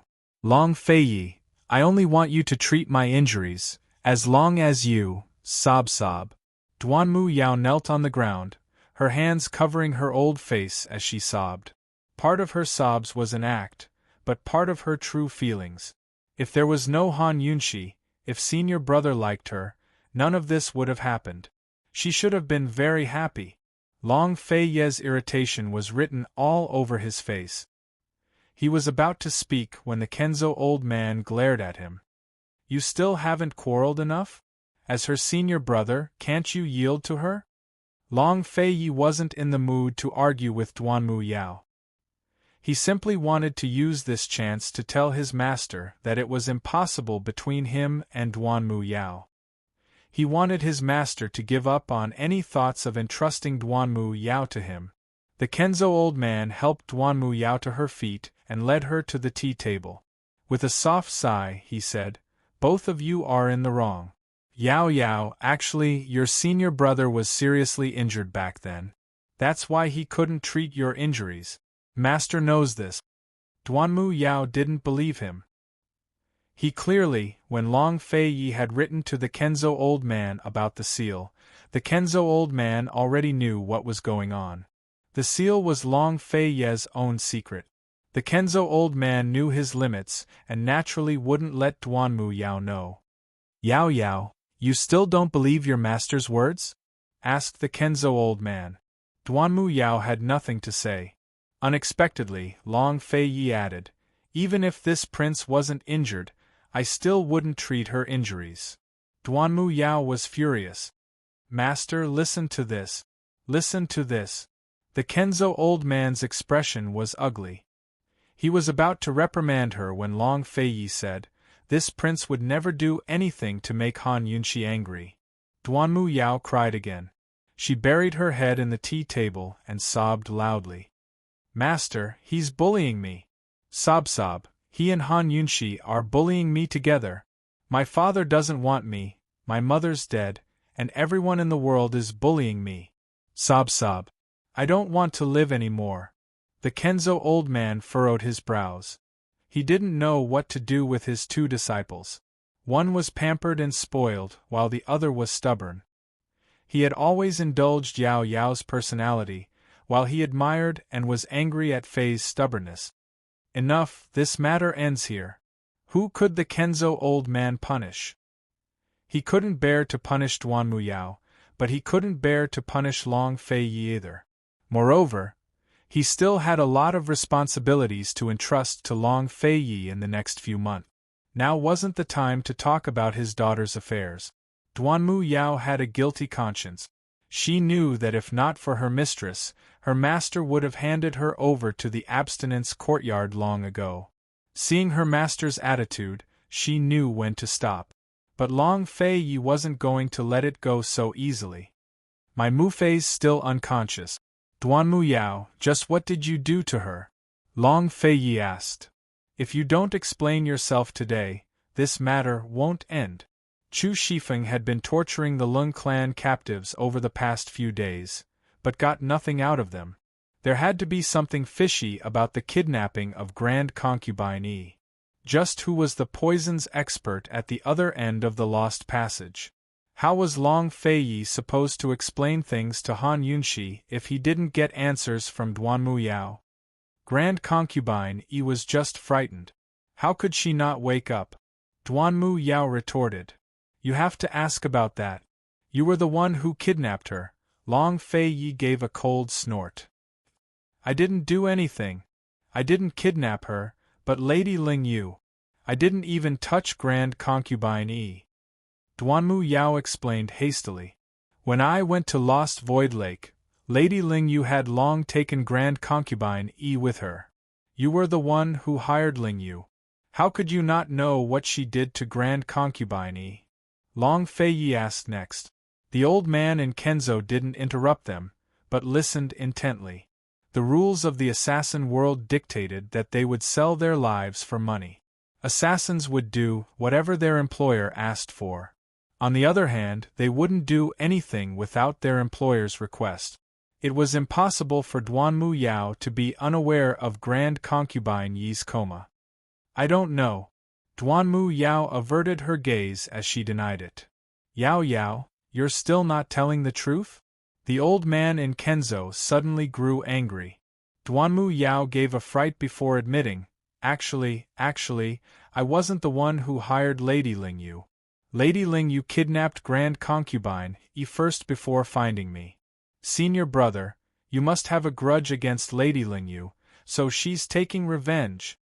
Long Fei Yi knew what was going on at her words. When you and Song Qiuzi escaped the maze, someone secretly cured your poison. Did you know? Long Fei Yi asked next. Was it that sneak attacker? Maybe it was Lady Ling Yu's helper. I'm not sure either. Duanmu Yao told the truth. Your lordship has no grudge against Lady Ling Yu, but perhaps I have a deep-seated grudge against that expert poisons expert. Long Fei Yi said. Duanmu Yao didn't understand, nor did she want to. She only wanted this matter to pass. The old man in Kenzo rapped Duanmu Yao's head. You lass, when will you grow a brain? You were used to murder your senior brother without knowing a thing. Master, Yao knows her wrongs. Master, please help Yao. Yao still hasn't learned the Xian Nu swordplay. Duanmu Yao seized the chance to curry favor with her master. She knew that although her master looked calm, he was actually sadder than she was. He would definitely think of a way to save her. The old man in Kenzo hated Iron for failing to meet his expectations. He wiped away Duanmu Yao's tears and said, Go back and rest. Master will help you think of a way. Thrilled, Duanmu Yao rose to her feet to express her thanks. But before she left, she turned back and said, Senior brother, Yao knows her wrongs. Yao apologizes to you. Long Fei Yi ignored her. Duanmu Yao knew he wouldn't, because he was only putting on an act for the old man in Kenzo to see. Aggrieved, she hung her head and turned to leave. Once she was gone, the old man in Kenzo began to coax, "Fei, Yao Yao is still. It's a great fortune that master was able to control his inner demons today." Long Fei Yi changed the subject. It was very dangerous. The old man in Kenzo was very clear about his own situation. Just then, he had almost exposed himself in front of Tsang Chiozi. Duanmu Yao's martial arts are already crippled. Why does master need to take the chance to cut off all hopes? With Duanmu Yao around, you'll be even worse off. Why must you torture yourself like this? Long Fei asked. The old man in Kenzo fell silent for a long time before he said, "Fei, you don't understand." Long Fei Yi wanted to coax him again, but the old man in Kenzo suddenly said coldly, "Yao Yao made a big mistake this time, but master won't bicker with you. Next time you hurt her, don't blame master for being merciless. This matter ends here." Long Fei Yi knew his master would react this way, but he was still stunned. Master can save her? If Duanmu Yao could be saved, then what about Gu Beiyue? Chapter 723. Faced with Long Fei Yi's shock, the old man in Kenzo replied firmly, "It's not that you can save her, but that you must." "How?" Long Fei Yi asked hastily. The old man in Kenzo didn't reply, but looked cold as he scrutinized Long Fei Yi. Since when did this brat care so much about Yao Yao? He must be up to no good. Long Fei Yi sensed his master's suspicion and said directly, "This disciple isn't interested in Duanmu Yao's injuries. This disciple has a friend whose dantian is also badly damaged. He can't gather qi and his martial arts are crippled. If there's a way to treat him, please give me some pointers, master." The old man in Kenzo rejected him. "There's no way to save him. Give up on that thought." But Duanmu Yao Long Fei Yi wanted to ask more, but the old man in Kenzo cut him off unhappily. "Take care of yourself." Long Fei Yi immediately shut his mouth, his eyes cold. He was cold by nature, so all he said was a few words to his respected master. The old man in Kenzo pulled Long Fei Yi over to take his pulse and asked, "You used the lustbite energy again to kill Lady Ling Yu, didn't you?" Long Fei Yi's revenge on Lady Ling Yu and his gift of the City of Daughters to Han Yunshi had long shaken Cloud Realm's martial arts circles. Even now, the entire martial arts community was still talking about it. Naturally, the old man in Kenzo was paying attention. Long Fei Yi didn't reply, but the old man in Kenzo realized something was wrong after taking his pulse. He asked in shock, "Your internal injuries are all healed? How is that possible?" Long Fei Yi had written a letter saying that he'd suffered a backlash from the lustbite energy when he broke the seal on his own for the first time in Medicine Requesting Cave. That was why he couldn't treat Duanmu Yao's injuries. Moreover, he must have broken the seal again to deal with Lady Ling Yu, or he wouldn't have been able to kill Lady Ling Yu in 3 moves. His old injuries hadn't healed, and now there were new ones. His internal injuries should be severe. How long had it been? How could he have recovered completely? But judging from his pulse, not only was this kid completely healed, his internal energy seemed to have improved a lot. Before Long Fei Yi could answer, the old man suddenly threw a punch at him. Long Fei Yi's lips curled into a smile and immediately countered the old man's punch. Fist against fist, the master and disciple began to compete. Soon, the old Kenzo sensed Long Fei Yi's powerful inner qi. He was shocked and instantly released a powerful force to test Long Fei Yi. He did not expect Long Fei Yi to withstand it. The Kenzo elder is in disbelief and exerts more force. This time, Long Fei Yi is unable to withstand it, but he only takes a few steps back and did not let go. The old man Kenzo was the first to let go. He was shocked. "When did you reach the 7th rank?" Celestial Sword Kenzo only had one set of inner chi cultivation methods, the Nirvana Heart Art. However, the Nirvana Heart Arts had 9 ranks, from 1 to 9. Each rank differed greatly from the other, and the higher the rank, the greater the gap. Different ranks of inner chi allowed one to cultivate different sword skills and wield different treasured swords. Even the disciples of the branch factions at the foot of Celestial Mountain were only at the 5th rank of Nirvana Heart Art. Of the 4 elders of Celestial Mountain, the 2nd and 3rd elders of the Sword and Scripture Depositories, and Granny Yu of the Abstinence Courtyard were all at the 6th rank. Only Tsang Chiozi was at the 7th rank. Being at the 7th rank was already very impressive. After all, no one besides the old Kenzo elder in Tianshan Kenzo's history had ever surpassed the 7th rank. The old man Kenzo was one of Tianshan Kenzo's miracles. He'd reached the 8th rank of the Nirvana Heart Arts in his lifetime. The old man Kenzo had only reached the 7th rank when he was 30 years old, and the 8th when he was almost 60. Tsang Chiozi had only reached the 7th rank 5 years ago. Long Feiyi, on the other hand, was only in his 20s. Compared to the old man Kenzo, Long Feiyi was even more of a miracle. A year ago, Long Feiyi replied. Actually, if Tsang Chiozi hadn't injured him, he would have advanced even faster. When did you reach the 6th rank? It only took you a year to reach the 7th rank? Long Feiyi had only reached the 5th rank during his last closed-door cultivation at the peak of Celestial Mountain. Even the cool-headed old man Kenzo couldn't hide his astonishment. Tsang Chiozi had spent a full 15 years to reach the 7th rank. Long Feiyi had only needed a year? Long Feiyi gave the old man Kenzo an even more shocking answer. There's no 6th rank. This disciple advanced from the 5th rank to the 7th rank. That's why it took less than a month for me to recover from the internal injuries I sustained at the medicine-requesting cave. I didn't use the lustbite energy to kill Lingyu. Who helped you? The old man Kenzo asked anxiously.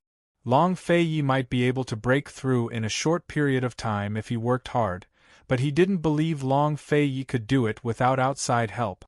Besides Master's internal energy, there shouldn't be anyone else in this world who can help this disciple, right? Long Feiyi retorted. That's right.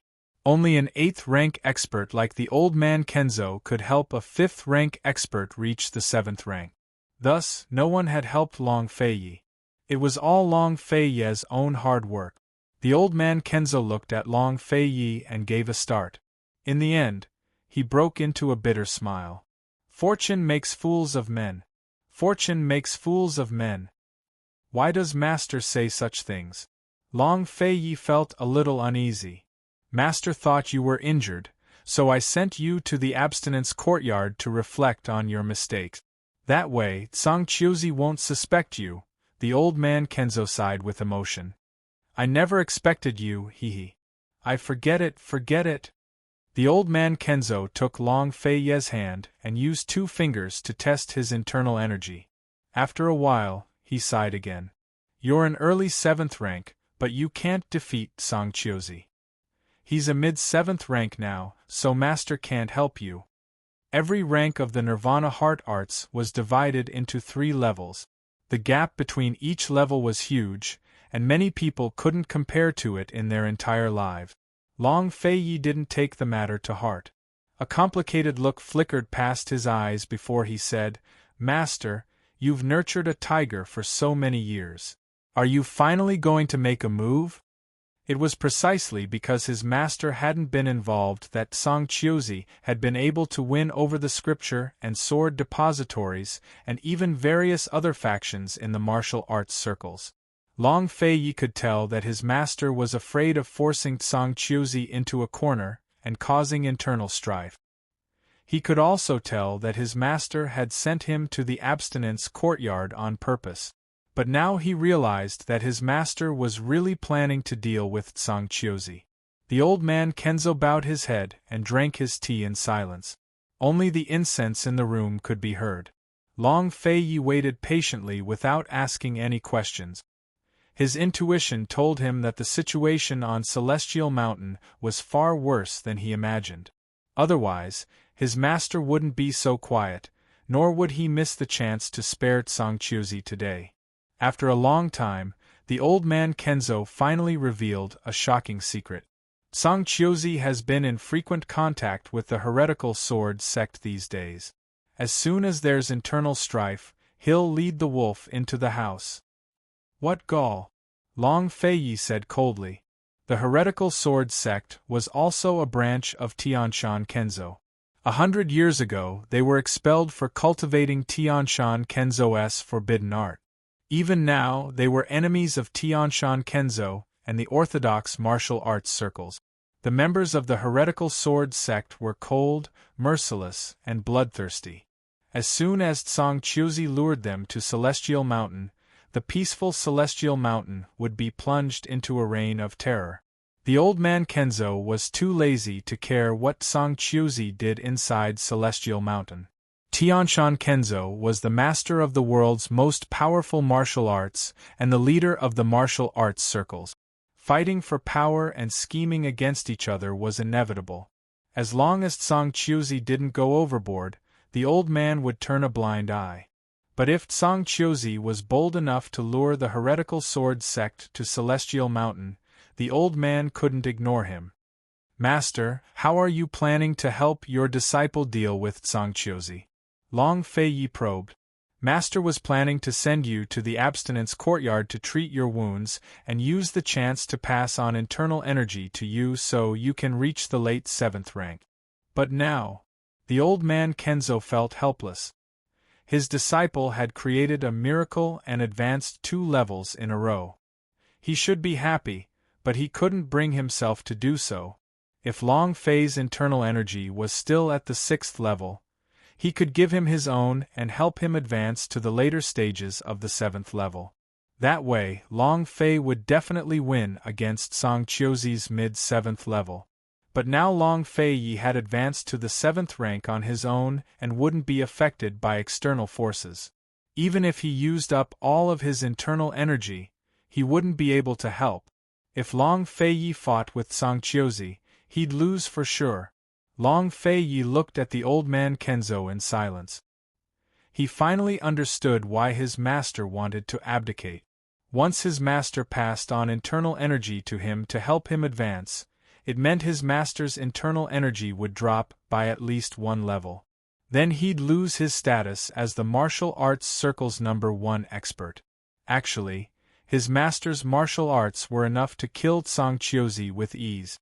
But if Song Qiuzi was executed, the heretical sword sect would have even more reason to attack the mountain, the Lockhart Courtyard disciples would have more reason to rebel, and the Sword and Scripture Depository's elders would have more reason to denounce him for his inaction. Ever since Tianshan Kenzo was founded, there had never been any internal strife, much less any scandals. His master didn't want that, so he chose to sacrifice his own internal energy so he could participate in the ranking matches. Aside from the sect leader, all disciples of Celestial Mountain were allowed to participate in the ranking matches. Once they did, they were responsible for their own life and death. Even if he killed Song Qiuzi during the matches, no one would dare to say a word. Once he killed Song Qiuzi, his master would give him the position of sect leader. Everything would be perfectly justified and logical. Who would dare complain? The old man Kenzo knew he'd lost the hearts of his disciples, so he pushed Long Feiyi forward. He wanted to use the most peaceful method possible to resolve the hidden dangers of Celestial Mountain. Long Feiyi understood. It was the same idea as his goal for this trip. Long Feiyi wanted to use the ranking matches to kill Song Qiuzi, stabilize the hearts of the various factions, and intimidate the disciples of the 2 depositories and courtyards. A fair fight was the wisest choice. He didn't have time or energy to waste on Celestial Mountain. After all, he belonged to the imperial court, not the Jianghu. Long Feiyi rose to his feet and bowed with hands clasped in front. Master, you can help your disciple. Please undo this disciple's lustbite seal. This disciple can only win the ranking matches. Defeat is not an option. Lustbite seal. The old man Kenzo was alarmed. Impossible, you're seeking death. Chapter 724. While Elder Kenzo was stunned, Long Feiyi remained calm. Master, this disciple never fights uncertain battles. You know that, Long Feiyi intoned. Why do you control the lustbite energy? Elder Kenzo retorted. Because this disciple only used a year to break through to the 7th level. As long as Master unseals this disciple will definitely be able to control this energy within a month. Long Feiyi was confident enough that he wouldn't have come otherwise. It's too risky. Elder Kenzo stared into his eyes and reminded him, you should know that a single misstep during this month could cost you your life. That's why this disciple is willing to accept punishment even though he didn't do anything wrong. Cultivating in the Abstinence Courtyard's Abstinence Hall is safer than cultivating on Celestial Mountain. At the very least, it can dispel Zhang suspicions. Long Feiyi had yielded in the kidnapping of Grand Concubine Yi not only because he trusted Elder Kenzo, but also because he had other plans. Elder Kenzo suddenly realized. It looks like you came prepared. This disciple is like Master. I don't want Kenzo to fall into internal strife or the martial arts circles. I only want to get rid of Zhang. Long Feiyi paused, then said, the lustbite energy belongs to the East Qin Imperial clan. This disciple needs it. Elder Kenzo didn't care about the state of affairs in Cloud Realm Continent's Imperial Court, but he knew that Long Feiyi's words meant that he was prepared to restore the country. The martial arts circles might not be the main force, but they were a powerful aid. At the very least, they couldn't be a hindrance. Duanmu Yao's use of the martial arts circles to make things difficult for Ningqing was a perfect example. Taking over the City of Daughters wasn't just for revenge, but also to reward Han Yunxi. It was also Long Feiyi's first step in intimidating the martial arts circles. Once Long Feiyi took first place in the Celestial Mountain ranking matches, who in the martial arts circles wouldn't bow their heads to him or give way to him? Elder Kenzo fell silent for a long time before he spoke. Fei, this energy belongs to your East Qin Imperial clan. If you want to unseal it, Master has no right to stop you. But Master will remind you that if you can't control the lustbite energy, the consequences won't be as simple as qi deviation. Perhaps you'll pay with your life. The lustbite seal belonged to the East Qin Imperial clan, but Long Fei was the only one who'd ever used it. Even the Sword Sect Master wasn't sure what would happen if he suffered a backlash from the lustbite energy.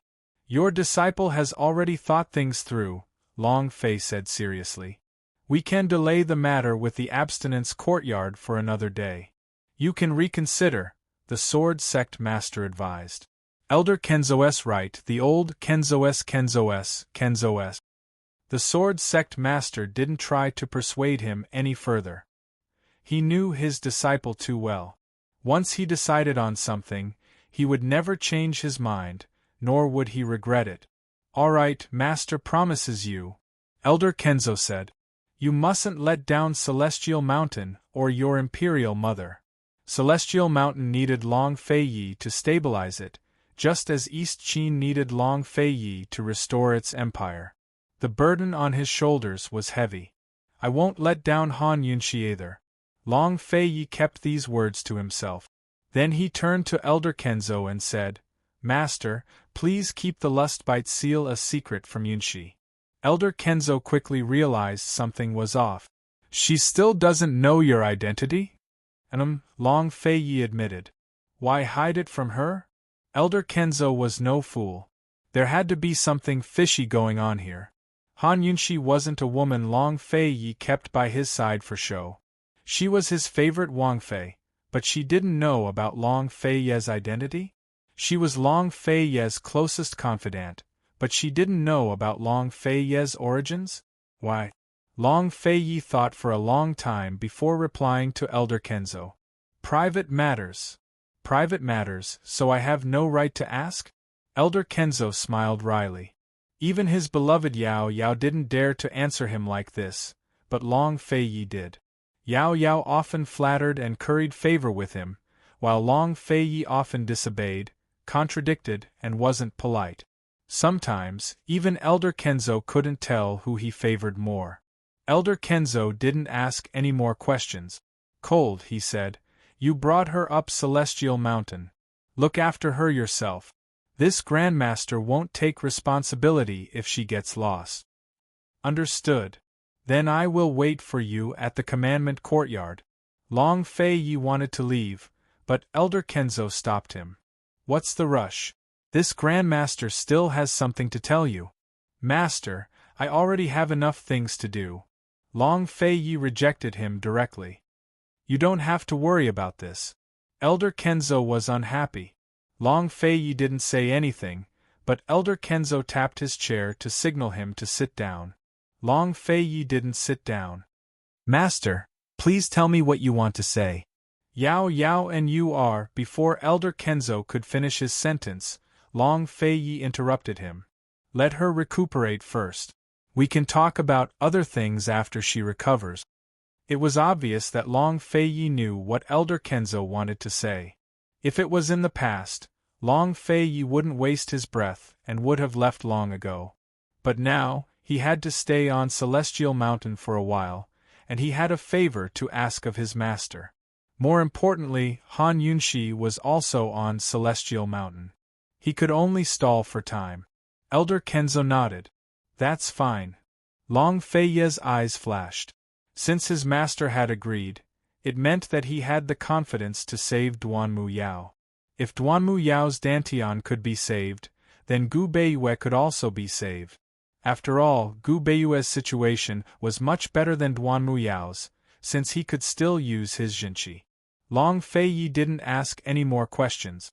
After leaving, he didn't immediately look for Han Yunshi. Instead, he instructed a few of his confidants to keep a close eye on Duanmu Yao's every move. Elder Kenzo couldn't be followed, but Duanmu Yao could. If they kept a close eye on her, they wouldn't have to worry about not knowing how their master was going to save her. When Long Fei Yi returned to First Hall, he saw Han Yunshi leaning against a pillar with her arms crossed, staring blankly at the sky. This woman didn't have the slightest bit of defense. He'd already walked up behind her, but she hadn't even noticed. What are you thinking about? Long Fei Yi asked mildly. Han Yunshi jumped in fright. She was about to turn around when Long Fei Yi hugged her from behind. What are you thinking about? Tell me. I'm thinking about you. Han Yunshi was very honest. Let's go. We're going to the abstinence courtyard. Long Fei Yi hugged her waist and flew her down the mountain. Just what's going on? Song Qiuzi's power is so great that even your master fears him? Han Yunshi didn't understand. Long Fei Yi explained the situation to her while Han Yunshi laughed disdainfully. So it's Elder Kenzo who lost the people's hearts. Serves him right. Duanmu Yao didn't tattle on us again, right? Han Yunshi was more concerned about this. Master knows very well. Don't bring this up again, Long Fei Yi said mildly. All right, the big picture is more important. Han Yunshi didn't want to get tangled up with Duanmu Yao. In any case, the girl had suffered a lot in the past. I'll borrow the abstinence courtyard to cultivate in seclusion for a month. Be good and stay with Granny Yu, all right? Long Fei Yi asked. Long Fei Yi had only said he was going to cultivate and prepare for the ranking matches. He hadn't mentioned the lustbite seal. Han Yunshi nodded without hesitation. As long as you don't chase me off the mountain, I'm willing to stay with anyone. Long Fei Yi looked at her dotingly and helplessly. I trust Granny Yu's character. Before I come out, don't leave the abstinence courtyard. If he kept Han Yunshi by his side, he wouldn't be able to calm his heart enough to control the lustbite energy. If he left her at Nine Xian Palace, Duanmu Yao would definitely cause trouble. Master's condition was unstable, so he couldn't stop worrying. Only the abstinence courtyard had Granny Yu's sense of propriety. She wouldn't cause trouble for Han Yunshi for no reason, while Duanmu Yao and Song Qiuzi feared the abstinence courtyard. Even if they did, Granny Yu wouldn't sit idly by. I won't go anywhere. I'll just wait by your door every day and guard it. Han Yunshi teased. Really? Long Fei Yi asked. Of course. Han Yunshi was certain. Then your lordship will never come out. I want you to guard me for the rest of your life, Long Fei grinned. Han Yunshi had no idea when Long Fei had become so fond of joking. She grinned back. If you don't come out after a month, I'll go down the mountain. I will leave Tianshan Mountain and never come back. Long Fei hugged her tightly as they landed on the roof of Celestial Sword's main hall. He looked straight into Han Yunshi's eyes. Han Yunshi, why didn't your lordship realize you were so heartless before? If you're not heartless, I won't be either. If you're heartless enough to abandon me, then I'll be heartless enough to abandon you, Han Yunshi replied seriously. These words were meant to give Long Fei a heads up. She was still worried that he'd send her off the mountain if he couldn't leave before mid-autumn. Long Fei was satisfied with her helplessness and doting. In the end, he cupped her head and buried it in his chest. He sighed softly, his voice very soft. You're the only person your lordship can't be heartless with. When they reached the abstinence courtyard, Granny Yu personally came to greet them. She was going to take Long Fei to the abstinence hall, but Long Fei said, "Wait a moment. Shall we wait for my master to come along? The sect head is coming in person?" Granny Yu was surprised. "Master was in closed-door cultivation during your lordship's wedding. Now that Yunshi's here, I should invite Master to drink a cup of tea," Long Fei intoned. He was going to formally introduce Han Yunshi to Elder Kenzo. Although they'd already met, that and Long Fei's formal introduction were two completely different things. If Long Fei hadn't mentioned it, Han Yunshi would have forgotten that Long Fei was bringing her here to meet his parents. Granny Yu looked at Han Yunshi from head to toe as she recalled the rumors circulating outside. Those rumors weren't without reason. Although Han Yunshi didn't know martial arts, she really couldn't be provoked. "Then let's go to the tea house. It's been so long since I drank Fei's tea that I really miss it," Granny Yu smiled. As they walked, Granny Yu probed, "Yunshi, why don't you practice martial arts?" A few years ago, Long Fei had declared Han Yunshi to be a waste who couldn't cultivate internal energy. Although she couldn't practice martial arts, she was too embarrassed to answer such a question on Celestial Mountain grounds. Long Fei only pretended not to hear and didn't reply. But then Granny Yu added, "Fei will be punished for a month. Yunshi, since you have nothing to do, why don't this old woman arrange for a disciple to teach you martial arts? The abstinence courtyard has already used up its quota for accepting disciples this year, right?" Long Fei asked. Granny Yu smiled. "My abstinence courtyard doesn't have the good fortune to accept Qin Wangfei as a disciple. I'm only worried that she'll be bored and want to relieve her boredom. Many thanks for Granny Yu's kind intentions, but Yunshi won't be bored. Yunshi has plenty of things to do." Han Yunshi hastened to smooth things over. It was already shameful enough that she didn't know martial arts. What if Granny Yu found out that she was a martial arts trash? Chapter 725. Granny Yu suspected that Han Yunshi was a martial arts trash. She was just curious and wanted to confirm her suspicions, not humiliate Han Yunshi. Seeing Han Yunshi refuse, Granny Yu didn't press the issue. "Auntie Yu, please." Long Fei poured her a cup of tea. "Your master didn't punish you for what happened between you and Yao Yao, right?" Granny Yu probed. Based on her understanding of Tsang Chiozi, things couldn't be that simple. Even if Tsang Chiozi wasn't in cahoots with Duanmu Yao, he wouldn't be so kind as to save her for nothing. She was in the wrong in the first place, so there's no reason to punish me. Long Fei changed the subject. "Auntie Yu, I have a favor to ask of you." "You're too polite." "What is it?" "Speak freely." Granny Yu's heart gave a start. This guy actually knows how to ask for favors? "Can Yunshi stay with me at the abstinence hall for a month while I'm being punished?" Long Fei asked tactfully. Granny Yu didn't reply immediately. She knew that this was a heavy responsibility. If Han Yunshi stayed at the abstinence hall for a month, the abstinence hall would have to guarantee her safety. Tsang Chiozi and Duanmu Yao would definitely seize the chance to cause trouble for Han Yunshi. In other words, Long Fei Yi was asking the Abstinence Hall to help him deal with Song Qiuzi and Duanmu Yao. As long as she stayed at the Abstinence Hall, Granny Yu had ways to protect her. But she wanted to know what Long Fei Yi was planning this time on Celestial Mountain. If he could kill Cloud Realm Continent's 5th-ranked expert Lady Lingyu in 3 moves, his martial arts had to be superior to her and the other 2 elders. But how far was he from Song Qiuzi's level? Fei, be honest with me. How long are you planning to stay this time? Granny Yu probed. The Abstinence Hall never got involved in conflicts between factions, so it was impossible to rope them in. But Long Fei Yi trusted that Granny Yu would be willing to help if it was for the sake of eliminating Song Qiuzi and his ilk. Over the years, Song Qiuzi had pretended to obey orders while secretly opposing them. His hand covered the sky and violated sect rules multiple times. If Granny Yu had enough evidence, would she have allowed him to run rampant for so long? After the ranking tournament and the Heavenly Sword Conference, Long Fei Yi replied. These 2 events would directly affect the strength of the factions on Tianshan Mountain. It was equivalent to a chance for the various factions to reshuffle their card.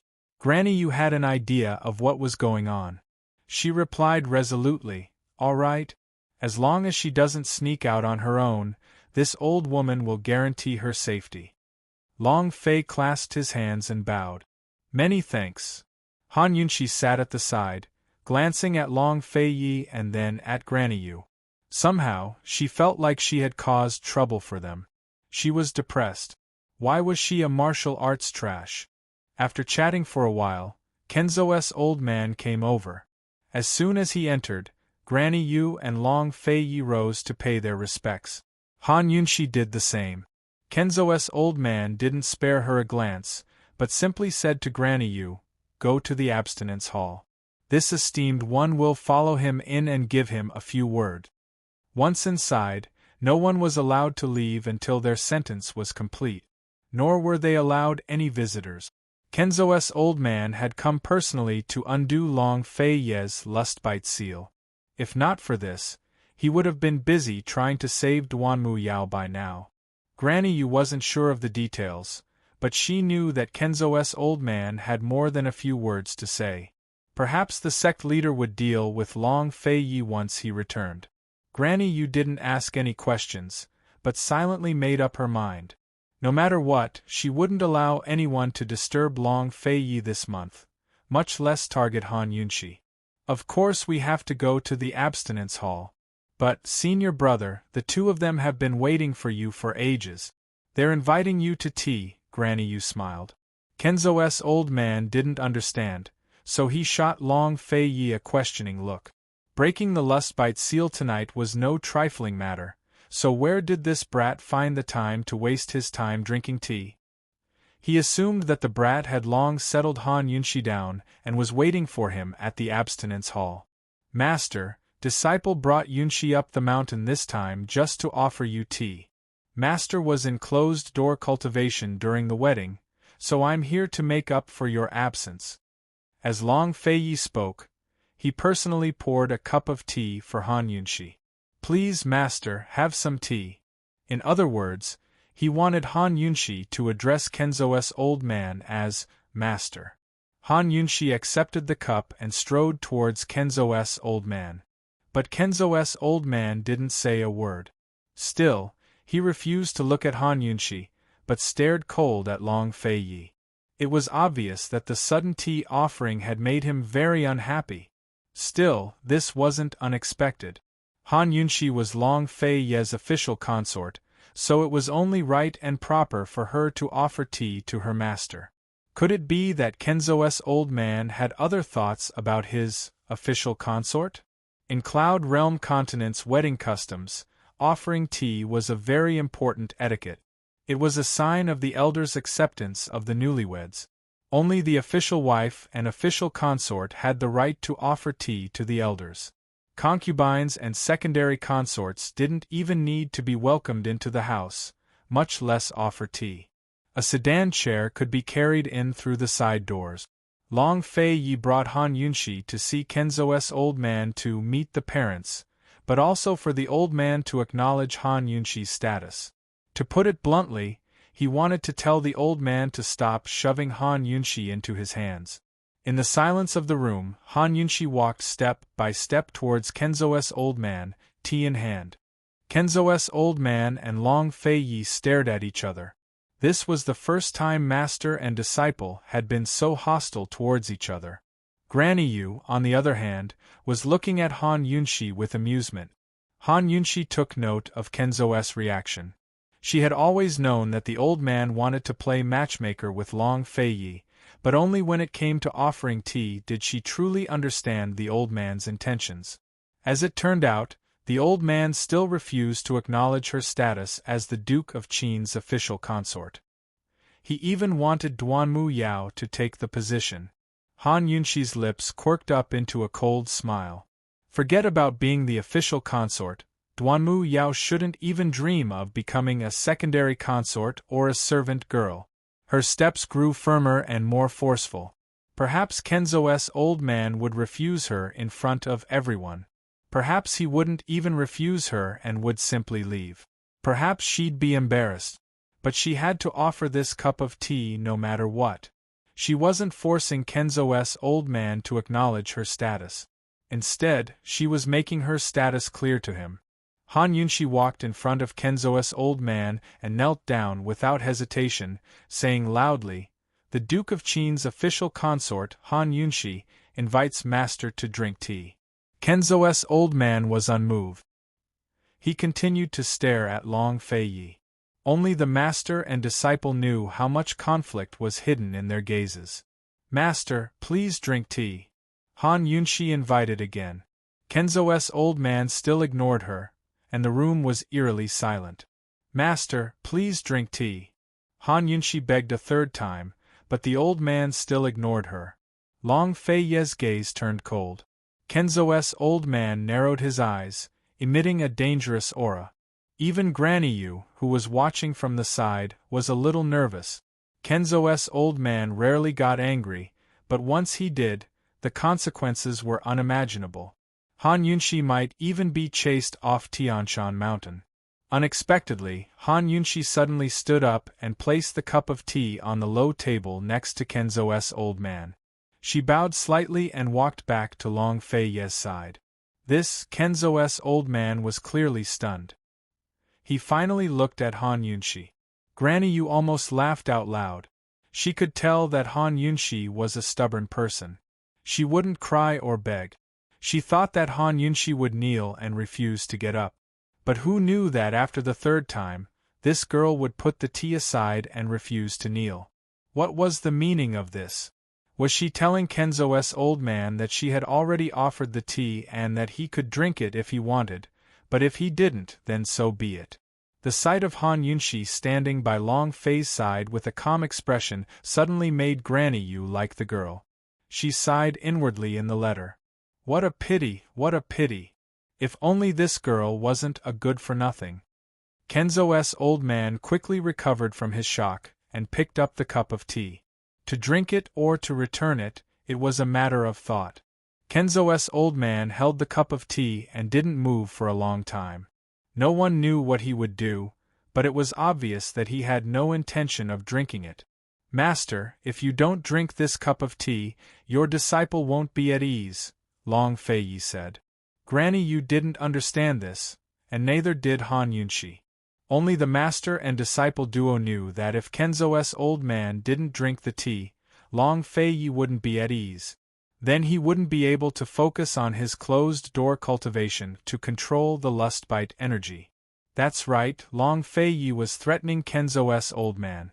Everyone said that a mother's status depended on her son. Actually, as long as the husband was strong enough and had you in his heart, you didn't need to use your child as a weapon. A wife's status depended on her husband. Han Yunxi only dared to offer the tea and set it aside because Long Fei Yi was standing right behind her, supporting her. Kenzo's old man gripped the teacup so tightly that it almost shattered, but he still yielded in the end. Many years ago, he had forced Fei to promise to protect Yao Yao for the rest of her life, but the brat refused. That was the first time master and disciple had gotten into a fight. In the end, master and disciple both yielded a step, and Fei only promised to protect Yao Yao until she turned 18. The current Long Fei Yi was no longer the Long Fei Yi of the past, so he wouldn't yield again. Kenzo sighed to himself. Only now did he realize that his beloved disciple had grown up. Actually, he didn't want to break up Long Fei Yi and Han Yunxi's hearts, but he loved Yao Yao too much and didn't want her to feel wronged. If Yao Yao became the first wife and Han Yunxi the concubine, that would be the best outcome. He had to admit that Han Yunxi's personality and intelligence far surpassed Yao Yao's. Unfortunately, she was useless at martial arts. At a time like this, Kenzo didn't want to stir up trouble. After all, Fei would one day become emperor, so Yao Yao would have a chance to become his empress. He downed his tea in one gulp and said coldly, "You don't even know martial arts, so you can call him honored master like the other disciples." In other words, a useless trash like her didn't have the right to call him master like Long Fei Yi. Han Yunxi bowed gracefully. Yes, honored master. Honored master was far inferior to her master's father, but at least Kenzo had accepted her status by drinking the tea. Since she wasn't destined to be liked by Kenzo, Han Yunxi didn't want to get close to this honored master, nor did she want to curry favor with him, much less become his disciple. Trash was trash, so be it. She was still living well, overcoming all difficulties, slaying demons and eliminating devils. She had Long Fei Yi and Lil Thing, so what did she have to fear? The tea could be considered a toast. Granny Yu led the way while Long Fei Yi formally entered closed-door cultivation. Chapter 726. There were a total of 49 rooms in the abstinence courtyard, each with its own courtyard. They were divided into two sections, a light room and a dark room. The light rooms were no different from ordinary rooms, while the dark rooms were stone chambers and secret rooms. If it was a minor offense, the offender would be confined to the light rooms and forbidden from leaving to concentrate on sword practice. If it was a serious offense, the offender would be imprisoned in the dark rooms until his sentence was over. No one was allowed to visit him while he was serving his sentence.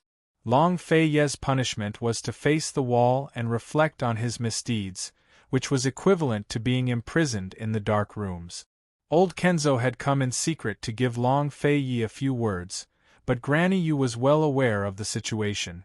She arranged for Long Fei Yi to stay in the most secluded and safest abstinence courtyard. In front of Kenzo, Long Fei Yi hugged Han Yunxi as if no one else was around. He had spoken a lot on the way here. This was the first time Han Yunxi had heard him speak so much in a single day since they were together. He had told her everything that needed to be told, as well as things that didn't need to be told. But now, he just hugged her quietly, very quietly. Han Yunxi hadn't had a chance to speak the entire way here. She was about to speak up when Long Fei Yi suddenly released her. "Wait for me." "I will." Han Yunxi agreed. When she saw that he was about to let go, she hastily added, "Wait, I have something else to tell you." Long Fei Yi waited. Han Yunxi scooted closer to Long Fei Ye's ear and told him the secret behind the needle she'd given Song Qiuzi. Long Fei Yi nodded. "Excellent. Is there anything else?" he asked. Han Yunxi shook her head. He was about to release her when Han Yunxi stopped him again. "There's something else." He patiently pressed his ear closer to her and waited for her to speak. But this time, she couldn't say anything big. Actually, there was nothing much she could say. She just wanted him to hug her a little longer. Elder Kenzo and Granny Yu watched from the side. Granny Yu smiled silently at Elder Kenzo, but Elder Kenzo pretended not to see it. He looked out the door with a serious expression. Long Fei Yi knew what Han Yunxi was thinking, but he still let her go. "Good girl, it's only for a month." Han Yunxi had always been free and easy, but for some reason, she didn't want to let go this time. Although she didn't want to think about it, she still let go.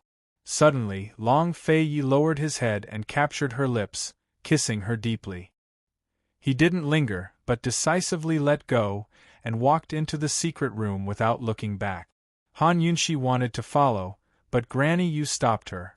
After old Kenzo entered, he closed the door behind him. Han Yunshi stared at the tightly shut stone door, feeling inexplicably flustered. She didn't know what to do, only feeling that the world had suddenly emptied out and that she was the only one left. She'd prepared herself long ago, but why did she feel so caught off guard? Ever since he took her away from the capital that night, the two of them hadn't parted at all. Actually, she had no idea that he'd been watching her from the shadows even in the capital. It could be said that they hadn't been apart for long after that night in the bridal chamber when she cured his poison. But now they were separated by a single wall for a month. This was the first time in her life that Han Yunshi had experienced the torment of being so close, yet so far apart. He'd barely entered the room, but she was already having a hard time. She thought that she must love this man more than she had imagined. Elder Kenzo said he'd leave after a few words, but an entire hour passed with no sign of him. Granny Yu didn't rush him, but only told Han Yunshi, "You're here to receive punishment. Behave yourself and don't run around if there's nothing important." "Understood. Many thanks, Granny Yu," Han Yunshi said seriously. Granny Yu didn't wait for Elder Kenzo, but turned to leave. Han Yunshi only knew that Elder Kenzo had gone in to assist Long Fei Yi in his cultivation. She didn't know anything else. She leaned against the stone door, trying to hear what was going on inside, but couldn't hear a thing. She wanted to calm her heart and seize the time to cultivate. She was still stuck at the first level of the poison storage space, and couldn't break through to the second. Although they were on Celestial Mountain, various factions were stirring beneath the mountain, especially that mysterious poisons expert. He was hiding in the shadows, waiting for an opportunity to strike. She was a martial arts trash, so her poison skills had to be even stronger. She had to be the strongest. Time always passed very quickly during cultivation. Han Yunshi sat cross-legged on the bamboo bed, trying her best to calm her heart. But instead of calming herself down, she accidentally summoned Lil Thing out of the room. Lil Thing had been nurturing its poison blood in the poison pond, so it was still in a daze when it was summoned. Like a ball, it rolled on the ground a few times before slamming into the door with a thump. Lil Thing crawled to its feet and rubbed its butt as it stared at the door in bewilderment. It didn't hurt after such a big bump? Lil Thing thought, I must have put on some weight. It looked back at Mama Yunshi, then at the door. It was about to jump out when Han Yunshi called it back. Come here, don't run around. Lil Thing immediately scurried onto Han Yunshi's body and began to squeak non-stop. Han Yunshi didn't understand, so it used its nose to nudge Han Yunshi's white jade crystal bracelet, as if asking Han Yunshi, "Where's Papa Long? Why did he disappear?" He's going into closed-door cultivation for a month, so we have to rely on each other for survival, understand? You're not allowed to run around or cause trouble. There's a lot of eyes on us. Han Yunshi pointed at the door to the secret room as she instructed in a low voice. Lil Thing didn't understand, but it knew Papa Long was inside. Neither the gentleman nor Papa Long was here. Fine, I'll protect Mama Yunshi. Thus, Lil Thing nestled in Mama Yunshi's arms and began to struggle with a question. Should I protect Mama Yunshi for the gentleman, or Papa Long? I should be protecting the gentleman, but Papa Long hasn't thrown me out the window in a long time. If Han Yunshi knew what Lil Thing was thinking, would she kick it off Celestial Mountain? Lil Thing's mission was to protect her, all right? Did it need to protect anyone else? One day later, old Kenzo emerged. As soon as the stone door opened, Lil Thing scurried out of Han Yunshi's arms like a gust of wind. It wanted to barge into the secret room, but old Kenzo simply waved a hand and sent it flying out the door.